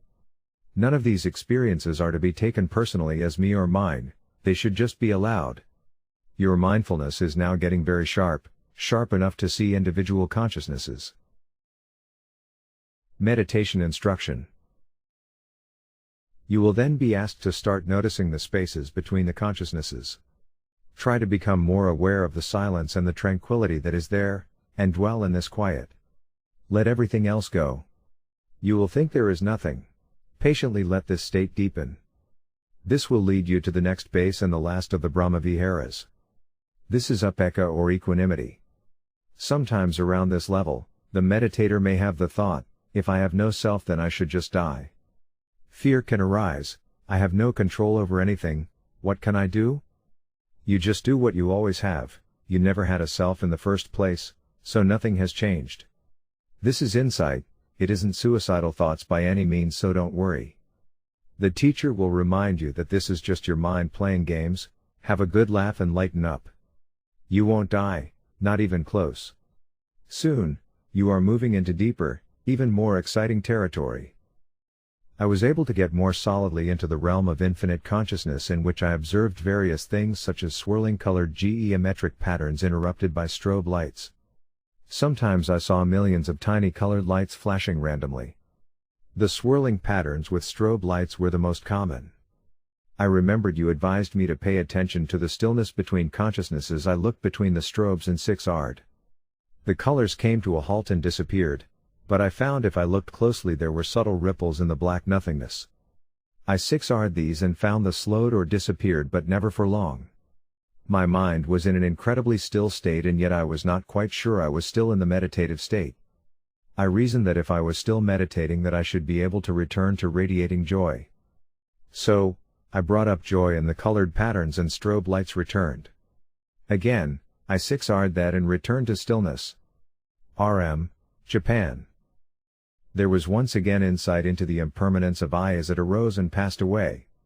The gaps in between each arising and passing away grew larger, and my focus shifted subtly to those blanks, then the joy radiating in all directions was shifted to equanimity. SD, California. Chapter 12, The Base of Nothingness, Equanimity. MN:111 Section 15. Again, monks, by completely surmounting the base of infinite consciousness, aware that there is nothing, Sariputta entered upon and abided in the base of nothingness. Previously you saw the world existing as outside of yourself, now you see things as all in mind only. You still see different movements of mind, but they're not outside of mind. You have had a concept of yourself being in the world, which is constantly in the background of your thinking. We all see ourselves in relationship to the world as a separate self or entity. Taking things personally, means we see ourselves doing things in our mind. We see ourselves having done things in the past. We see ourselves doing things now. And we see ourselves doing things in the future. We only exist in our minds. This idea or concept of self only exists in our mind, and now we see it. Outside of the thinking mind, there is only seeing, hearing, touching, tasting, and smelling. Just sensations that are arising and passing away. Yet we identify these as having this self, this existence laid over the top of it, this me that is doing this, planning to do that, thinking about this, being a part of a team to create that. You are an actor in this dream of existence. It is all in your head. You are constantly creating this illusion of self, moment to moment. They are just images. Now you finally start to come out of the dream and only see what is there. Gross thinking stops. Conceptual engagement stops. Now in the seeing, there is only seeing, in the hearing only hearing, etc. Nothing happens in the past, and nothing happens in the future, it is all happening now. And in this clear present, there is no self. There is only awareness of what happens at the sense doors moment to moment. It becomes very quiet, you have never experienced this before. This is the awareness and experience of the base of nothingness. This jhana is like the part in the Matrix movie where Keanu Reeves wakes up from his dream existence in this machine-created mental world and realizes that he is in a pod just dreaming his life experience. Like him, we are waking out of our dream of self to find nothing but an impersonal process, a never-ending stream of events. Now it's like your consciousness stops paying attention to general body awareness and sensations and jumps up into your head. You are no longer paying attention to the awareness that has anything to do with the body. You see everything as happening from mind, and physically from the head area. You are only attentive to mind. Concepts stop. Thoughts are now just observing thoughts and not being taken personally. They are not defining your world anymore. In fact, most thoughts simply stop. Since concepts come from thoughts, and things come from concepts, no things leads us to the realm of nothingness. You are now seeing clearly without the noise and without creating stories about everything. Some people will say it even feels like being in the desert all alone, in total desolation. There is nothing around but sand, it is pleasant, yet different from anything you have ever felt. You start to understand the links of dependent origination called nama rupa or mentality/materiality, name and form. There is mind that is dependent upon the body. Both are distinct, yet work together. One cannot be without the other. But now you see, with direct insight, that there is the body itself separate from mind. For example, there is the breath going in and out, and then the mentality or mind which is made up of feeling, perception, and consciousness. There is the physical breath, and there is the knowing, the perception of the breath and knowing what it is doing and how it feels. This is the mentality/materiality link of dependent origination. With the dropping of the concept of things out there and of your perceived feeling of your separate existence in the world, your awareness pulls in. The ever-present, worrying dream of you disappears. No more thoughts that carry you away into the future or the past. No more thoughts are creating this or that world. You just exist in the present. Your awareness is clear and free of your conceptual self-image. Without these concepts, there is only the present, the arising and passing away of feeling and sensations. This is all that you see. No past or future lives now. This is mind's attention without craving embedded in it, without the overlaying of the idea of self or soul. In this silence of nothingness, you start to see much more subtle phenomena that were hidden by our noisy minds. Very interesting things are here. There is definitely not nothing. MN:111 Section 16. And the states in the base of nothingness. Before, in the second Arupa Jhana if infinite consciousness, you were radiating joy in all 6 directions. Where you were feeling joy before, now you're feeling equanimity that is very, very strong, and you have this very fine balance of mind. Now you take this equanimity as your object and radiate it to all beings in all directions. This particular level of mind is by far one of the more fascinating states that are experienced in meditation. Now there is no sadness nor happiness, just balance. When asked how you feel, you will always report that you are fine. Everything is fine. I have nothing to say. Just fine. From an online retreat report. Sitting number 1, 1 hour, joy for 19 minutes. I saw patterns and glowing balls. I 6R'd these. Then went into equanimity.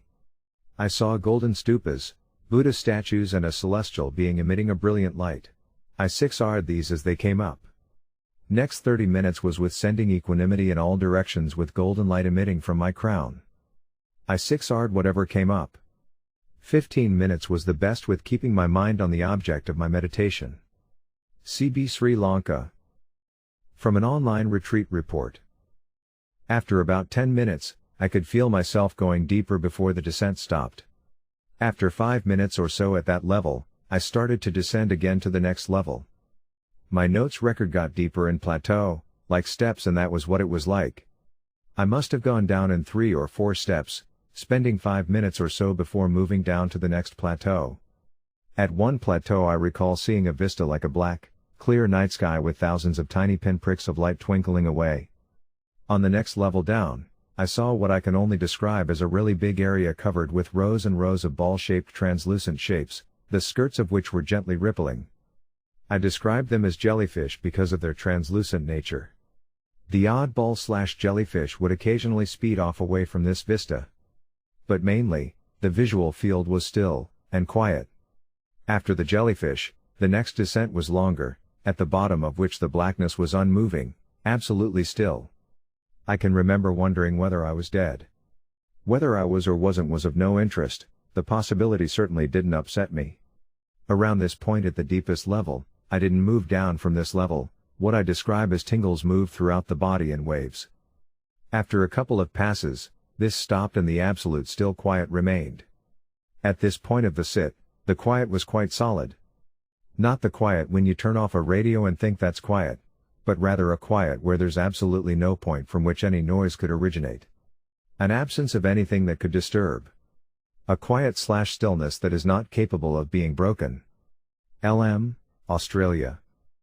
Others feel the tranquility coming from you. There seems to be a glow in your face, a radiance. Any stress lines have all but disappeared. If you do not put quite enough energy into watching that equanimity, your mind gets dull. You don't have sleepiness, but a dullness can occur. If you put in a little bit too much energy, your mind gets restless. Now you must steady your energy.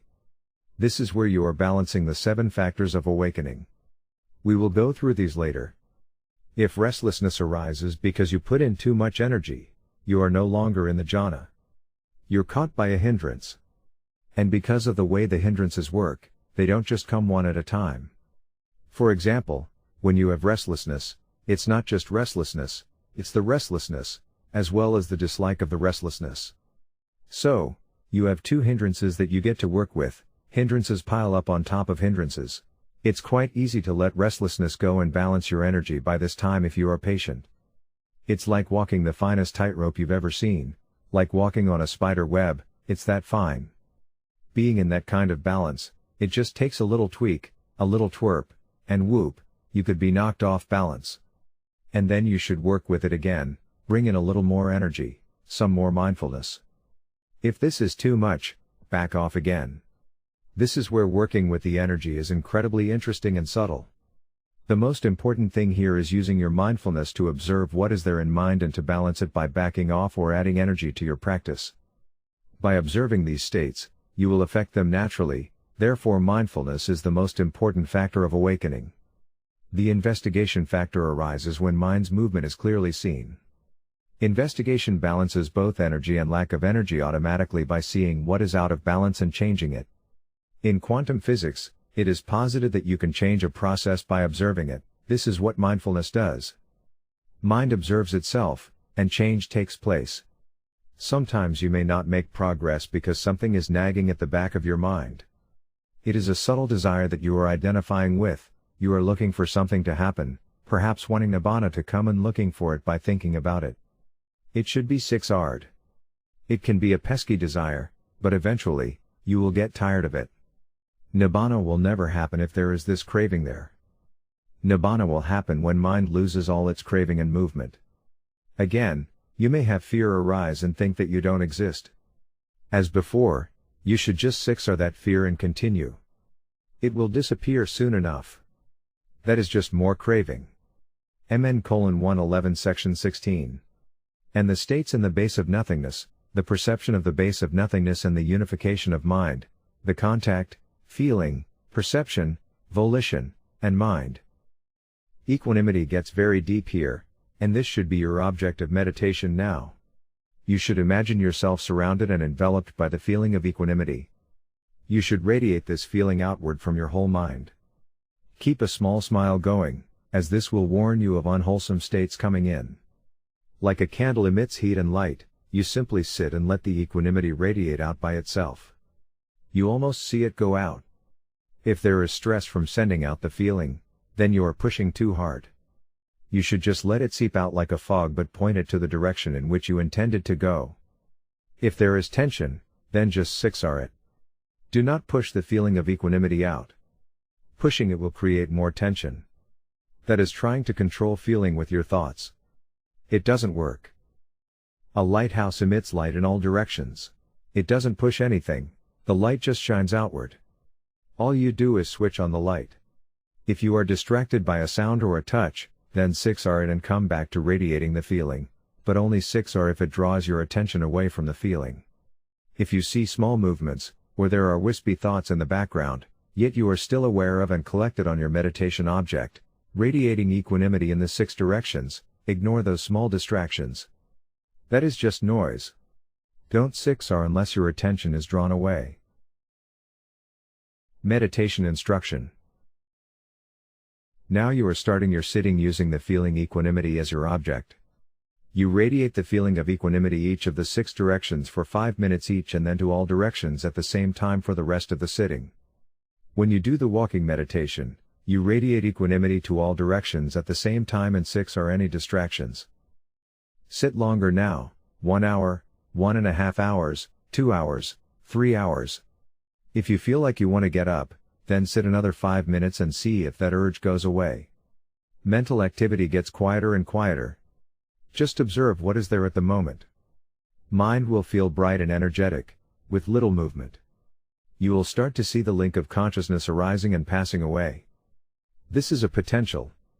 You will see this start of the movement, and then it blossoms into your awareness as something, be it seeing, hearing, or a tangible feeling. It is like you know that you are going to see something, and then you do. Gradually you will see all the processes and the links of dependent origination that occur before contact. You perceive that everything you experience takes place within your mind only. What makes up the real you is mind and mind objects coming and going. Do you really have a body, or do you just see this image and call it a body? Are you hearing a sound, or is it only sound consciousness arising and a perception of you hearing it? What is consciousness? You see now that consciousness knows itself. You stop identifying with it as you. It reflects the form that is in front of it, like seeing a red rose in a mirror. Bhikkhu Nātananda, the author of Concept and Reality, calls it a hall of mirrors in which the mirror itself is self-aware at that moment with whatever sight or sound form is cognized. There is nobody in the room itself, but it is the mirrors themselves that are aware of being aware. The mind overlays a concept of self, but there are only the mirrors and the reflections. The consciousness arises, and then it is gone. There was nothing before it and nothing after it. There was never anyone in the hall except the mirrors. You just thought there was. You now see what is there directly without concepts. You see that consciousness only experiences itself with no experiencer. The concept of self is not there anymore. There are thousands of moments that make up each event of hearing or seeing. You exist for that moment only. Then there is another moment, and you hear again. There is a space between these moments where there is nothing. Now you are perceiving the silence and the arising and passing away of objects in that silence. If the sound had not arisen, then you would not have arisen. You would not have been born into conscious awareness had there been no sound as a condition. That is rebirth moment to moment right there. And since there is nothing between the consciousnesses, how can there be an idea of an all-pervading soul or self? You live for a moment and then die. Physical death is just one moment from this body to another. You really die every moment. Your body dying has nothing to do with you dying. Meditation instruction. When things get quiet, you might try to add something, adjust something, or try to watch something. Since nothing is arising, you might get a little bored. In this case, notice the craving mind wanting to make something happen, wanting to control. 6 are that mind right there and let it go, then just be there with no movement. 6 are the concept of a controller. Just be in the feeling of equanimity as it radiates. Do not move in mind at all. Like the Beatles song, let it be, let it be. Distractions that arise, how to adjust. Too much energy, you become restless, you need to reduce your energy. Take tranquility as your object of meditation. This will bring in calm. 6 are your desire to control the process. Add it to the feeling of equanimity. Not enough energy, you become sleepy or dull, you need to add more effort and increase your curiosity about what is happening. Take more interest. You can also get up and walk to arouse energy. Do some fast walking. Find some stairs to go up and down. The longer you sit, the more you should walk. Many meditators avoid the walking but then wonder why they doze off or zone out when they sit for long periods. You need to keep your blood moving and your energy up. The Buddha and his monks walked everywhere they went and thus kept their bodies very healthy. Alms rounds could be very long and strenuous, but it would pay off in energy for the meditation. 6 are any boredom, a subtle aversion reaction, and get through it. At times, very little happens, and you must be very gentle and patient. Then you will go deeper. Usilananda, one of Bhante's teachers, would always tell him, patience leads to Nibbana. There are 7 awakening factors at work. These factors need to be adjusted. Don't worry too much about doing the balancing at this point. Just let the mindfulness do its job. Some meditators will control too much and try to make their mind calm with whatever factor they think they need. But too much of this will lead to restlessness. You must balance the desire to balance by backing off and letting things get into balance by themselves. Venerable Bhante Vimalaramsi often reminds his advanced students to remember that their job as a meditator is to simply observe how mind's attention moves from one thing to another. Mindfulness is not about controlling any movements. One of the most difficult things to do is to just observe without trying to control anything. 7 factors of awakening. 1. Sati, mindfulness. 2. Dhammavicaya, investigation of experience. 3. Viriya, energy. 4. Piti, joy. 5. Passaddhi, tranquility, relaxed in mind. 6. Samadhi, collectedness of mind. 7. Upekkha, equanimity. Some people may complain about distractions happening in their body. They can feel pain somewhere in their body. This is not real pain but a really subtle hindrance coming up in their mind. Do not pay any attention to your body anymore. Most pain will now be what is known as meditation pain. This is different from a real pain. An actual pain comes because you are sitting too long or sitting twisted in a weird way and you are hurting your body. This meditation pain is the pain of the hindrances coming up. It mostly is the pain of restlessness. Restlessness is a painful feeling, but it is in your mind, and you must determine to not be moved by it but soften into it, let it be and relax the tension and tightness that is there. You are only concerned with mind now. You should sit for long periods of time. Sit 1 hour, 2 hours, and even 3 and 4 hours. The longer you sit, the more time mind has to calm down. So far the record for Bonnie's students is 2 days in one sitting completed by a man in Indonesia and recently a man in the USA. And that really paid off, the results were phenomenal. And he just got up and walked away with no pain or stiffness, he felt just fine. Eventually, mind will become very calm, and equanimity will become very profound. We then come to the next Arupa Jhana where we leave all the Brahma Viharas behind. Chapter 13, the base of neither perception nor non-perception. MN:111 Section 17. Again, Bhikkhu, by completely surmounting the base of nothingness, Sariputta entered upon and abided in the base of neither perception nor non-perception. Now you will not be able to radiate the feeling of equanimity anymore, it will just naturally stop. It just isn't there anymore, and if you try to radiate it, then that will cause some tension to arise. If you notice this happening, then just sit in the silence and observe. If you are unsure, then try radiating equanimity again, and if it comes up then continue it once again until it finally fades on its own. If you bring up the feeling and now it causes a slight tension, in your head, even radiating that feeling, then you can stop and just be in this quiet mind. Meditation Instruction. You should now take clear quiet mind as your object of meditation. Notice the stillness and the tranquil feeling that is there. Let yourself sink into that. Now the instructions will change a little. 6 are any movements or vibrations as soon as they start to arise, and then go back to a clear, quiet state of mind. You take this empty silence as the object of meditation and watch for any movements arising. 6 are as soon as they arise and relax the tension out of any of the movements and come back to just this quiet and peaceful state. You might see a flicker or a light or some movement there. 6 are that as soon as they arise. Soon this exquisite stillness becomes your object. Before in earlier sittings, mind was expanding, now it becomes so still and subtle that it is hard to tell whether anything arises or not. Your mindfulness now has come to a level where there is nothing that escapes your 6R tool. You have a sense of power over the arising phenomena that you have never felt before. By allowing things to arise and relax into them you actually, in a way, have achieved control over them. No more feeling. You now have come to the end of the meditation of the Brahma Viharas, which has the 4 divine abodes as its objects.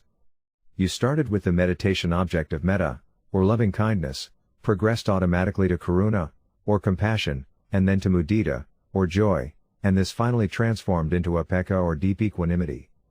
Now even that is gone. You begin the next phase of the meditation, just observation of movements within mind. As the feeling of equanimity which brought you to this point fades away, you are now going to be mindful of mind and mind objects. You will start to observe what is there, and subsequently, see very small movements arise. As soon as you see any movement or vibration, you need to relax. Your mind will become very, very still for long periods of time. This deep quietness of mind and lack of any distractions at all can last for 20 minutes or 30 minutes, and even for an hour. This exquisite silence is where mind is absolutely pure. The longer you can sit with this still mind, the better. From an online retreater, sitting number 3. I went straight into equanimity. I saw some images initially. 6 are these as they came up. I radiated equanimity from my crown. I 6R'd whatever came up. It felt like things were coming up fast. I felt a little restless because of this. Eventually, the equanimity stopped radiating. What I noticed was golden energy from the base of my spine rose up to my crown. Golden light all around. Eventually, it dissipated after some time. I was in quietness for around 20 minutes. The time felt like 8 p.m. as it was very quiet even from my noisy surroundings. We live in Colombo near a noisy main road. Lots of horns etc. But it felt like 8 p.m. when there is little traffic and noise. CB Sri Lanka. Gradually the nothingness jhana gives way to the realm of neither perception nor non-perception, the fourth arupa jhana. Mind is so subtle at this point that the only way you know that you've experienced that state is that when you come out, you can reflect on what you saw there. Some feeling was still there, although it's subtle, and perception is kind of there and kind of not. Now your instructions are to simply observe mind objects that are arising and passing away in this bright clear mind. You don't want to start this observation before the time is right. You begin your sitting by radiating the feeling of equanimity to each direction. However, you may not be able to. If you try to generate any feeling at all, it may cause tension in your mind. Never create tension where there was none before. If you have doubt, then you can try generating a feeling of stillness to see if stillness comes up and will flow out on its own. This stillness can be likened to looking up into the night sky, so tranquil and still. If you feel like you are forcing it, then just stop. This means now that it is time just to observe. If, on the other hand, you can radiate, then just continue doing that until it stops again. As you watch mind and six are any movements or vibrations that start to arise, all activity will slow down. Mind's activity will almost flatten out to nothing at all. There are things in mind, but they are no longer pulling at your conscious awareness. An obstacle here can be a tendency to get involved in everything that arises and analyze where it came from. Why did it arise? Where did it come from? These questions are not valid here. That is just more thinking, a sort of restlessness to do something. Let all the analyzing go. The analyzing is for the therapists and psychologists and is not a part of the Buddha's path. There is no end to it anyway. There is an endless amount of stuff coming and going, and you can never analyze it all. One of Venerable Bani Vimalaramsi's teachers, the most venerable Sayadaw U Pandita, told him that analyzing things is a Western disease. One meditator reported that past lives would arise as little bubbles. He would go off and investigate them to see what was there. In the end, this was harmful to his practice, and he was letting craving get the better of him. It took many years for him to get tired of this, and finally 6 are these memory bubbles dispassionately. Psychologists will want to look at where these thoughts come from, but we don't. We are just observing the process and how it arises. If you look at it this way, when you start meditating, your mind has big jerky kinds of movements. As you get deeper into your meditation, the movements become less and less. When you get into the arupa jhanas, the movements start turning into just vibrations. As you go higher into the arupa jhanas, the vibrations become faster and finer. When you get to the state of neither perception nor non-perception, there are only slight movements that are very subtle. It is hard to tell if they are there or not. Your awareness will start to go inward, or some say mind appears to grow smaller. Mind is there, but it is hard to perceive. It is like a jigsaw puzzle that is now starting to lose pieces. Gradually, there is only just a glimmering of what was there. So few objects are arising now that it appears there is less and less of you there at all. This is the time when you want to make sure that you have developed that habit of relaxing continually, all the time. That way, when you get into this state, you're doing this as an automatic habit. Meditation instruction. The only way you know that you've experienced this very subtle state is by reflecting afterward what happened while you were in that state. When you come out, take a few minutes for reflection, and 6 are anything that arises. Don't get into stories about it, just reflect and let go. Since you haven't experienced this before, your mind will naturally think about what happened. Just 6 are those thoughts. Don't stop them. Just let them be and fade away. Relax into them. What is this relaxing doing? When you relax, the movement of mind becomes less and less until you finally get to a state in which you cannot see any gross movement, but there is still a little bit of vibration. The more you relax, the more the vibration slows down, because it is the craving that is creating the movement. Relaxing removes the craving, and mind settles further. You still have those small movements even when you get into neither perception nor non-perception. If you are working with a teacher, you will likely be asked, were you in a state that is like you were asleep but you were awake? Movement of mind slows to smaller and smaller activities. You start having gaps in your awareness. There is no longer a fully consistent conscious awareness. Mind slows, like ice freezing. There are levels of neither perception. At first, mind may slow down, like you are in a dream. There might be a story going on, yet, like a dream, when you come out of that state, it makes no sense, though it did make sense when you were experiencing it. For example, it might have made sense if a bird was talking and you were completely fine with that in the dream, but when you come out of this state you wonder why you thought birds could talk. In this state, there can be images that arise, colors, shapes, patterns. You should 6 or all of those if you are aware enough at that moment. But at times, your awareness just isn't strong enough to notice them. It's like telling someone to be mindful in a dream. Later, in or after you're sitting, if you start to reflect on what happened you can 6R at that time. Still, your mindfulness gets progressively sharper as you go in and out of this deeper level and, eventually, all of the dreamy images or patterns just disappear. There is barely anything left at all. There might even just be what appears to be a blank screen, just blackness, but you knew you were there when you came out. Nothing actually stopped since you were aware of time passing during that state. Be aware that during your sitting, generally, you may go into a dreamy state and, since you have heard that the base of neither perception nor non-perception is a dreamlike space, you may wonder whether you are experiencing this jhana. Actually, this may only be sloth and torpor, which needs to be 6R'd. Here you have confused the state of dullness with the deeper state of the arupa jhana. This vague torpor-like state can be completely blank. This is very definitely a low energy, low mindfulness state. When you wake up out of this state, it's more like waking up out of sleep. There will be some energy, but it is weak and doesn't last. Or you just may be drowsy? You might think this low energy state is special, but it's just an absence of awareness. The difference between these states is that when you go into the neither perception state, it will be from a bright and energetic, clear space. You will be very mindful and alert. It might be confusing to you later, but going from a low energy, dull state into a faraway torpor state is not the way to go deeper. Be watchful and question yourself about this. You may be overestimating your level of awareness when it is just a torpor state. If so, then you need to build up your mindfulness and use your 6 areas more. When you go into the 4th arupa jhana, your energy will be very high, but the tranquility and stillness will be even stronger. You can be guaranteed that coming out of this deeper state you will not be sleepy, you will have more energy than ever before. If you do feel low energy, then it is time to get up and do some brisk walking to get the body energy restored. As you sit more and for longer, you may go into neither perception several times in a sitting, and each time you will go deeper than before. When you come out of this state, please don't get up from your session. Just continue in 6 or any disturbances that show up. Keep sitting. 6 are whatever you remember that happened in that state. Your mind will be more active and full of energy coming out, but you should just let it settle back.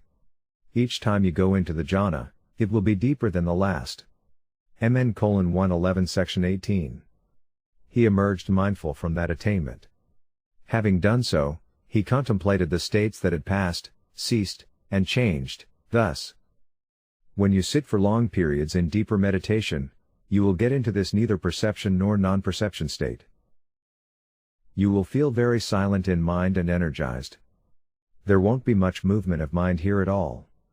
When you are at this level in your meditation, and you have your noonday meal, lunch, you will not get drowsy. Just a slight heaviness that passes or even nothing at all, so strong now mind has become. You may sleep less and wake up often at night. If you do wake up, then you can try doing a sitting for as long as you can, and then go back to sleep when you get tired.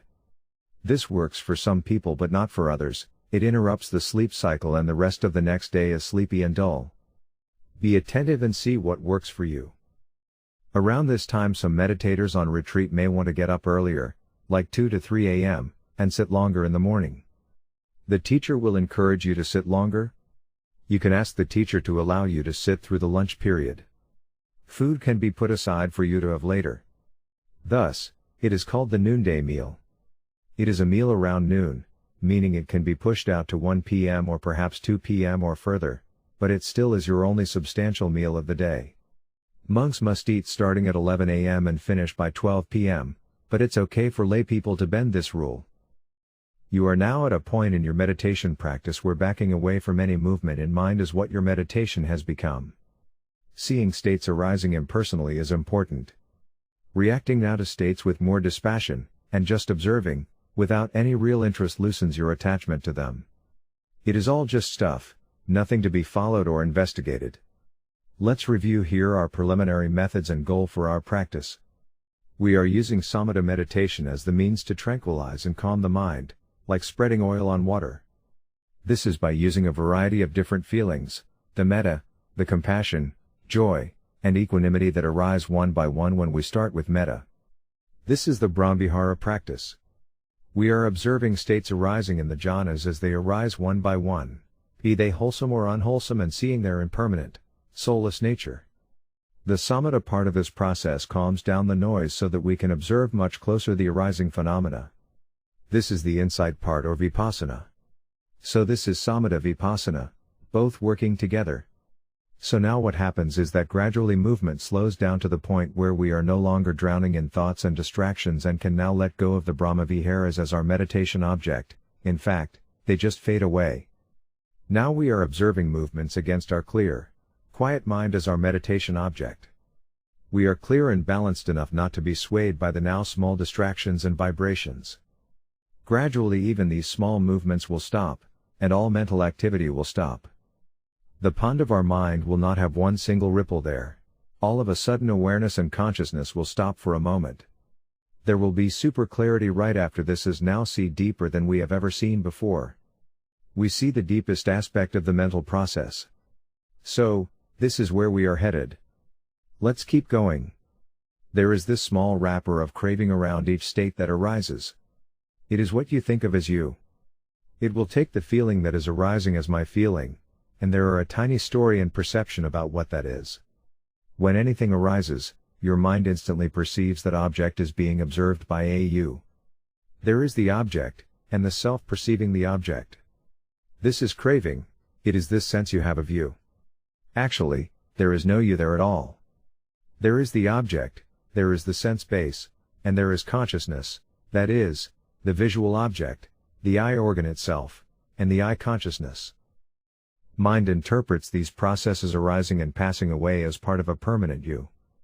But what is really happening is that feeling arises, and there is this sense of a you feeling it. There is consciousness, but there is mistakenly the perception that this little you is a self that is feeling it. Some people even see this little image of themselves, and the deluded mind identifies that as the real you. But it is only a picture, you aren't there at all. Self is only a concept. Think about this for a moment. At night you have dreams, and you definitely feel like you exist in these dream fantasies. You are doing this and that and are reacting with horror or pleasure, depending on the situation. Isn't this just like your life? You know you don't really exist in the dream, but when you are awake you think you exist and react just like when you are dreaming. Isn't this the same? In fact, the Buddha realized that the concept of self was false, and this is why we say the Buddha awakened out of this dream of self. Also, by personalizing each arising feeling, by making each object arising yours, you could tend to think that you made the experience happen. This is very important to notice. This is the delusion of a self controlling every arising state. You will feel that I made this come into being, or I control this or that state that has arisen. The fact is that you do not control anything.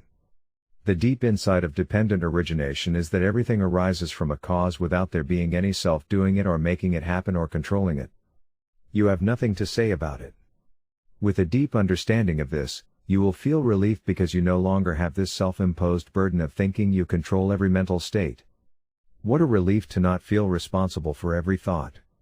You didn't think them, they alone are responsible for their existence. When something in mind arises, whether it is an image, light, or thought, just back away very, very gently. See the state rise into existence from nowhere. It does not matter why it came up. It just did, and you didn't make it happen. It arose based on conditions. No king is commanding this to arise and that to arise. There is no controller, nobody in charge. You might be watching with too much energy and bear down on objects coming and going. Lighten up and come to a quiet, still point where your awareness is very still. There are simply vibrations that arise and pass away. Don't think you are controlling anything. If you were controlling things, You could determine when you would be happy or sad, and you know you can't do that. In fact, try to use your investigation to peer very closely into that force, that urge, that wants to control. It is constantly there in the background with each arising of feeling. A subtle you arises that likes the feeling or doesn't. That is the craving or sense of a controller, the false belief in a personal self. So, the moment that feeling or even a little image of you arises, relax and 6R it. Don't lean into it. Release and back away. Let the feeling fade, leaving only stillness and where there is nothing except observation. The Suthe talks about the factor of decision. Did you know that when you make a decision, it is yet another constituent of mind that just arises that has no controller behind it? When you see this factor arise in your meditation, try 6ring it and you are left just sitting there. No action occurs since you let go of the decision. If you somehow think you will go to sit, and then you continue to think about which pillow to use, you might see the precise deciding moment from where you decide which pillow to use. There is a moment in which your decision arises. If you back away and gently just allow everything to arise but very carefully watch it with your investigation factor, you will see the decision factor arise entirely on its own. And it also then passes away. There appears a call to action that arises from the craving embedded in it. This craving is the push you feel to go into action.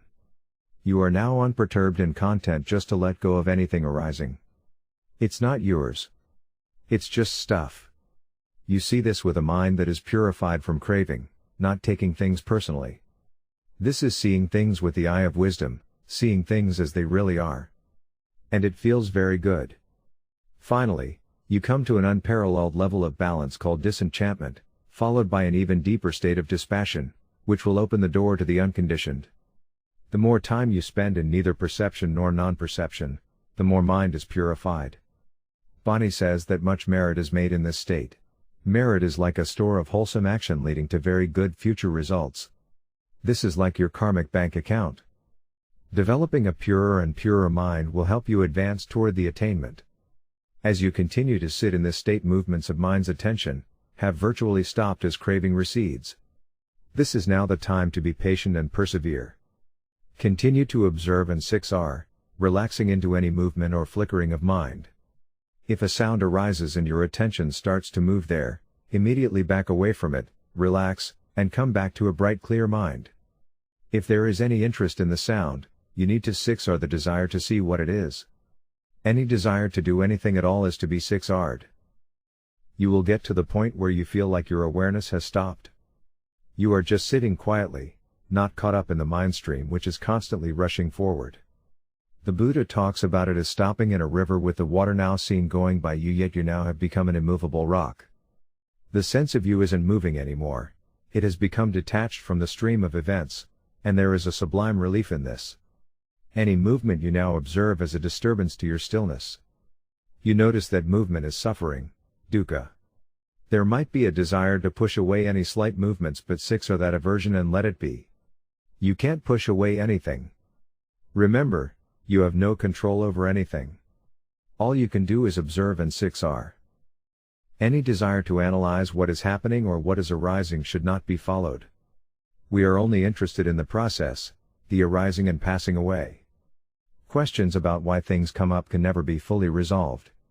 The reason may not even come from this lifetime, so you can never really know what might be the cause of a hindrance. You don't need to understand where things come from, we leave that to the psychologist, we just 6R it and let it go.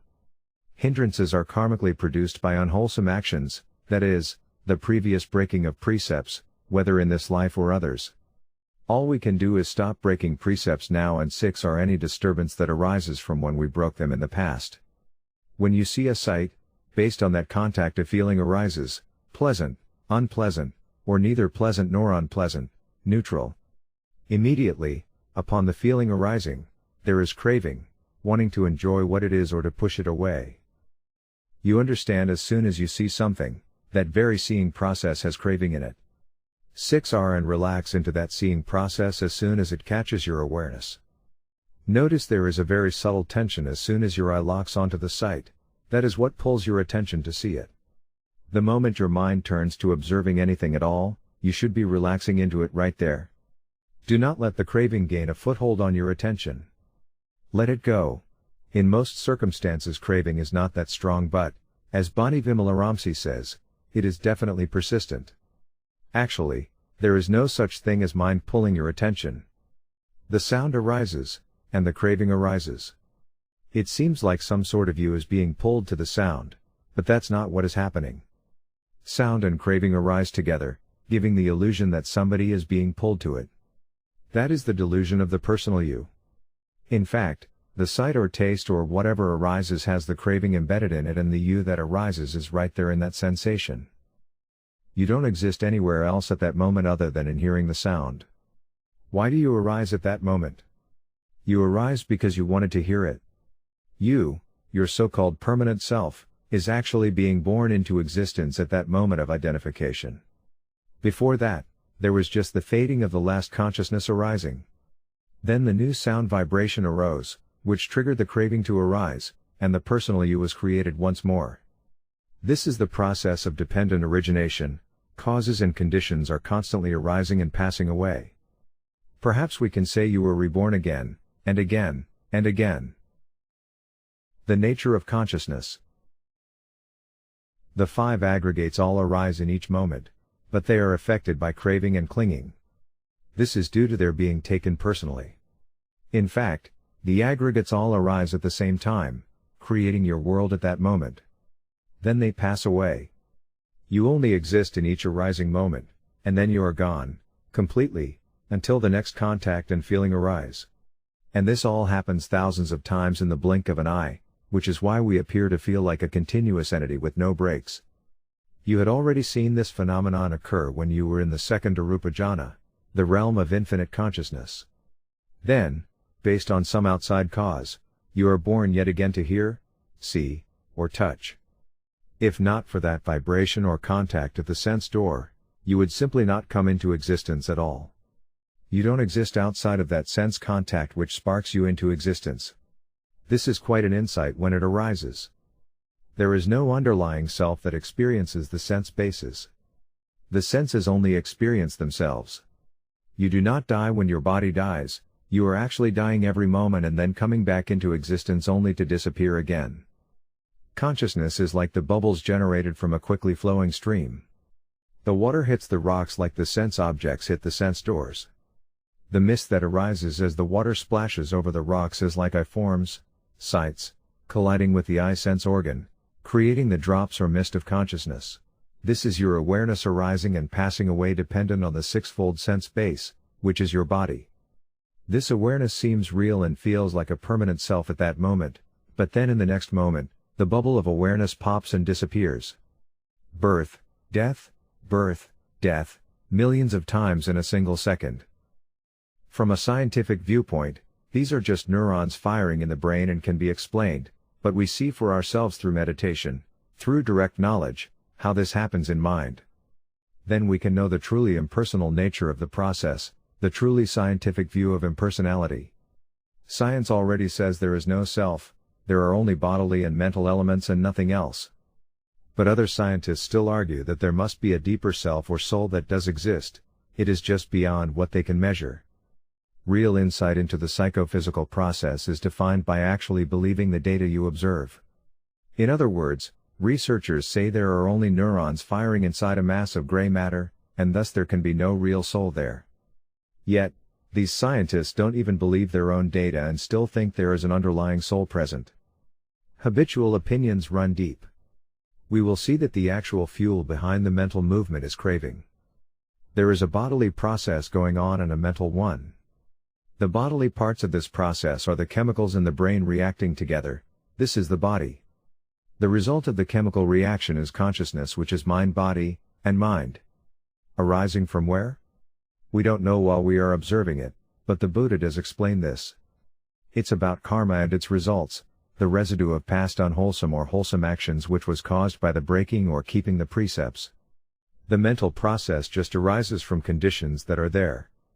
This is seen by direct knowledge. Through an experiential understanding of these insights, mind itself is changed. Understanding is the reason. Craving ceases, some neurons don't fire, and you, craving, doesn't come into being. You hear that your favorite uncle has died. Previously you would have been distraught, but now, because you see the true nature of things, you start to understand that everything does die, and that's okay. It isn't unexpected, it is part of life. Neuroscientists can observe how the brain works, but only understanding attained by direct experience can fundamentally change the conditioned reaction in the brain. It is doubtful that observing electrical readouts on a fMRI monitor, functional MRI measures blood and oxygen levels in the brain, will ever lead to awakening. Why? Because only direct experience can give us deep insight into how things really work. The Buddha said, "All mental phenomena have mind as their forerunner." Thus, we must look at mind first and see this clearly, then we will understand the interplay between mind and body. When we see this properly, we see the impersonal aspect of the process at that time. Delusion is eliminated because we understand that there was never anyone there in the first place to experience the I like it or I don't like it mind. This is what delusion means. We know that self is only a concept. And it is the supreme concept. Listing of the jhanas and the meditation object. First jhana loving kindness, metta second jhana loving kindness, metta third jhana loving kindness, metta fourth jhana loving kindness, metta base of infinite space compassion, karuna base of infinite consciousness joy, mudita base of nothingness equanimity, upekkha base of neither perception nor non-perception clear, quiet mind. Chapter 14, The Door to Nibbana. As you continue sitting, there will be the experience of strong stillness and balance happening, and you will be able to sit for long periods of time without many distractions arising. The mental activity is very quiet. Notice especially the movement of attention in your head. Remember your brain is the seat of the mind and tension and tightness are arising right there. Release and relax in one gentle motion. Just a touch of the 6 areas is enough. Back away quickly from any movement of mind. It can even be the slightest sensation that draws your attention. Relax right then. At this stage, mind will be serene and bright. There is a brightness of mind with clear, energetic mindfulness. You are progressing well. You easily see anything arising. You relax into any distractions and 6 are automatically. Your mind simply has no thoughts, and your attention never wanders. The subtlest links of dependent origination will start to appear in your awareness. First, there are the consciousnesses arising from the deep inner mind. Then even deeper are the formations which are the cause of those consciousnesses. You are not this phenomenon arising. Don't identify with it. It is craving. Now, just peace of mind without these vibrations and movements of mind is what you are now finding more desirable. There is less suffering in this quiet, tranquil mind. Less is better. What are formations? They are defined as bodily, verbal and mental formations. They are very small movements. They are the potentials of actions to arise and not the full-fledged results. These are the little seeds out of which consciousness arises.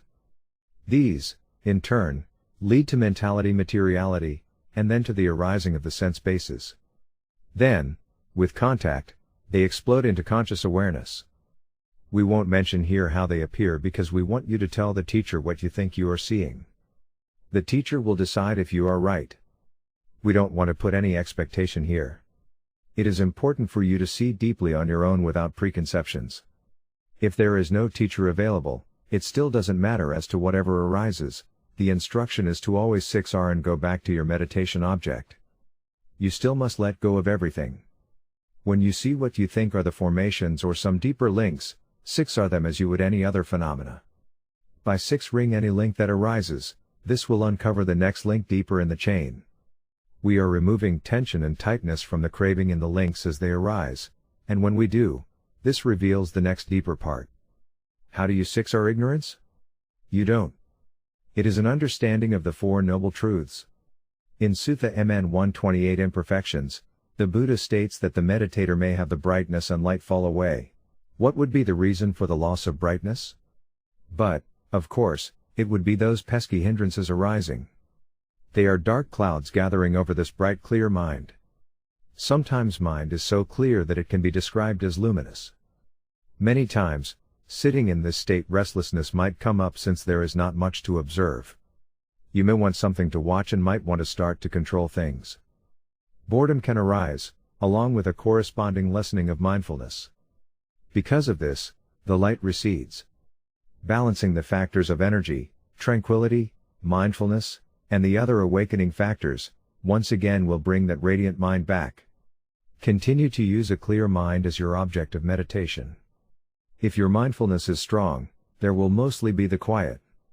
Now and then some slight activity will arise. Mind will start to vibrate, and there will be a pulling away from the quiet mind, this balanced still point where your awareness resides. 6 are right then and come back to the quiet. Your goal is a completely unmoving mind. Just know and understand what is happening and relax. Know you are right here in the quiet present. Understand this at every moment lightly. Your object of meditation continues to be that quiet mind itself. Be on the lookout for any activity that arises. If you feel you are losing the quiet, you can bring up that feeling of stillness and notice this. When your mind quiets down again, then you can let go of that feeling and go back to just observing and relaxing into mind's subtle movements. The neutral zone. Gradually, even the smallest bits of mental activity will subside. It will be as if there is nothing to 6R at all. You may get restless and want to get up. It is like you feel there is nothing left to do. Do not do that. 6R that restlessness and keep sitting. Now is the time for patience and persistence. Very little happens.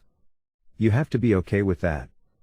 Mind will settle down more and more if you just continue. You might not even realize progress is being made, but it is. If restlessness or any hindrance starts to get the upper hand, just observe with the intention, I don't care what happens next, my job is just to observe what is there. You will see the subtlest aspects of mind. In it are the seeds, or potentials, that ultimately lead to birth, old age, and death. The teacher will ask questions to find out what you are seeing. You will be advised to be very watchful as to how the movements arise and how they appear. And you should not take them personally. They are not your movements arising, they just are phenomena coming from mind. We don't know why and we don't care, our only job is to allow and relax into them as they fade away. It is important for mindfulness and tranquility to continue to develop so that these very slight phenomena can be seen and understood. Eventually, you will see all of the links except ignorance, which is just something that you will come to understand, and, as well, you will see all the Four Noble Truths. You are working your way backward, letting go of each link by going deeper and deeper. You will see the link mentality materiality, and continue backward to consciousness, and then the formations. You will be advised to 6 are these objects when they appear, uncovering the next link. There is the separate and big craving link itself, after feeling and before clinging, in the 12 links, but there is also a small amount of craving in each individual link, keeping the wheel of samsara turning. You will be able to see all of that. You will see the entire process of mind. As you 6 are deeper and deeper, you will be advised to keep backing away from each object that arises. Every time there is a sound, the chain of dependent origination fires off, and you will want to 6 or all of that. Look at the links arising closer and closer to see how each tiny part of it arises. There is craving there to let go. You need to let everything that arises come by itself, don't look for it. In this way, you can see how there might be a craving to go look for more experience. Your mind constantly wants to go forward and, like Pac-Man, engage in more and more senses to see what is there, to live more, to experience more. This happens because whatever is experienced passes away. So, mind is constantly looking for more to replace the phenomena that have just passed. See if you can see this jumping from object to object by taking a mental standpoint of a full stop. Just mentally standing still and letting all experience pass through your imperturbable state of mind which doesn't react, not even to the slightest puff of vibration. We are exiting this roundabout existence, samsara. We do this by letting go, by seeing clearly each link as it arises, and by seeing it as impersonal, impermanent, and unsatisfactory. MN, 111 Section 18. Kant. So indeed, these states, not having been, come into being, having been, they vanish. Regarding those states, he abided unattracted, unrepelled, independent, detached, free, dissociated, with a mind rid of barriers. He understood, There is an escape beyond, and with the cultivation of that attainment, he confirmed that there is disenchantment. While in this quiet and clear state of mind, there comes first the knowledge of disenchantment.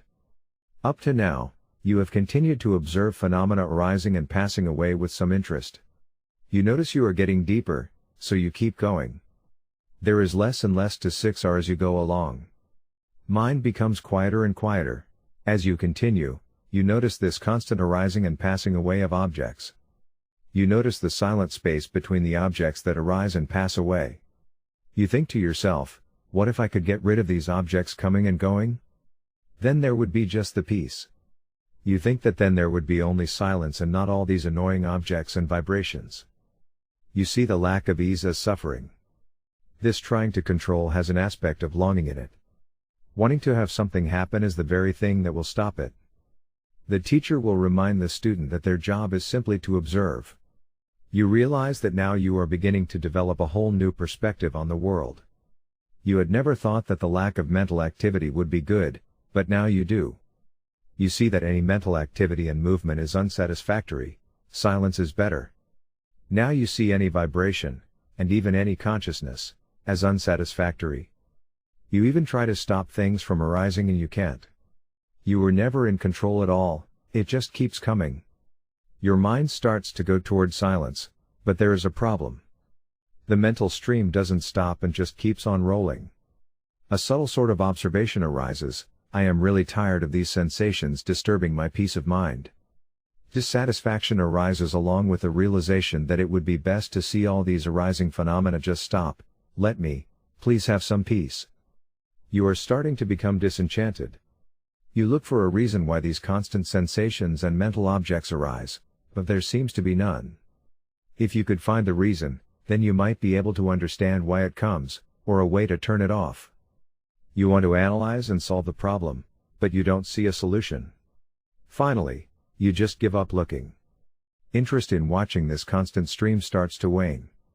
You realize there really is no end to it. This is an arising state of knowledge about your mind and the life process, it will never end. There is no peace here.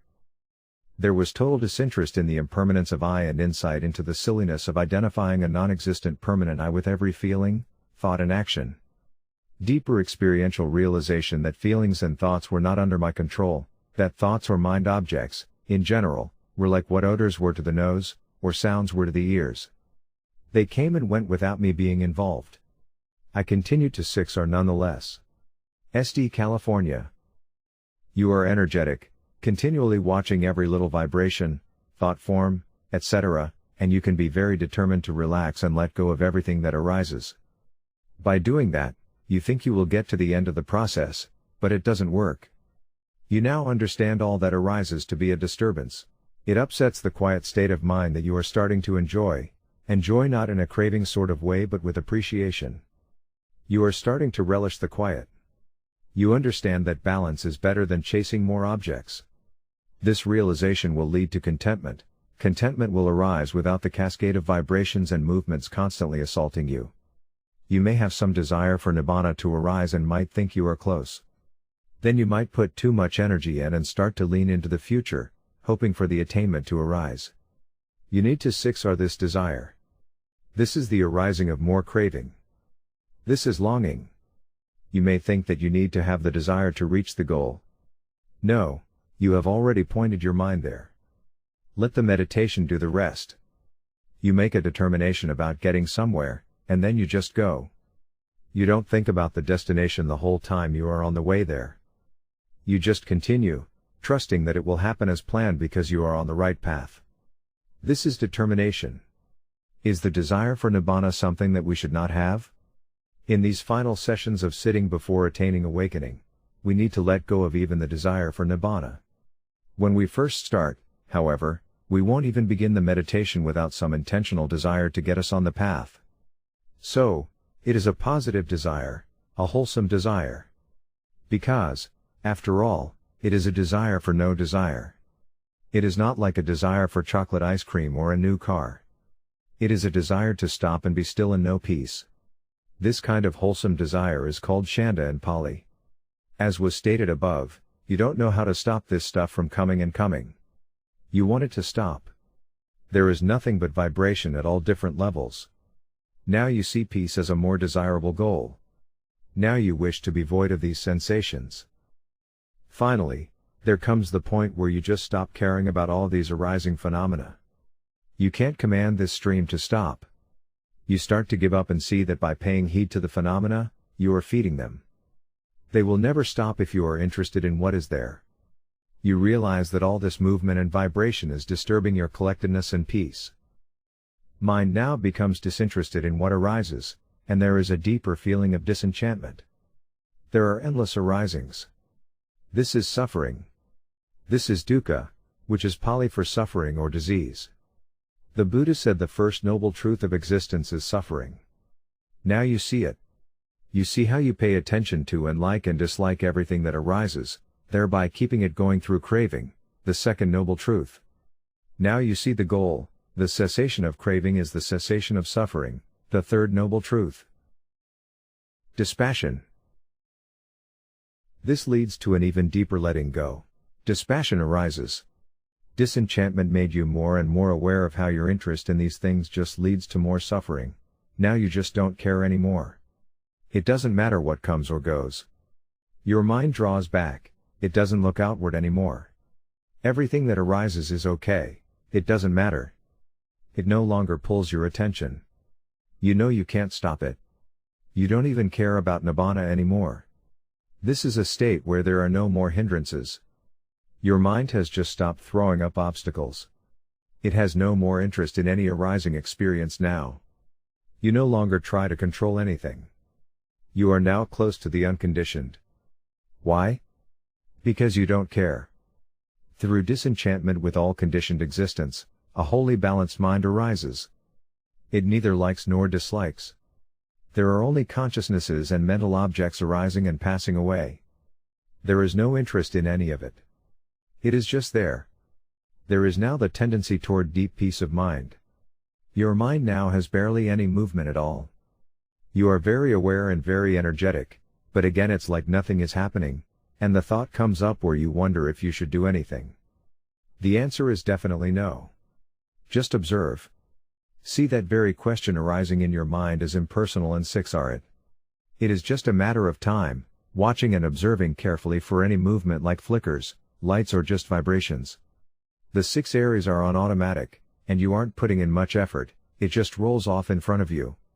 You will observe this lack of hindrances, but it won't make you excited, it is just part of what is happening. It is nonetheless amazing. To have no unwholesome states at all, to be free of craving completely. This realization has all come through your own deep insights into watching yourself coming into and out of existence. When dispassion arises, you will be very close. You think there is nothing left to do because there is nothing to Sage-Arahant, so you want to get up and do something else. There are no more barriers to the meditation. Why continue? You think everything has been completed. But, just continue and be patient with this sublimely quiet mind. Continue to observe without even caring about what comes up anymore. You have realized now there is nothing that you can do about it. Patience leads to Nibbana. This path is not just one step after another until you reach the goal. You will have doubts, you will get out of balance with your observational power. Then you will figure it out. 2 steps forward and 1 step back. If you are not progressing further and you seem to hit a wall, you should ask yourself, your intuition, what is stopping my meditation from going deeper?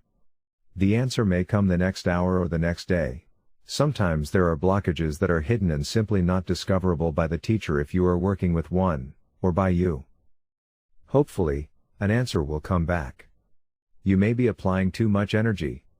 You may need to back away further from everything. Or you may not be observant enough in seeing how the links arise, how you take things personally and identify with them. You may be leaning into the process too much. Bani Vimalaramsi speaks about one student who asked himself this question. He just posed it to himself. Later, the answer came back that he was waiting. Waiting for what? Waiting for Nibbana. The waiting was the problem. There was craving there, and that had to be released. Whatever is stopping you will eventually yield as your knowledge deepens. Sometimes this blockage can go on for a long time.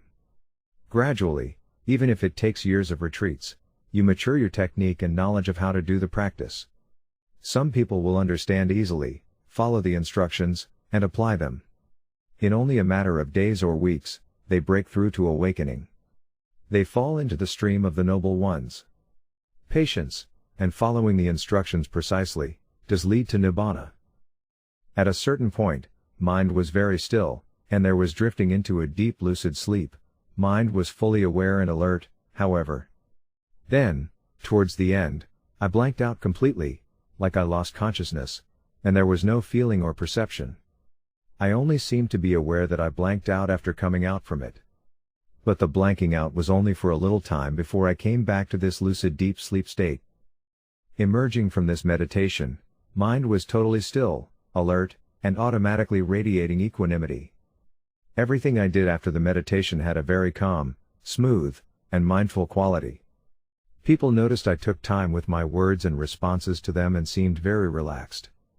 Indeed, I felt very relaxed. Mind was totally balanced. Very strong equanimity throughout the day. SD California. Let's go to the Majjhima Nikaya to see even more clearly how the Buddha described this process in Sutta 148, the 6 sets of 6. In the first 80% of the text, the Buddha describes the impersonality of each sense base as it arises and passes away. Nothing is you, consciousness is not you, your body is not you, and so on. Toward the end, he tells the students that as they observe, they will come to understand certain insights as well as why they arise. Liberation, from Sutta MN 148. MN:148 Section 40, seeing thus, monks, a well-taught disciple becomes disenchanted with the eye, disenchanted with forms, disenchanted with eye consciousness, disenchanted with eye contact, disenchanted with eye feeling, disenchanted with eye craving. It says that now the student starts to pull away, starts to understand there is nothing in this arising and passing show in which to delight. What does the student really see here? The Sutta tells us. MN 148, Section 39, students, dependent on mind and mind objects, mind consciousness arises, the meeting of the three is mind contact, with mind contact as condition there arises a mind feeling felt as pleasant or painful or neither pleasant nor painful. When one is touched by a pleasant mind feeling, if one does not delight in it, welcome it, and remain holding to it, then the underlying tendency to lust does not lie within one. When one is touched by a painful mind feeling, if one does not sorrow, grieve, and lament, does not weep beating one's breast and become distraught, then the underlying tendency to aversion does not lie within one. When one is touched by a neither pleasant nor painful mind feeling, if one understands it as it is, the origination, the disappearance, the gratification, the danger, and the escape in regard to that mind feeling, then the underlying tendency to ignorance does not lie within one. As you watch mind and mind objects coming and going, you are interested in this process, you are delighting in this observation, in seeing how it all works. The feeling of delight is so subtle you may not understand it as such, but you do like watching it and trying to figure out why the process arises and what this all means. At times mind is kind of fun to watch. Through this gratification, which is defined as source of pleasure, you watch and try to get to the goal but you can't. There is the tendency to lust after these arising and disappearing objects. Or you push them away as interfering with your calm, or you have indifference and don't care about them. It is the craving mind that takes this indifference personally. It is your indifference? It is not a clear, pure mind. In other words, you see the arising and passing of many objects, and you are attracted. Then only if you see that these objects are sources of pleasure or aversion will you see the danger to your mind by chasing and lusting after them, as this leads to suffering, old age, and death. When disenchantment arises, the Buddha goes on to say. MN:148 Sections 35 to 39.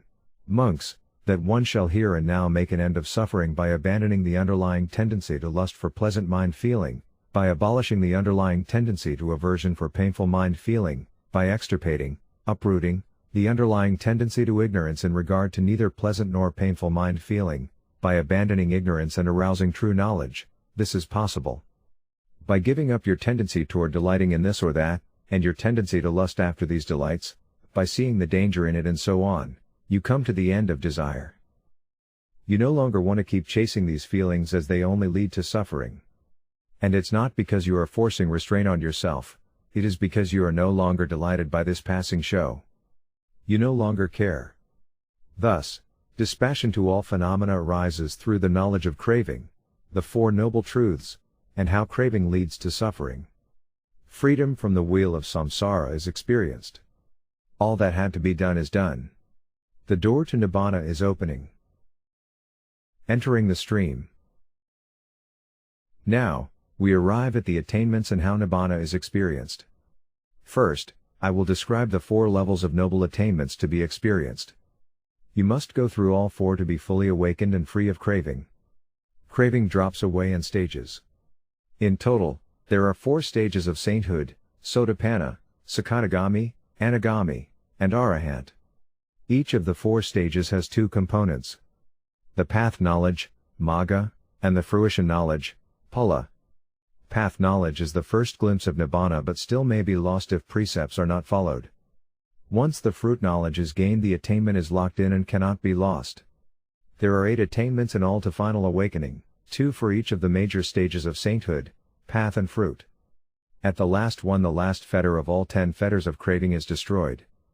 3 are eliminated at Sotapanna, 2 more are loosened at Sakadagami, and finally, all of the first 5 fetters are let go at Anagami. The balance of the 10 is eliminated at Arahant. What are the fetters? With awakening, the hindrances are abandoned once and for all. But there remain subtler, innate unwholesome tendencies in all of us that are born from craving. The word fetter is defined as something that restrains us. These are the final chains that bind us to this endless round of existences. The fetters are the last potentials of unwholesome states. I will list them as we go through the noble paths and note where they are eliminated. Chapter 15, First Stage of Awakening, Sotapanna. MN:111 Section 19. Again, monks, by completely surmounting the base of neither perception nor non-perception, Sariputta entered upon and abided in the cessation of perception and feeling. Attaining Nibbana, path knowledge, Magga. Finally, after staying with this quiet, energetic, imperturbable mind of the base of neither perception nor non-perception, and 6-ring every tiny movement until mind is barely moving at all, you let go of the last condition, the last link of ignorance, and all activity ceases. Everything stops and an unconditioned state arises. There is the cessation of perception, feeling, and consciousness, for a few moments or minutes. You don't know you're in that state until after you come out. Some will say they experienced a blank spot or a gap in consciousness. This is nothing like any of your previous jhana experiences. It isn't a gap with a sense of time because there is nothing missing. Time doesn't exist when nothing is happening. There is just the stopping of the stream of consciousness, a halting. You only know it after you come out of it. The world stops, you are no longer in samsara, and it will last as long as it's going to last. Does life still exist? Vitality and your life continuum still go on. Your autonomic functions like your heart beating and blood pumping continue. But your mental process has stopped completely. When I finished radiating equanimity to each of the points, something extremely new happened, a feeling I had felt in a meditation a couple of days ago, but it was now much clearer and more defined. In a second it was as if a membrane around me totally broke and released me. 1 second. From there, a huge space opened up before me, the feeling that there was so much room, there were no barriers. At the same moment my face begins to fade, as if something was literally erasing it. And left me without skin or muscles. There was happiness, but without excitement. Tranquility and a very, very refined attention. Barcelona, Spain. Before, there just existed slight movements of mind. But now with this temporary cessation of all mental activity there arises right after that a powerful clarity of mind. You have just had the deepest rest of your life. When you come back you are now seeing the subtlest movements, deeper than you have ever experienced. Mind appears like a totally erased blackboard. Nothing is on it. Then, when mind turns back on, the first mental process is clearly seen against this inky black background. Coming out of cessation, mind is radiant and observant. You have arrived at full stop. The effect of the cessation is so powerful that whereas before the pond of your mind had tiny little ripples on it, now it is so still and placid that you can see anything there, you can see to any depth what is below. There is no craving at all. There is no dust to obscure vision. Mind is so pure that you see the smallest detail of anything that starts to arise in crystal clarity. What you are about to see is the first arising of consciousness, the first moment of mental activity. As your mental processes begin again from this still point, the next thing that happens is that you see the links of dependent origination arise and pass away very quickly. These are sometimes in the form of vibrations or little lights, flashes, or electrical currents. You will see this in your mind and sometimes even see it in the air in front of you. You won't know what it is, very likely, and will not expect it. This is the first conditioned mental process in which your mind starts to vibrate again and come back online. When this happens, the eye of wisdom, mind without craving, sees the total impersonality of the process. There is no self there. Your deep observation understands that there is nobody home, that what you are is just a process of moments arising and passing away. As a result of this profound insight, the supramundane unconditioned Nibbana arises. This experience will be followed by a momentary sense of relief like a burden was lifted off. You have just experienced Nibbana. You have become a Sotapanna. In meditation things began to slow down. The vibration slowed to a ripple that ended in bright light. I went deeper and things seemed slower, there seemed to be something breaking up in the light. I went even deeper until the distractions abruptly stopped, like the plug had been pulled out. Mind activity abruptly stopped, what was left was like a blackout, the center seemed darker than the edges. For a moment it felt like something was missing. I didn't feel joy, more like a calm relief. CB Sri Lanka. Nibbana will not come when you want it, it will come when you are ready, when the 7 factors of awakening all line up in perfect balance, like passing through the keyhole of the door. You didn't think it could be possible, yet it happened. You see that, in this seemingly permanent and eternal psychophysical process, when mind stops, there really is nothing between each thought moment that persists. That knowledge leads you to understand that an impersonal underlies everything. There is nothing that is continuous between each moment, nothing that survives. Not even God. Nothing. Everything is absolutely void of self or soul. MN:111 Section 19 Kant. And his taints were destroyed by his seeing with wisdom. The word here is wisdom. So, what is wisdom? After the cessation of perception, feeling, and consciousness, and it's going to last as long as it will last, when feeling, perception and consciousness start up again, you have the opportunity of seeing exactly, clearly, with very sharp mindfulness, every one of the links of dependent origination. You will see how when this doesn't arise, that each link is dependent on the previous link. You will see that everything has a cause for arising. You have uncovered the last link of ignorance. You will also see that if it arises, it will come to an end. You will see impermanence clearly. All that arises will pass away whether it be pleasure or pain. This is wisdom. It is the knowledge that you gain by directly seeing the links of dependent origination arise and pass away and by seeing that there is no enduring self. This wisdom is not some sort of conceptual philosophy, some religious tenet or dogma, it is the result of seeing directly. When you see the word wisdom in the suttas, you should understand that this always means seeing the links of dependent origination directly and seeing everything that arises as impersonal. It isn't learning a philosophy, it is directly observing reality. With the next mental process that arises, you will see the whole arising and passing away of all of the links of dependent origination for the duration of one instant.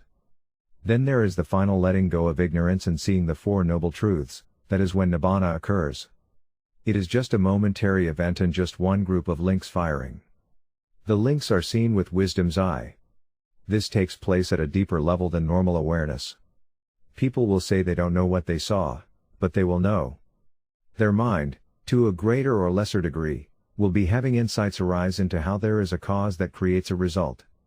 This constant arising and passing away of conditioned existence is the content of who we are, and that's all there is. They will now understand at an intuitive level how dependent origination works. Each link is conditioned by the previous link.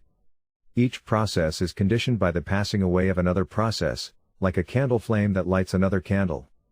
One candle burns down, but the next candle lights up, being ignited by the previous candle.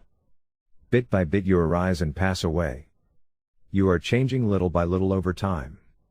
Like a great city that arises from an empty piece of land, each building arises one at a time. Each shovel of dirt carried off and dumped one at a time. With the constant arising and passing away of causes, this great city is built. The next shovelful of dirt taken away changes it once again. No one person has built it, just many shovels and people shoveling. It's a process with no real beginning and no real end. We give cities names, but these are just concepts to label these groups of buildings. The perception aggregate of the 5 aggregates is partially memory and part labeling. Perception is what puts a name on this group of buildings. It labels it either New York or San Francisco depending on what, for example, visual forms arise. In our own case, we are given a name, like John, and then we personally identify with that name as if some underlying entity were controlling everything. But it isn't. It is just a concept. The city itself is not one solid thing. It is the result of all these causes that make it what it is, but in this instant only. In the next moment, it has changed to something else. In the same way, you are a completely impersonal process, there is no one or soul behind it. It is automatically happening and will continue forever into the future until you become fully awake and exit the wheel of samsara. This is so profound that after these links pass away, Nibbana arises just for an instant. In the suttas it says, and his taints were destroyed with wisdom, meaning that Nibbana arises right after you see the links of dependent origination, and it destroys a certain measured amount of craving. It destroys the first 3, what are called fetters. Step-by-step attainment of Nibbana. The cessation of feeling, perception, and consciousness occurs. This means that everything we consider a person stops. There is a blank state, a blackout or voidness. All mental activity stops. On an EEG one would guess the indicator flatlines for just a moment. Following the cessation, because of the incredible clarity created by the experience of cessation, the first mental activity, a set of 12 links, arises and passes away. They might be seen like bubbles or little flashing lights. Wisdom's eye observes utter and total impersonality in this first mental process as the links arise and pass away. With no craving to cloud mind, the links are seen as just an impersonal process with no inherent self. Just a group of neurons firing. That is all you are. After the last link of ignorance passes away, Nibbana arises. There is a feeling of relief for a moment, a unique feeling in the mind that there has been a great burden thrown off. Joy starts to arise, all-pervading joy that can last for up to several days. It may continue longer, but sometimes you just get used to the state and don't notice it anymore. Note that the relief and the joy that follows are different feelings. You should notice this difference. There was definitely joy, but I think what followed was the mind jumping for a brief moment, oh wow, what just happened? Because it was not like the nothingness between the flickering of consciousness, and yet pervading joy persisted after the blanking out and continued even after the meditation. This kind of joy I couldn't compare to drunkenness, although I can see how people might do so, because if I caught myself in the mirror, my eyes were just so relaxed, and I had a wide smile on my face. It's of a different quality. I think Bonnie once called it relief, and I could definitely apply that to it. Mind was totally equanimous and relaxed and balanced and only focused on what the body was doing, no matter how mundane. For example, when I went to put pizza in the oven, there were no reflections or thoughts, or anything in the mind. My focus was on unboxing the pizza, slowly, almost like an automaton, without any involvement, yet I was totally present and aware of each action happening. S.D. California. The first time Nibbana occurs, many people will not recognize or see the 12 links, but they will have the experience of Nibbana regardless. At the next level called fruition, it is likely they will witness more clearly the links arising and passing away. Fruition knowledge is much deeper. It happens in this way, for many people, when they experience the first path. The Sotapanna path knowledge can have the cessation with the relief, but the links themselves just are not clear. They may report more often a blackout where they just disappeared and then came back. The fruition will be attained later after they have practiced some more. This will cement in the attainment in a deeper way. Again, when wisdom arises, the first 3 of the 10 fetters are eliminated in the first path attainment. All of the fetters are fully abandoned after the attainment of full awakening, which is arahantship. What is Nibbana? Nibbana is described in the Pali texts as a dhatu or element. Earth, air, fire, water, space and consciousness are elements as taught by the Buddha. The Nibbana dhatu is also an element, and its other qualities are described by Bhikkhu Bodhi here. The Buddha also refers to Nibbana as ayatana. This means realm, plane, or sphere. It is a sphere where there is nothing at all that corresponds to our mundane experience, and therefore it has to be described by way of negations as the negation of all the limited and determinate qualities of conditioned things. The Buddha also refers to Nibbana as a dhatu, an element, the deathless element. He compares the element of Nibbana to an ocean. He says that just as the great ocean remains at the same level no matter how much water pours into it from the rivers, without increase or decrease, so the Nibbana element remains the same, no matter whether many or few people attain Nibbana. He also speaks of Nibbana as something that can be experienced by the body, an experience that is so vivid, so powerful, that it can be described as touching the deathless element with one's own body. The Buddha also refers to Nibbana as a state, pada, as Amitabha, the deathless state, or Acutapada, the imperishable state. Another word used by the Buddha to refer to Nibbana is Sakha, which means truth, an existing reality. This refers to Nibbana as the truth, a reality that the noble ones have known through direct experience. So, all these terms, considered as a whole, clearly establish that Nibbana is an actual reality and not the mere destruction of defilements or the cessation of existence. Nibbana is unconditioned, without any origination and is timeless.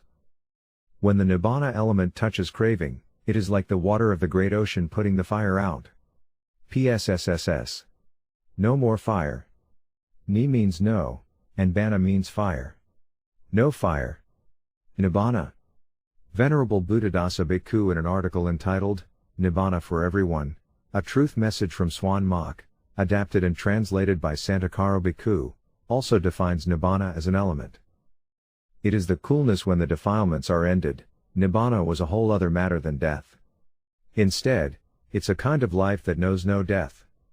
Nibbana is the thing which sustains life, thus preventing death. It itself can never die, although the body must die eventually. The cessation and the experience of Nibbana are 2 different things. Some say when mind stops that is Nibbana.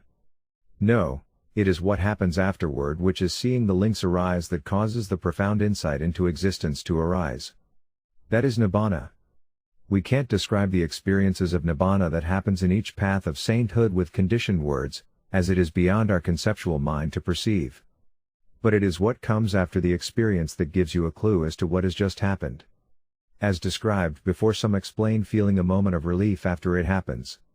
Some experience a deep understanding of dependent origination. Some say they just went away into a black hole or disappeared. Then, slowly, a mild to strong euphoria arises. I am careful not to use the word joy here, it is beyond that. Some describe it like steam that ascends slowly in mind or perhaps a minty feeling. This is what we call all-pervading joy, it seeps out from every pore of your body. You may not notice it at first, but soon you feel very uplifted and elevated. It is a feeling of happiness but grounded in very strong equanimity. You realize, in a flash, that there is no controller. There is no ego. There is no self, everything is impersonal. It is said, no self, no problem. What a relief. There is nothing to worry about or control. It is all impersonal, arising and passing away on its own. All of these mental states are arising from causes. They are just conditioned by previous actions. In fact, the meaning of kama, Pali, or karma, Sanskrit, is action. There is the action and then the result from that action, vipaka. There is no self that you need to psychoanalyze to get to the real problem of this depression or neurosis. Once the concept of self is gone, there is nobody left to be depressed, or more clearly, nobody left to take a painful feeling personally. It is only a feeling and it isn't your feeling. You may notice that everything looks a little different now. Your senses appear to be heightened more than normal meditation might make them. Colors are brighter, or you just find yourself looking at the trees with awe and wonder. You notice the mind is sublimely quiet. You will be asked if you notice a change in your personality. Do you feel different? Do you have a change in perspective? For some, it is a dramatic change, and for others, it is subtler. In terms of perception, yes, I can see a noticeable shift. Everything that's happening around me no longer has my emotional involvement, good, bad or indifferent. There's a visible and experiential impersonal nature to the events around me, and my mind is no longer reacting to things.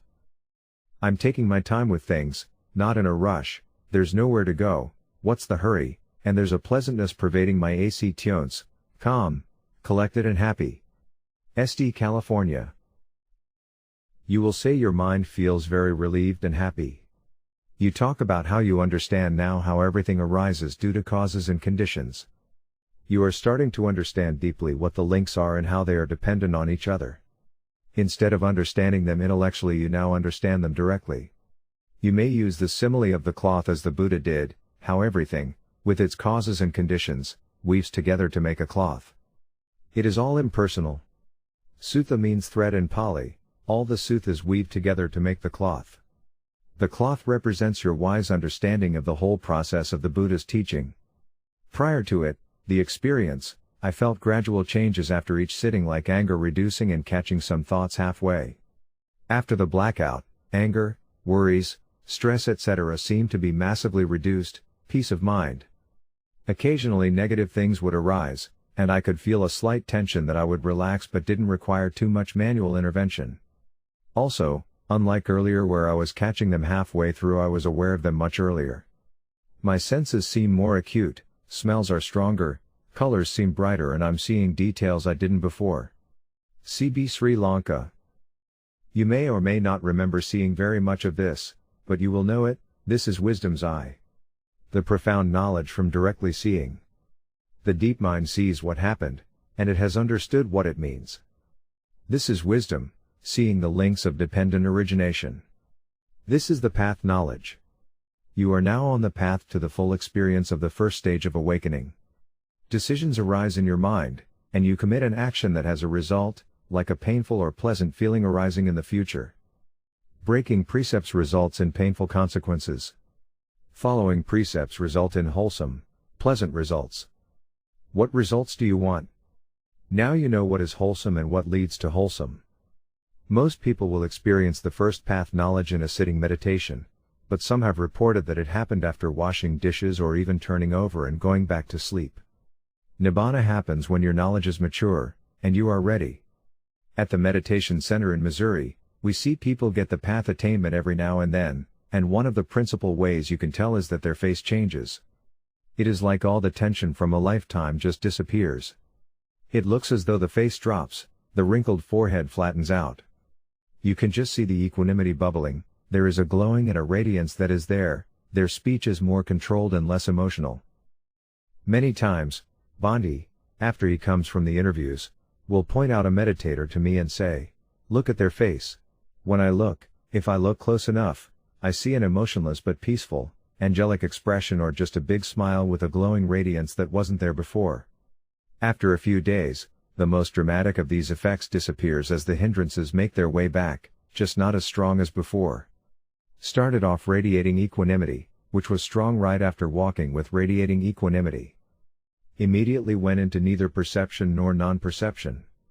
No desire, no craving for anything, just allowing mind to relax deeper and deeper and deeper while staying on quiet mind. Cessation, blank occurred, and immediately after emergence, stayed in 8th jhana for a while, then came out and continued to 6R. The joy and equanimity that followed was refreshing. The view of the world around has changed drastically. There is non-attachment and non-aversion, as I'm just staying with quiet mind, smiling without effort and radiating compassion to others.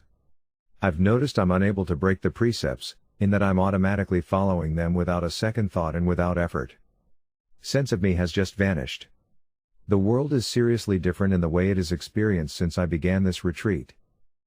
Sensual pleasures are nothing compared to the meditation, and being unhappy seems like an impossibility. There is tremendous silence in the mind and interactions with others are joyful and happy with lots of laughing and delightful words, all the while radiating loving-kindness to them. Attachment or aversion make no sense at all when there's no one being attached or feeling aversion and no thoughts in the mind. Sense of ownership too has faded. There's nothing to own or keep. What comes, comes, and what goes, goes. If it comes, okay. If it goes, okay too. I'm in automatic happiness mode, everything that happens around me can be good or bad or nothing at all, and I can just smile, laugh and be happy for no reason. There's no sense of tiredness or lethargy. Who is being tired? Moreover, coming out of the meditation seems to generate a lot of energy for the day. It's better than any energy drink or coffee. Craving has become minuscule. It just doesn't register as something the mind can do anymore. SD California. Sotapanna fruition, Pula. The first path knowledge, which is experienced one time, is followed by the first fruition knowledge. The path knowledge gets you through the door, the fruition knowledge closes the door and locks in your understanding. This all happens when you have another cessation moment arise in your meditation, and you experience Nibbana again. After you experience the Sotapanna path attainment as outlined above, then if you sit and continue to meditate exactly as you did before, you will experience that process of a blank spot and flashes again, with another feeling of relief. This is the Sotapanna fruition. This is the first stage of 4 stages of sainthood. You have entered the temple now, but there are 3 more levels of attainment following Sotapanna which we will get into following this chapter. However, you might be too restless to sit right after your path attainment. This is due to the strong all-pervading joy you will be experiencing. Over the next few days, as your energy wanes, you will be encouraged to go back to your chair or cushion and gain the fruition of Sotapanna. You may be told that your mind is very strong now. Do not waste any time. Use this time to make even more progress. You are understandably happy about your path experience. But now that your mind is bright and very clear, it is helpful to continue to the fruit of the first stage of awakening. Your mind is open and ready, so just continue with your practice. Gaining the fruit is what changes the personality in a major way. Gaining the first path is a preliminary step to gaining the full attainment and fruition of Sotapanna. The meditator with only the path experience can actually slide back due to bad behavior and breaking precepts. You can lose your attainment. This is why it is called the path knowledge. You have become a Kala Sotapanna, little stream enterer. You are still on the path, not done yet. You must keep the precepts fully, meditate, and attain cessation once again. Once the fruition is attained, the path has been fully traveled, and you are now a noble one who will never break the precepts. You have reached the first level of sainthood. Bani Vimalaramsi likes to say you have given up an ocean of suffering. A Sotapanna purifies and eliminates from his mind the first 3 fetters of being. There are 10 in all. 1. Sakkaya Ditthi, personality belief. You now know, without any doubt, that there is no permanent self or soul. 2. Visikiccha, skeptical doubt about the Dhamma. You will have no doubt about the path. You will know how you achieved what you did and how to continue the practice. You have total confidence in the Buddha's method. You have full confidence in the Buddha, Dhamma, and Sangha. 3. Silabhataparamasa, clinging to rites and rituals, thinking that they will, by themselves, lead to awakening. You will understand that bowing, chanting, or worshipping the Buddha will not get you to the experience of Nibbana, no matter how much you do this. You must do the work of meditation and study to attain Nibbana. With the second step of fruition being attained, you will not be able to break precepts anymore. You might try to do it, just as a test, but you won't be able to go through with it. With only the path knowledge you could potentially break them, and this is the danger of not attaining the fruit. With only the first path knowledge it is still possible that if you did continue to break precepts and behave badly, you could lose your attainment. You would have to go through the process, having the experience of seeing dependent origination, again. Sutta Mn 105 Sanakata Sutta addresses this possibility with the simile of the wound and healing. If one does not take care of the wound, it is liable to become infected. However, with proper care the wound will heal completely without any possibility of becoming infected. In the same way with the proper taking care of path knowledge, your attainment will not be lost. With the fruition, your attainment is locked in. There is no going back to the state of the worldling, pathu jhana. As a Sotapanna you are destined to have no more than 7 lifetimes before you get off the wheel, become a full Arahant with all 10 fetters destroyed, and attain final Parinibbana. Also, when you are reborn, at worst you will not fall below the human realm. You are also assured that your next life will be pleasant, where you can continue to do your work to get off the wheel. There are 31 planes of existences. You will not fall into the painful, hellish realms now. You won't come back as an animal or ghost. You may return to the human realm, or to one of the 6 deva or celestial heaven realms where there is only enjoyment and pleasures. If you attained jhana, and you certainly did practicing TWIM, you would be destined for at least one of the Brahma realms with incredibly long lifespans, where beings feed on joy to sustain themselves. Or you may go even higher into one of the 4 Arupa realms where there is only mind, no tasting or touching. They're exclusively mental realms with no physical body. In these realms, it is said that lifespans are measured with a 1 followed by miles of zeros. So, they are very long. If for some reason you have only attained the path knowledge and haven't broken precepts, but you did not continue your meditation in this lifetime, the suttas say you will attain the fruition on or before your death. Most of the time it will come a lot sooner. On a retreat, fruition could come in only a few days, or even hours, if you continue to practice without a break. Recently, a man in Chicago experienced the path at lunchtime, and the fruition arose for him at 1:20 a.m. that night. He didn't see the links the first time, but with the fruition he did report them. All the higher paths are attained by just continuing the practice in the same way. There will be deeper and subtler fetters to see and abandon. Your meditation will be easier, but still, the balance of the fetters will continue to arise. Now your confidence will be very strong, and you will be without doubt. The suttas also describe another way of becoming a Sotapanna. Simply hearing a passage of text can bring about the Sotapanna or Sakadagami paths. In one translation, Sota means ear, and Panna means wisdom, wisdom through hearing. This is rare, but it did happen for many of the Buddha's disciples, like Sariputta and Moggallana. But for this to happen, the teacher must say exactly the right thing, and the student must be ready. Again, this is a very rare occurrence. And it tends to take a Buddha to accomplish it. Now you have had the first 2 experiences of Nibbana and have become a Sotapanna with fruition.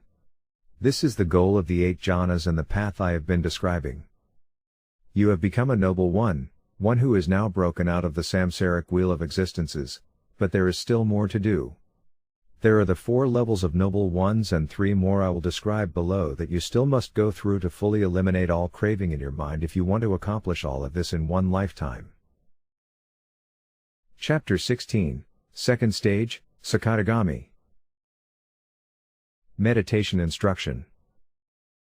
Now that you have attained the first path and fruition of Sotapanna, how do you continue? That is easy, just keep doing what you are doing. Each stage of awakening is just one more step on the ladder to eliminating craving. Now the meditator spends 2 minutes in each direction radiating equanimity and then all around as before. And again, when the feeling fades away you observe the quiet clear mind and 6 or any phenomena that arise. That's it, just keep going. And this is the process all the way to the highest attainment. The second stage of awakening is a continued deepening of the meditation practice. You become a Sakadagami when you see the links of dependent origination arising and passing away twice versus only one time for the Sotapanna.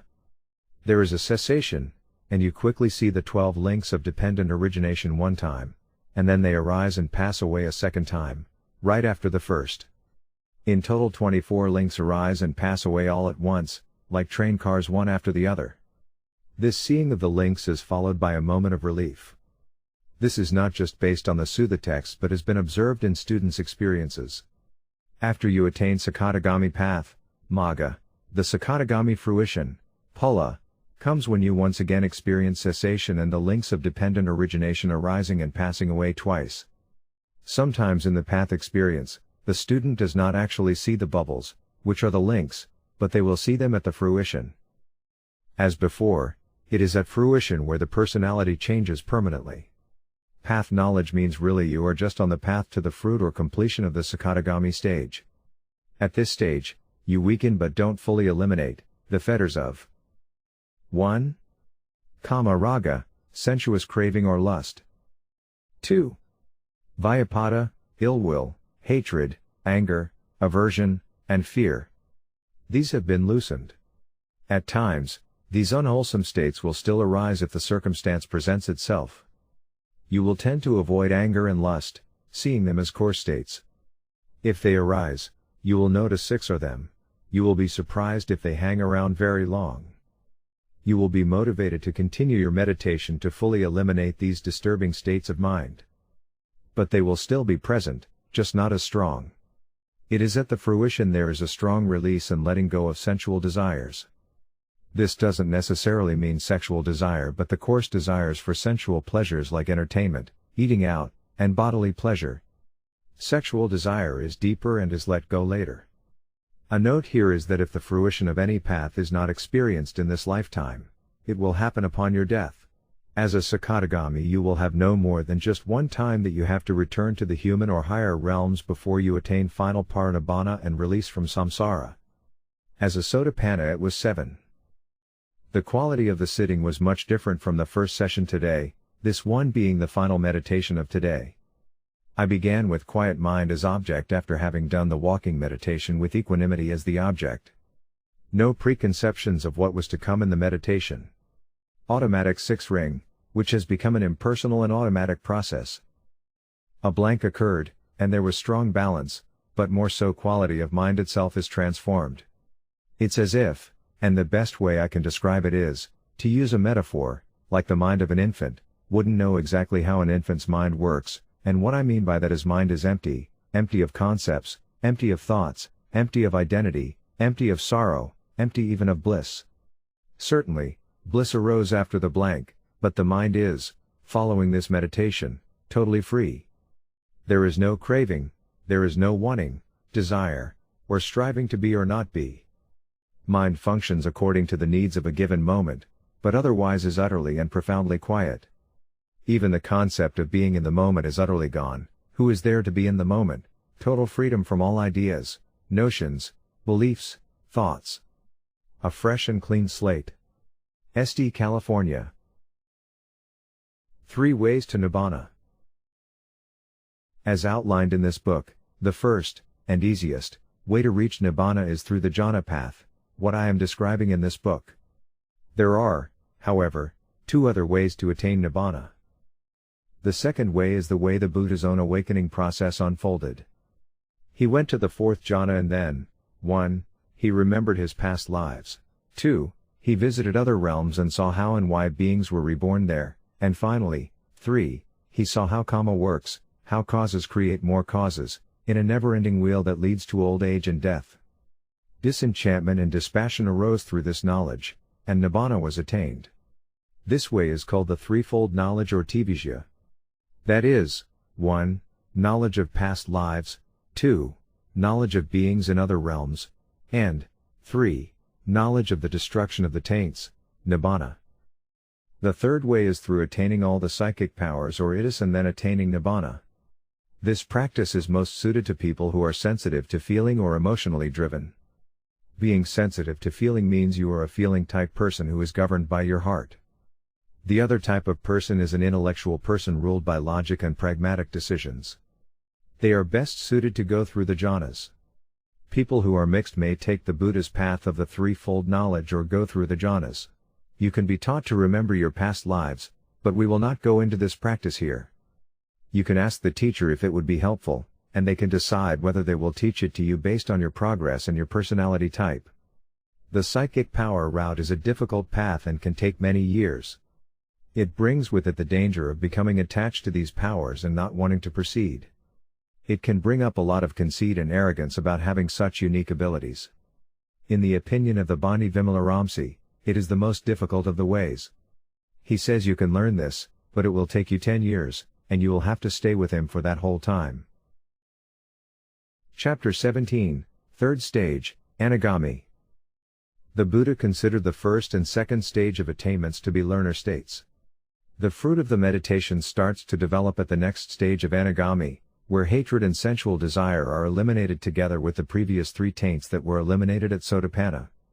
These are the 5 lower fetters. This is truly a worthy and elevated state of being. Arahant, which is the 4th and final stage, then eliminates the rest of the 10 fetters, completely. To attain the higher paths of Anagami and Arahant, one must practice meditation. Whereas before one might have become awakened to the first 2 paths just by listening to a phrase, it will now require intense meditation practice with full passage through the jhanas. Deep meditation is needed to see even more clearly the nature of the links of dependent origination and how mind is working, taking everything personally. After more meditation and devotion to the practice, you will experience cessation again. Then you will see the links of dependent origination arise and pass away 3 times after a cessation moment in quick succession. This is the Anagami Magga or path knowledge of the 3rd stage of awakening. After you experience Anagami Magga, if you experience the same thing again, then Anagami Phala or fruition knowledge will arise 3 times. An Anagami has very strong equanimity. Nothing disturbs you except sometimes some restlessness that arises. Whereas before you might have reacted with some sensual desire, lust, hatred, or aversion, this is no longer the case. In addition, there isn't the slightest fear now because of the elimination of hatred. Fear is part of hatred. You will have destroyed the first 5 fetters completely. 1. Sakkaya Ditthi, personality belief in an I or personal self or soul.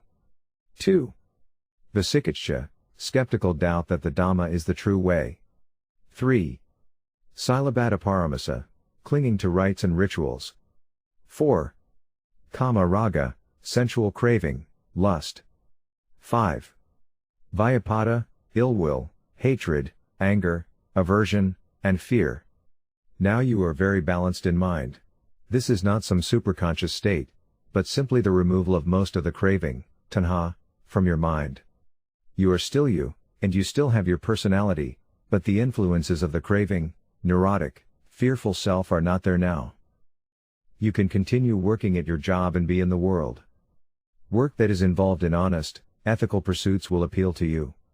You will be completely truthful and fair in your dealings with your customers and fellow employees. You will treat your fellow employees with kindness and not be shaken by any outbursts from the boss. You will notice that you are no longer bothered by the petty fears and hang-ups that most people experience. You will become a better employee and a better boss. You will have no fear of anything and never be intimidated. You will follow directions perfectly but have no problem with pushing back against unwise orders given to you and will not fear to talk to the boss in an even, unemotional way. You won't complain or gossip with other employees about what is wrong, and you might even be promoted up the ranks. Truly, worldly success will come as you achieve deep spiritual success. Romantic interest is removed in a major way at the path knowledge and eliminated entirely at the fruition knowledge for Anagami. You will no longer desire marriage or a family. However, if you currently are married or have a family, your romantic lust will be replaced with strong, pure loving-kindness.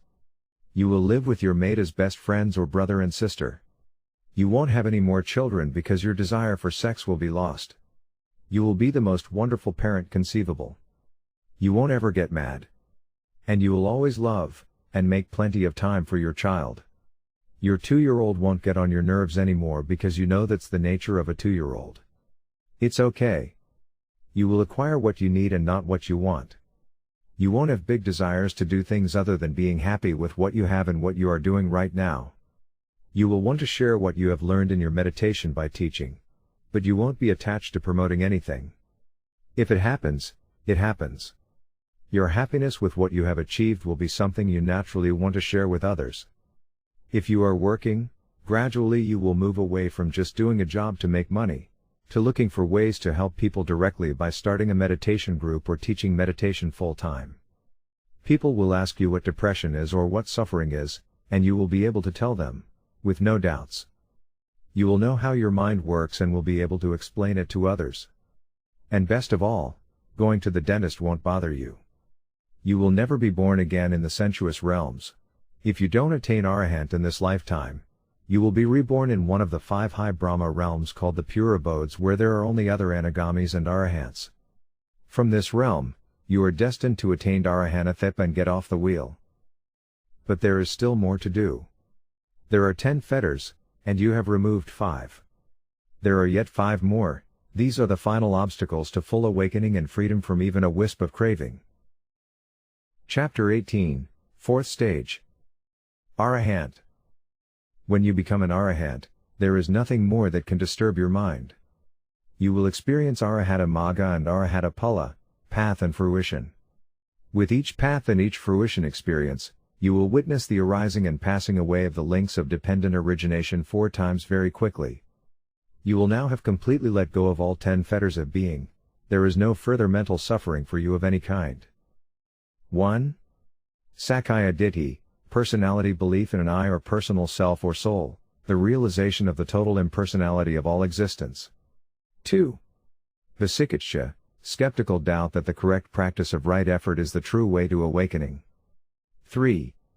Silabhata Paramasa, realizing that rites and rituals by themselves do not lead to awakening. 4. Kama Raga, craving for sensual pleasures. 5. Vyapada, ill will, hatred, and fear. 6. Rupa Raga and Arupa Raga, the desire for material and immaterial existence. The desire to be reborn in any realm of existence. This fetter listing has these 2 desires for existence combined into one, which is different from the way they are normally listed. 7. Mana, conceit, comparing with somebody else. Thinking in your mind, I am better than you or I am less than you, comparing yourself to others. 8. Tina Mitta, sloth and torpor. Although sloth and torpor are frequently not classically included as part of the fetters, sloth and torpor are considered as one of the hindrances, which is why Bani Vimalaramsi adds it here. The suttas list this as a hindrance quite clearly. 9. Udaka, restlessness and worry. 10. Avijja, ignorance of the 4 noble truths and the workings of dependent origination. You will be sought out for your wisdom, as there is no craving left in your mind and your mind is completely transparent. You see how your mind works and can easily explain it to others. The Buddha was an Arahant and passed through all of the jhanas and went through all the stages of awakening. It is said you could ask the Buddha a question and he would give you the perfect answer. He always said exactly what was called for at the time. You may not have that depth of his understanding, or ability to speak, but it will be close. You will have experienced Nibbana the same number of times, but your understanding of what you saw or your ability to explain it may be less. The difference between a Buddha and an Arahant is that the Buddha has gone through countless lifetimes of purification and can be compared to a bottle that is completely empty, clear, and sparkling. There will be no taint or smell of what was there before. In an Arahant, there may be just a whiff of the personality that was there before, like a milk bottle that is emptied and cleaned out but with some faint remnant of what was there. Nonetheless, both a Buddha and an Arahant are both empty of craving and ego. Both have the same attainments. Another difference here is that a Buddha comes to wisdom solely through their own efforts, while an Arahant reaches awakening by hearing the teachings of a Buddha. When somebody asks you if you have any attachments to relatives or family, you will say no. There is nothing that makes your mind lose its balance. Yet, Arahants are not automatons. The Buddha was hardly an automaton. He not only responded to people who needed his help but went from place to place finding beings with little dust in their eyes who he felt could understand his teachings. He initiated conversations, seeking out beings that he could help awaken. He invited other teachers to come and argue their views with him in order to teach more students and convince more people he knew the true way. It was said that he taught the devas and beings in other realms while everyone else was asleep at night. You will compassionately take care of any problem that you find. You will always help others to overcome problems, but will never push your help on them. You will be equally compassionate to all beings and not just members of your family. Your loving kindness now knows no bounds or limits. You will treat the lowly ant as well as you treat your closest friend. You will not proselytize about Buddhism. You will answer questions and bring up Dhamma at the right time. It is unlikely anyone would ever know about your attainment, as there is no longer conceit or desire to say you are better than anyone. And as far as you are concerned, your mind is simply clear, and that is all. There may arise in you some psychic powers, like reading minds or something else, but it just depends on your past karmic actions. Sariputta had little in the way of powers, yet he was an intellectual giant and called the general of the Dhamma. Moggallana had every power that was possible, and then some. But his intellect was not as sharp, as he had more of a feeling or emotional type of personality. Feeling personalities have a strong tendency to be able to develop psychic powers. Your intuition about things will be exquisite. Your meditation practice will be very deep, with no distractions. You can decide to go into a jhana, or even cessation, nirodha, itself at will. You will be able to resolve to sit in the cessation of perception, feeling, and consciousness for up to 7 days. If you go any longer than that, your body will lose its heat and vitality and die. You must be careful. Going into a state of extended cessation is of great benefit because, when you come out of this state, your mind will be extremely energetic and awake. You will need much less sleep. The Buddha was said to have slept only an hour per night. People with the fruition of Anagami also have a limited ability to go into cessation, and there are now students that can make this determination and sit in cessation for as long as they wish. Theoretically, based on the suttas, you can sit for 7 full days, and get up as if you had just recently sat down, with no pain, full of energy. This cessation state is different than what is mentioned in the suttas, as he attained to the cessation of perception, feeling and consciousness, and his taints were destroyed by seeing with wisdom. When this state is attained, you do not see the links arise and attain Nibbana. It is simply a stilling and stopping of mind. Why one doesn't see the links again and attain Nibbana again, I cannot say.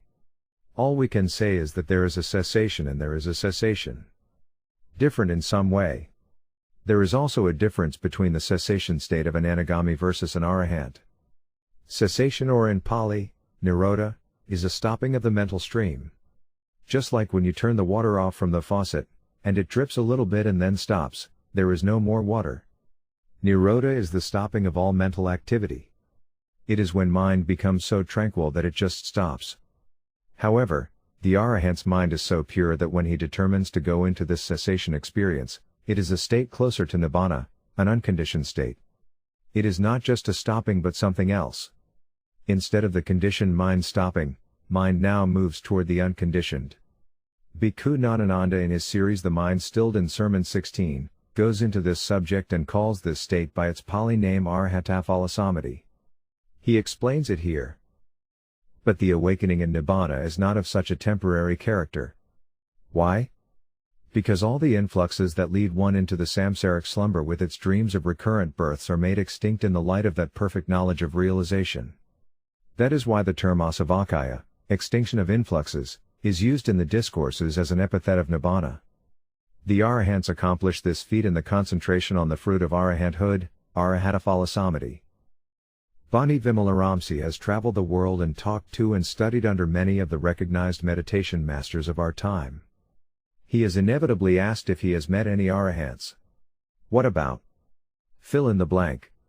He says, no, so far he has not met anyone that he felt was an Arahant.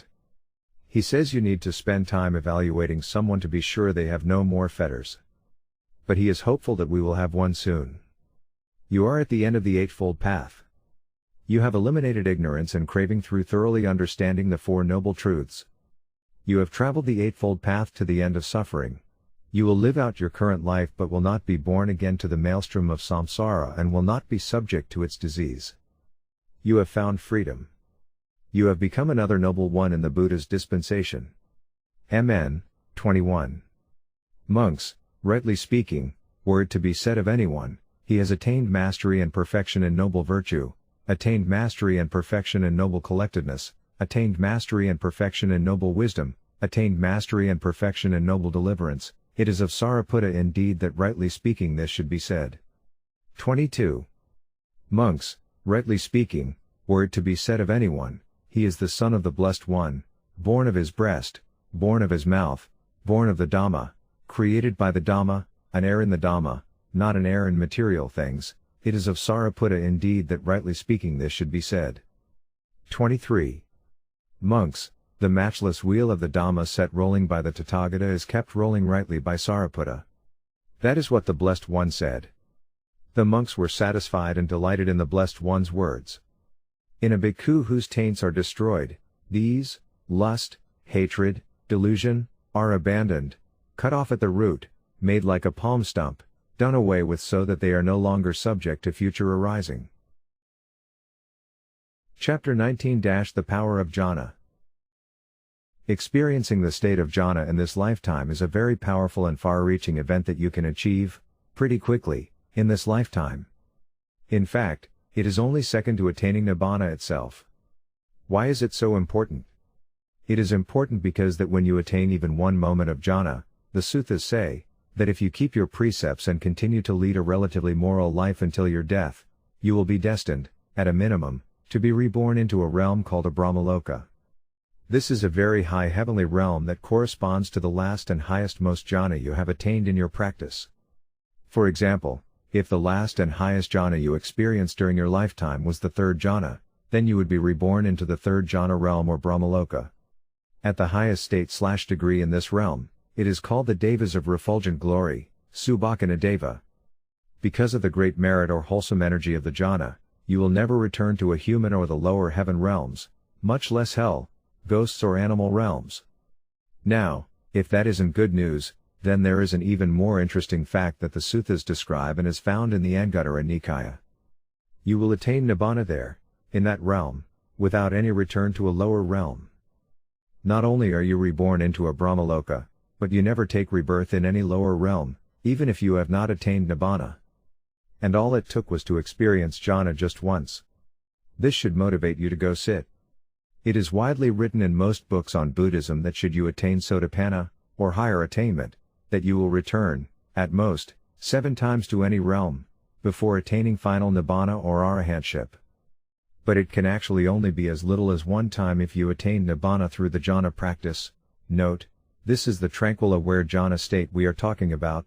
You will be only reborn 1 time in the highest jhana realm that you experienced and attain final awakening there.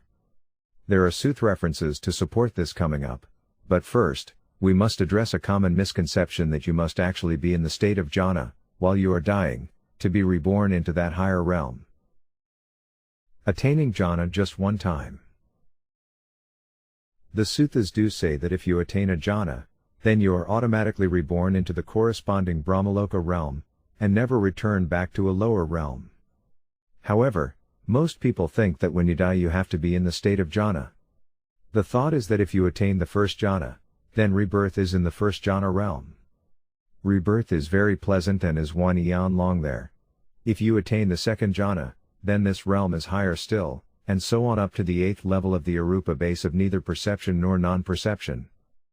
I'll use the below sutta, it is a suttacentral.net translation, but I am going to change some of the text to Bhikkhu Bodhi's version. This becomes clearer with his Anguttara Nikaya translation, printed by Wisdom Publications, in 2012, on page 507. This is a sutta entitled Goodwill, Loving Kindness, the Book of Fours, Sutta 125. This is to address the skeptics that think that to be reborn in a Brahmaloka requires that you be in that jhana meditation state at the moment of your death. Anguttara Nikaya 125, 5, Book of Fours, Loving Kindness. Monks, there are these 4 types of individuals to be found existing in the world. Which 4? There is the case where an individual keeps pervading the first direction, as well as the second direction, the third, and the fourth, with an awareness imbued with loving kindness or metta. Thus, he keeps pervading above, below, and all around, everywhere and in every respect the all-encompassing cosmos with an awareness imbued with goodwill, loving kindness, abundant, expansive, immeasurable, free from hostility, free from ill will. He savors that, longs for that, finds satisfaction through that. Staying there, fixed on that, dwelling there often, not falling away from that, DJ easily able to return to that jhana. Then when he dies, he reappears in conjunction with the devas of Brahma's retinue. First jhana realm, the devas of Brahma's retinue, monks, have a lifespan of an eon. If we look at the sutta, this idea of having to be in the jhana state at death appears not to be the case, luckily. You only need to be able to experience in the time period that is near your death, through a normal sitting, the ability to get back into that jhana again. With this condition, you have fulfilled the criteria.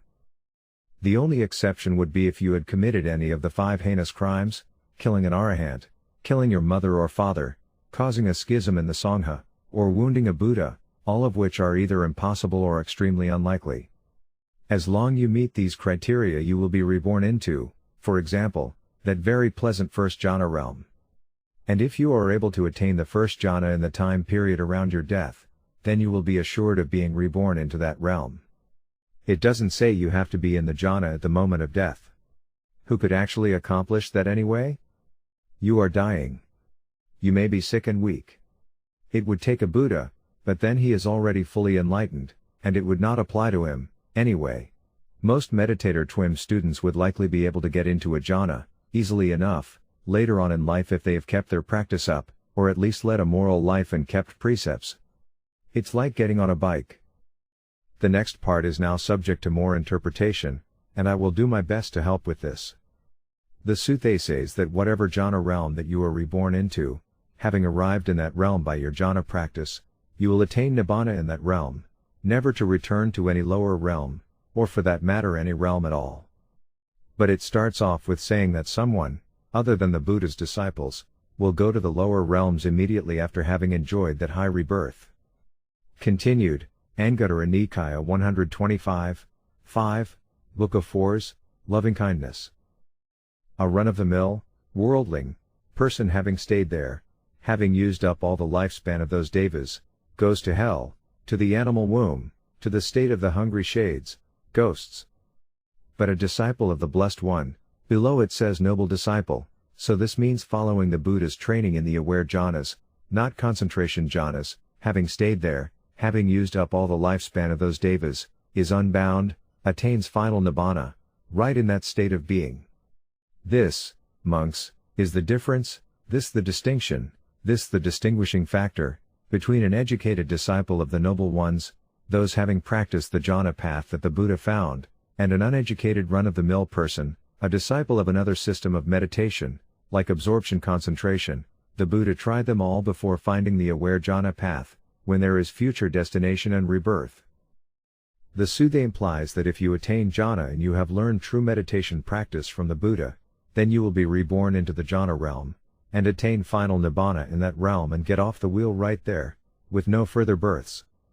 However, there is this quite ominous warning, and believe me, most people will not like this at all, about your subsequent rebirth after having been reborn into a jhana realm if you did not learn your meditation from the Buddha.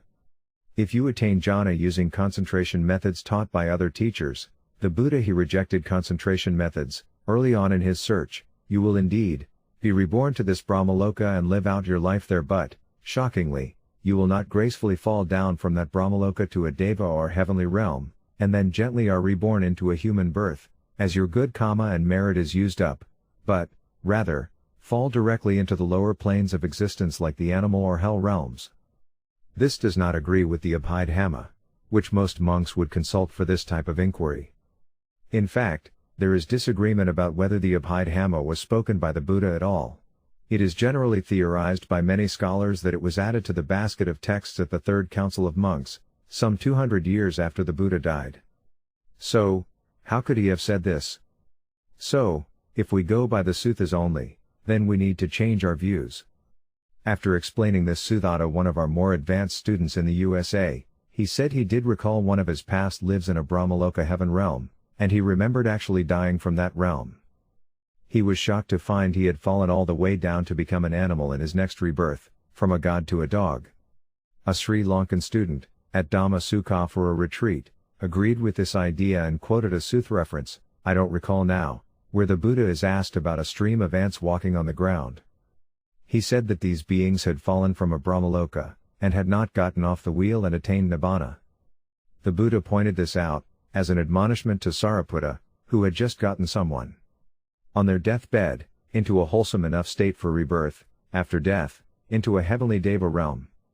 The admonishment was for only getting them into a heavenly realm and not giving them enough wisdom for them to attain the knowledge of Nibbana right there and get off the wheel either this or only one more lifetime.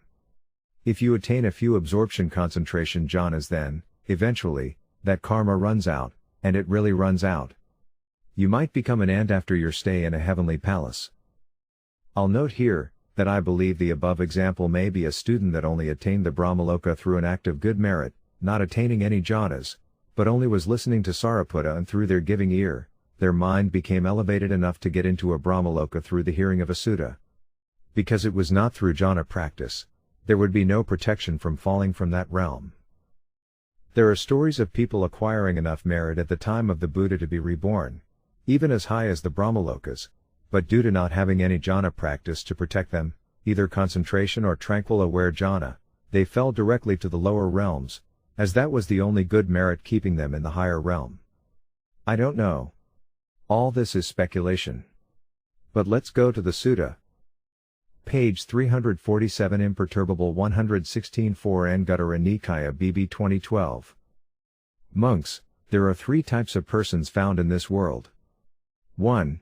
Here, monks with the attainment of the base of infinite space. This person relishes it and finds satisfaction in it. If he is firm in, and has not lost it when he dies, he is reborn in companionship with the devas of the infinite space. The lifespan is 20,000 eons. This worldling remains there all his life, and when he has completed the entire lifespan of those devas, he goes down to hell, to the animal realm, or to the sphere of afflicted spirits. But, the Blessed One's disciple remains there all his life, and when he has completed his entire lifespan of those devas, he attains Nibbana in that very same state of existence. This is the difference between the instructed Noble One's disciple and the worldling. The sutta goes on to repeat for the base of infinite consciousness and nothingness. So this is saying that if you are able to enter into a jhana, in this specific case, an arupa jhana at death, and you have not arrived at this realm through wrong concentration or because of a large amount of worldly merit, then you are liable to fall sharply, from that realm, directly into a lower realm, without gradually falling first into a deva realm, and then, again further, down to a human realm. This doesn't say a noble disciple, it says the Blessed One's disciple. Just a disciple is all. This means they are someone following the jhana practice path laid out by the Buddha. They don't have any attainments, as if they did they would be referred to as a noble disciple. In summary, I leave you with some quotes from the suttas to suggest, it is up to the reader to decide, that if you keep up your meditation practice and are able to get into a jhana near and around the time of your death, then you will not only be reborn into the corresponding Brahmaloka but attain Nibbana there, without ever returning to a lower rebirth. Pretty good. Again, this is commonly thought as only the domain of the stream enterer or a higher noble disciple. It was thought that you had to have the 3rd stage Nibbana experience to never return to this world or lower. In fact, all you need to do is just attain a jhana. This is a wonderful discovery, and if true, we are very lucky, even for those whose practice is only a little bit advanced, with just the first jhana attained. That said, the Buddha always admonished followers not ever to stop and to continue the practice until final awakening was achieved, here and now. He had high expectations and demanded the highest achievement. Either you were an Arahant, or you were still a rookie. Jhananagami or Jhananagamita. Reading through the Anguttara Nikaya is quite interesting, as there are some nuggets in these texts that don't appear elsewhere in the other Nikayas. What I found, specifically, is a different understanding, or definition of the Sotapanna and Sakadagami noble disciples, 1st and 2nd level attainments. It is thought that only an Anagami attainment, 3rd stage of awakening, will give you enough merit, for your rebirth in your next lifetime to be reborn in a Brahmaloka, and in the case of the Anagami, a very special Brahmaloka called the Pure Abodes, where only Anagamis are reborn because they have eliminated the first 5 fetters of craving. From there, they attain arahantship in that realm and are never take birth again. It is an incredible accomplishment for this to be your last lifetime in the lower realms, even the human and deva realms, and this is what the Anagami achieves. However, I found some good news for the first 2 lower noble levels. In the Anguttara Nikaya, for the first 2 noble disciples, if you attain Sotapanna or Sakadagami, and you did this through the jhana meditation practice, then you will be reborn into the Brahmalokas never to return, like the Anagami. The 1st and 2nd paths can be attained through hearing a sutta. However, when you attain them with jhana practice, your advantage is that you are reborn into the highest realm available to a meditator. You will not return to any lower realm. You will attain Nibbana in that realm and get off the wheel right there. No more lifetimes, like 7 lives for a Sotapanna, and 1 for a Sakadagami, which is the case described in so many commentaries. Those noble disciples that have the attainment of Sotapanna or Sakadagami that was attained through the jhana practice are given the unique title of Jhanagami or Jhanagami per Bhikkhu Bodhi's notes. From a commentary he does note, in his translation of the Anguttara Nikaya, notes number 539 and number 2193, which I reproduce later. Let's go to the suttas. Here is a partial sutta quote regarding the never-returner status of Sotapanna or Sakadagami. Page 1541. The deed-born body 219 This noble disciple understands, when the liberation of mind by loving kindness has been developed in this way, who has attained the jhanas through the Brahma Viharas, it leads to non-returning for a wise bhikkhu here who does not penetrate to a further liberation. A similar sutta is found on page 327 Autumn 94 3 and Bhikkhus, just as, in the autumn, when the sky is clear and cloudless, the sun, ascending in the sky, dispels all darkness from space as it shines and beams and radiates, so too, when the dust-free, stainless Dhamma arises in the noble disciple, together with the arising of vision, the noble disciple abandons 3 fetters: person existence view, doubt, and wrong grasp of behavior and observances. Afterward, when he departs from 2 states, longing, and ill will, then secluded from sensual pleasures, secluded from unwholesome states, he enters and dwells in the first jhana, which consists of rapture and pleasure born of seclusion, accompanied by thought and examination. If Bhikkhus, the noble disciple, should pass away on that occasion, there is no fetter bound by which he might return to this world. The above person clearly becomes free of 3 fetters and has become a Sotapanna.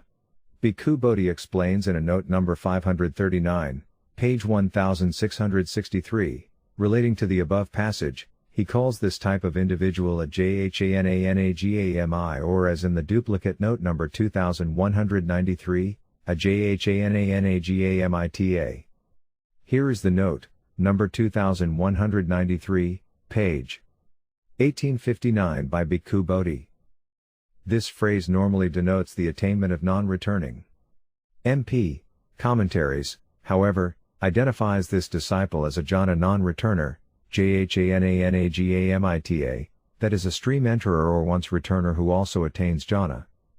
Though such a practitioner has not yet eliminated the 2 fetters of sensual desire and ill will, by attaining jhana, he or she is bound to be reborn in the form realm and attain Nibbana there, without taking another rebirth in the sense sphere. I will note here, myself, that I don't know what the differences are between the 2 types of Jhanagamis. It is not explained by Bhikkhu Bodhi. So, now we have a new type of noble one that has attained Sotapanna and Sakadagami, attained by following the jhana meditation system, not attained through listening to a phrase or other method. He has earned the achievement of not having to be born again in the lower deva or human realms and will be reborn in a Brahmaloka and attain final Nibbana there. It says the form realm, and I would theorize that this is the pure abodes, as this is the highest form realm. Otherwise, logically, if you do attain to the arupa jhanas, which you would do practicing by using the jhana path, then you would be reborn in the higher arupa or mental Brahmalokas where there is only mind, the base of nothingness, etc. This would not be a birth in a form realm, but rather, a formless realm. This seems fairly logical, as it would make no sense for someone who attained Sotapanna to be reborn again as a human being with the same people they grew up with, the same high school dance party that they went to, the same people who never knew or followed precepts. No, I don't think that makes sense. A Sotapanna is a very high being, called a saint in many places, and it would be very doubtful that he or she would be reborn into the company of worldlings. Even reborn as a regular monk among monks who, themselves, are still worldlings. Many monks these days are study monks or serve lay people performing rites and rituals and have not meditated. I will leave all these ideas in the last chapter to contemplate, but I found it rather interesting and hopeful. It may be quite confusing, but I seem to have become a true Buddhist geek, as I am interested in the finer, perhaps really finer, points of attainments. This research, of course, is solely based on what the suttas say, which I would hope to be true and correct. The interpretation, of course, is just my own. Chapter 20, After the Retreat. People ask after a retreat, or what they think is a major attainment, now what do I do? How do I practice each day? First, one of the misunderstandings is that you will be able to dial up the last jhana you attained, or for that matter, any jhana, at will. No, you won't be able to do that. Your practice will take a dip and the mind will sink back into a coarser state. Daily life brings stresses, both physical and emotional. These will wear you out and will affect your meditation. All of the news, social media and relationships you have, will make your mind more restless and agitated. So your meditation will be restless one day and groggy the next. Sometimes you will just be frazzled. It doesn't matter, you just continue your practice each day, as long as you can. Bani Vimalaramsi suggests if you want true progress each day you will sit, and walk, 2 hours or more. Most people will not have that time to spend but can sit 30 minutes or an hour each day. So do that. Get up a little earlier to sit. Progress will continue, albeit slower. Every day the more pure mind states you bring up, the more mental merit and purity you obtain. It is suggested that you get up in the morning and go through your morning things like a bath and having breakfast and then sit. Sitting right away when you get up may lead to sleepiness. If you are working with a spiritual friend as your object of meditation, then continue that process. When your feeling of metta arises up into your head and ceases being in your heart or chest area, then go to the Breaking Down the Barriers section in this book and practice that for a day or two. When your mind is okay with the 4 groups of beings, and you don't have any gross ill will, then continue on to radiating in the 6 directions practice and start with radiating loving kindness per the instructions in that section. See the 4th jhana chapter in this book for all of the above instructions. If you have advanced and were practicing at the formless jhana levels of either metta, karuna, mudita or upekkha, then on a retreat you would just return and work with the jhana/feeling you were working with. However, in daily life, you would be advised to start each meditation session with metta or loving kindness. This is the gateway to all of the other jhanas. Many students will get into equanimity on a retreat and experience all of the higher jhanas and, perhaps, get an attainment. They think that they simply can return to radiating equanimity during daily life. This might not be possible. If you start radiating equanimity, you may actually just be radiating a kind of calm, which is really not equanimity at all, and your practice won't get anywhere. This might leave you frustrated and wondering why nothing is happening. Off retreat, your mind is agitated and restless, and no longer in a high state, so it is best to restart with metta. This loving kindness that is radiated outward softens the mind and brings tranquility and energy/joy to your sitting. In a very short time, your mind will return to the last level you attained. Remember, the Brahmavihara practice is something that happens automatically. No need to figure this out, just start with metta, and you will go up the chain of viharas. If you are doing directions, you can do 5 minutes to each direction, as you did previously. If you have had an attainment, you are suggested to radiate only 2 minutes in each direction and then all around. Then, the rest of the day use your 6 areas to release and relax into disturbing mental states that might be triggered. Try radiating loving kindness while you are driving or shopping. Develop wholesome states. The longer you stay in the wholesome, the deeper your practice will go, eventually. Keep your precepts. This is very important for your practice to go further. Avoid intoxicants especially, as that might be the tougher precept to keep than the others. Peer pressure can come into play here, but just wave it off. This will have significant payoffs for you in the future. Develop your dana or generosity. Give more to your local sangha. Give more in general. This softens the mind further and makes merit that will affect your practice positively. And, of course, continue to sit. Chapter 21, Review of Meditation Instructions and Stages of Progress. You may be new to Tranquil Wisdom Insight Meditation, taught by Bani Vimalaramsi, and need a refresher on the practice and all of the signposts along the way. You may have forgotten some of the instructions on how to begin, and what to do when the meditation changes. This chapter will give you a summary of all of the instructions and many of the signs of progress. After reading the previous chapters, this will summarize much of what you just read, and you can come back here and refer to this, if you have forgotten some steps. The jhanas are not identified, as it is what you experience that is most important, not what jhana you are in. For that you can check the previous chapters. This is the bare bones of the entire process, all the way to Nibbana. Beginning instructions. For more information, go back to the detailed chapters at the beginning of the book. Sit for at least 30 minutes, either on a cushion or a chair. Later, a chair will be a better choice. Do not move for any reason. Do not itch or twitch. Bring up a smile on your lips, in your heart, and in your mind. Keep the smile going for the entire sitting. A little Buddha smile. Bring up a happy memory and feel that memory. See yourself holding a baby. What do you feel? Look into his/her eyes.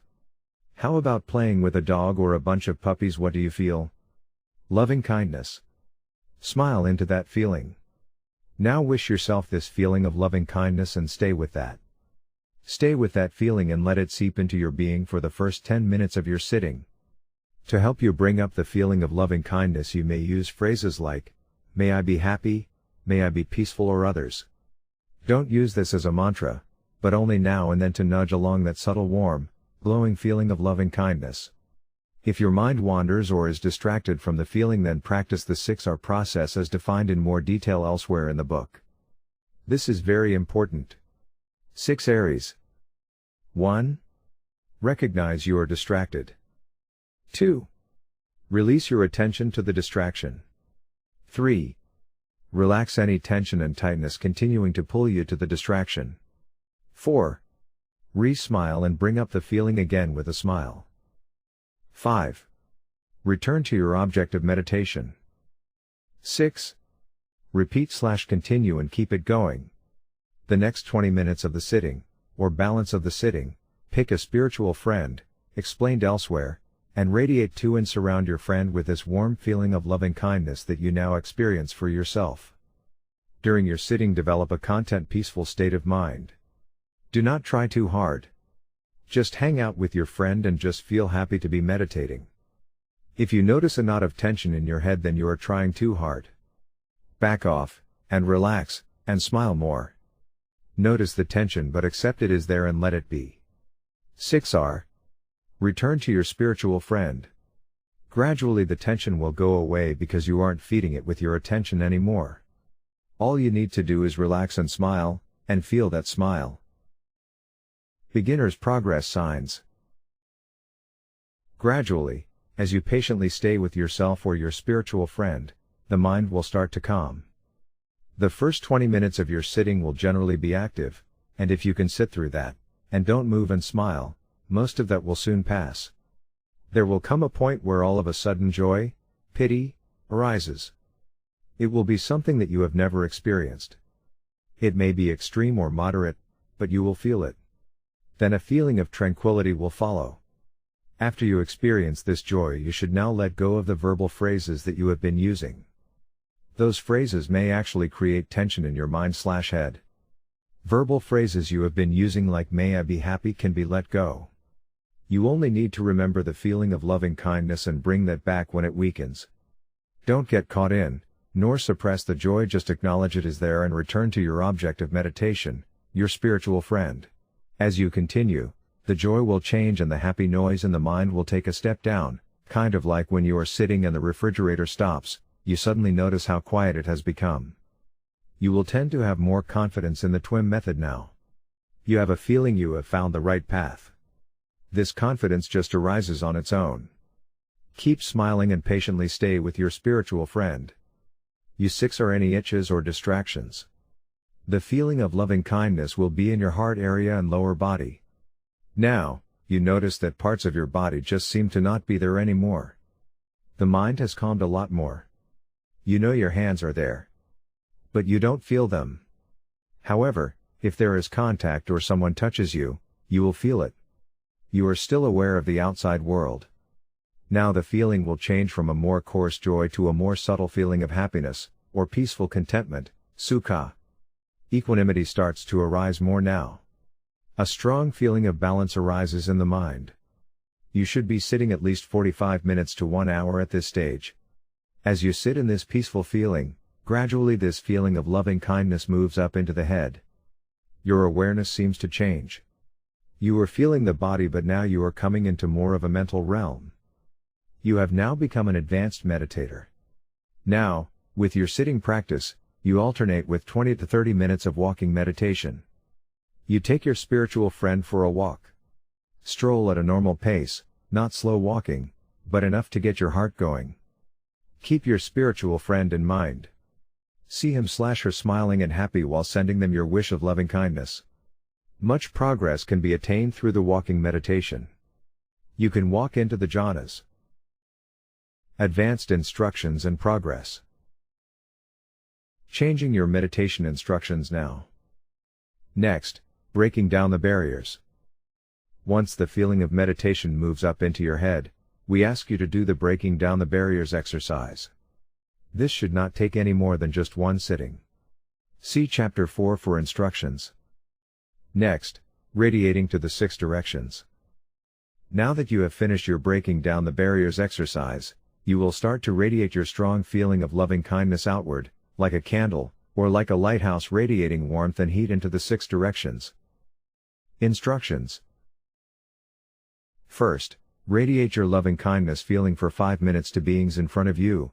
You can pick the order that works for you, then all beings behind you for 5 minutes, then to the left, to the right, down below, and all beings above you. 5 minutes in each direction. A total of 30 minutes in 6 directions.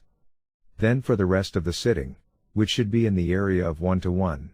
5 hours now, you radiate to all beings in all directions at the same time. You become a bubble of metta with this feeling of pure loving kindness.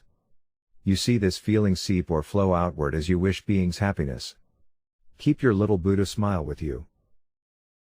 Advanced progress signposts. As you radiate to the directions, you feel loving kindness, metta, going outward. It can be subtle or like a strong radiance or even a golden light. Continue, no need to do more. No need to make it stronger, if it is weak. Just whatever is there. Carefully 6 or when your mind's attention wanders. As you feel more settled, this feeling of loving kindness will change. It gets quieter. Now, this feeling is turning into karuna or compassion. Your mind feels like it is expanding in all directions. It can be strong for some or just feels big and expansive for others. Next, this expansion pulls back in and the feeling in the mind changes to mudita or a feeling of sublime joy. You may see a flickering at one of the sense doors. It can be just that, or you may see consciousness arising and passing away like frames in a movie film, frame by frame. You may also start to experience strong insights into anatta or impersonality, as well as anicca or impermanence. Next, you take what's not happening between the frames as your new object of meditation. There is a strong equanimity or balance, upekkha, that now arises. The feeling of joy has changed to balance and quiet. There isn't much activity or mind objects to notice. There is very strong stability. You should notice the balanced feeling and stay with that feeling. Now radiate that to the directions. This feeling of balance or equanimity is now your object of meditation. You will also have this perception that there is nothing. Thoughts have stopped. The mind is quite still now. Awareness has moved fully up into the head. You don't notice your body at all. You are truly in a mental realm now. You no longer have a body as one way to look at it. Feeling and sensation are perceived by mind, even the feelings from the body are just in mind, right? There can be lights that arise. Just 6 are them and come back to observing and wishing equanimity. Always come back to the feeling. Your mind will become bright and clear. You can sit longer now, up to 2 hours. If the sitting is going well, then just keep sitting. If you get up now, when it is going well, you inevitably will need to build up your mindfulness once more, in the next sitting, to get back to where you just were. Take advantage of your progress and go deeper now, not later. Get in some fast walking in between sittings to get your heart pumping. Sitting can slow down your energy. As you walk, you should radiate equanimity to all directions at the same time. Become a bubble moving forward, radiating equanimity. After some time in this state, where there is nothing, your mind will fall, initially, into what seems like a dream. It is dreamlike, yet you feel that you are awake. Your awareness is just barely there. You will come out of this state in a short time. The mind will now be more still than ever before. Now, we instruct you to sit with this quiet mind for up to 2 to 3 hours. Don't push or try too hard, gently. The distractions are now only just vibrations, and perhaps lights and patterns. As soon as your attention goes there, back away and relax. Just release/relax quickly is all that's needed. You may sit with nothing happening at all for 5 minutes or even 15 minutes. Your mind is completely unmoving, like a rock. It won't shake. If it does, then 6R. Be very mindful and 6R right then. At this stage, the feeling of equanimity has stopped. Now, quiet mind is your object of meditation. You understand that there is no movement, you observe and just, contentedly and dispassionately, be with that. There is now some relief from the noise of the worldly mind. Always come back to just being with understanding and knowing that you are observing quiet mind. If your attention wanders at all, from this present moment of peace and non-activity, then 6R quickly but softly and come back. Enjoy the peace of no activity and relax. Keep alert and mindful for vibrations and attention shifts and back away and release and relax right then. It may take 15 minutes, or 30 minutes, or an hour, but the mind will take a step down to a new level of quiet. Patience leads to Nibbana. Just continue. You may say nothing is happening, time to stop. No. Keep going, you are making huge progress staying in this special state. At any moment the mind could take yet another step down. Finally, after some time, the mind, all of a sudden, just stops. There can be a space or blackout, or not even that, but you feel as though you are coming back from somewhere. It is like the lights were turned off, but all you know now is that they are coming back on. If you are aware enough, you will experience a quick feeling of relief. Like a burden thrown off. That may only just be a moment or two. Then an upsurge of joy arising, an all-pervading joy in the whole body. You feel very happy. You have just experienced Nibbana for the first time. For more details, see Chapter 14. Congratulations! After Nibbana, then what? Now just return to your sitting practice and continue in the same way. Usually, you can start with radiating 2 minutes of equanimity to each direction, and then all around. You follow the same process over and over, all the way to Arahantship, through the 4 stages of sainthood. There is nothing special that you need to do other than just keep going through the stages of practice, over and over until you experience another cessation, and subsequently another moment of Nibbana, and attain the next step in awakening. After the retreat, you may not be able to bring up equanimity. That's okay. Just start with loving kindness again. It will always take you automatically all the way through the jhanas, to the goal. Metta is the gateway to Nibbana. For more information, Dhamma Sukha Meditation Center. www.dhammasukha.org. www.thepathtonibbana.com. Email, david@dhammasukha.org. Meditate, Ananda, do not delay, or else you will regret it later. This is our instruction to you. That is what the Blessed One said. The Venerable Ananda was satisfied and delighted in the Blessed One's words.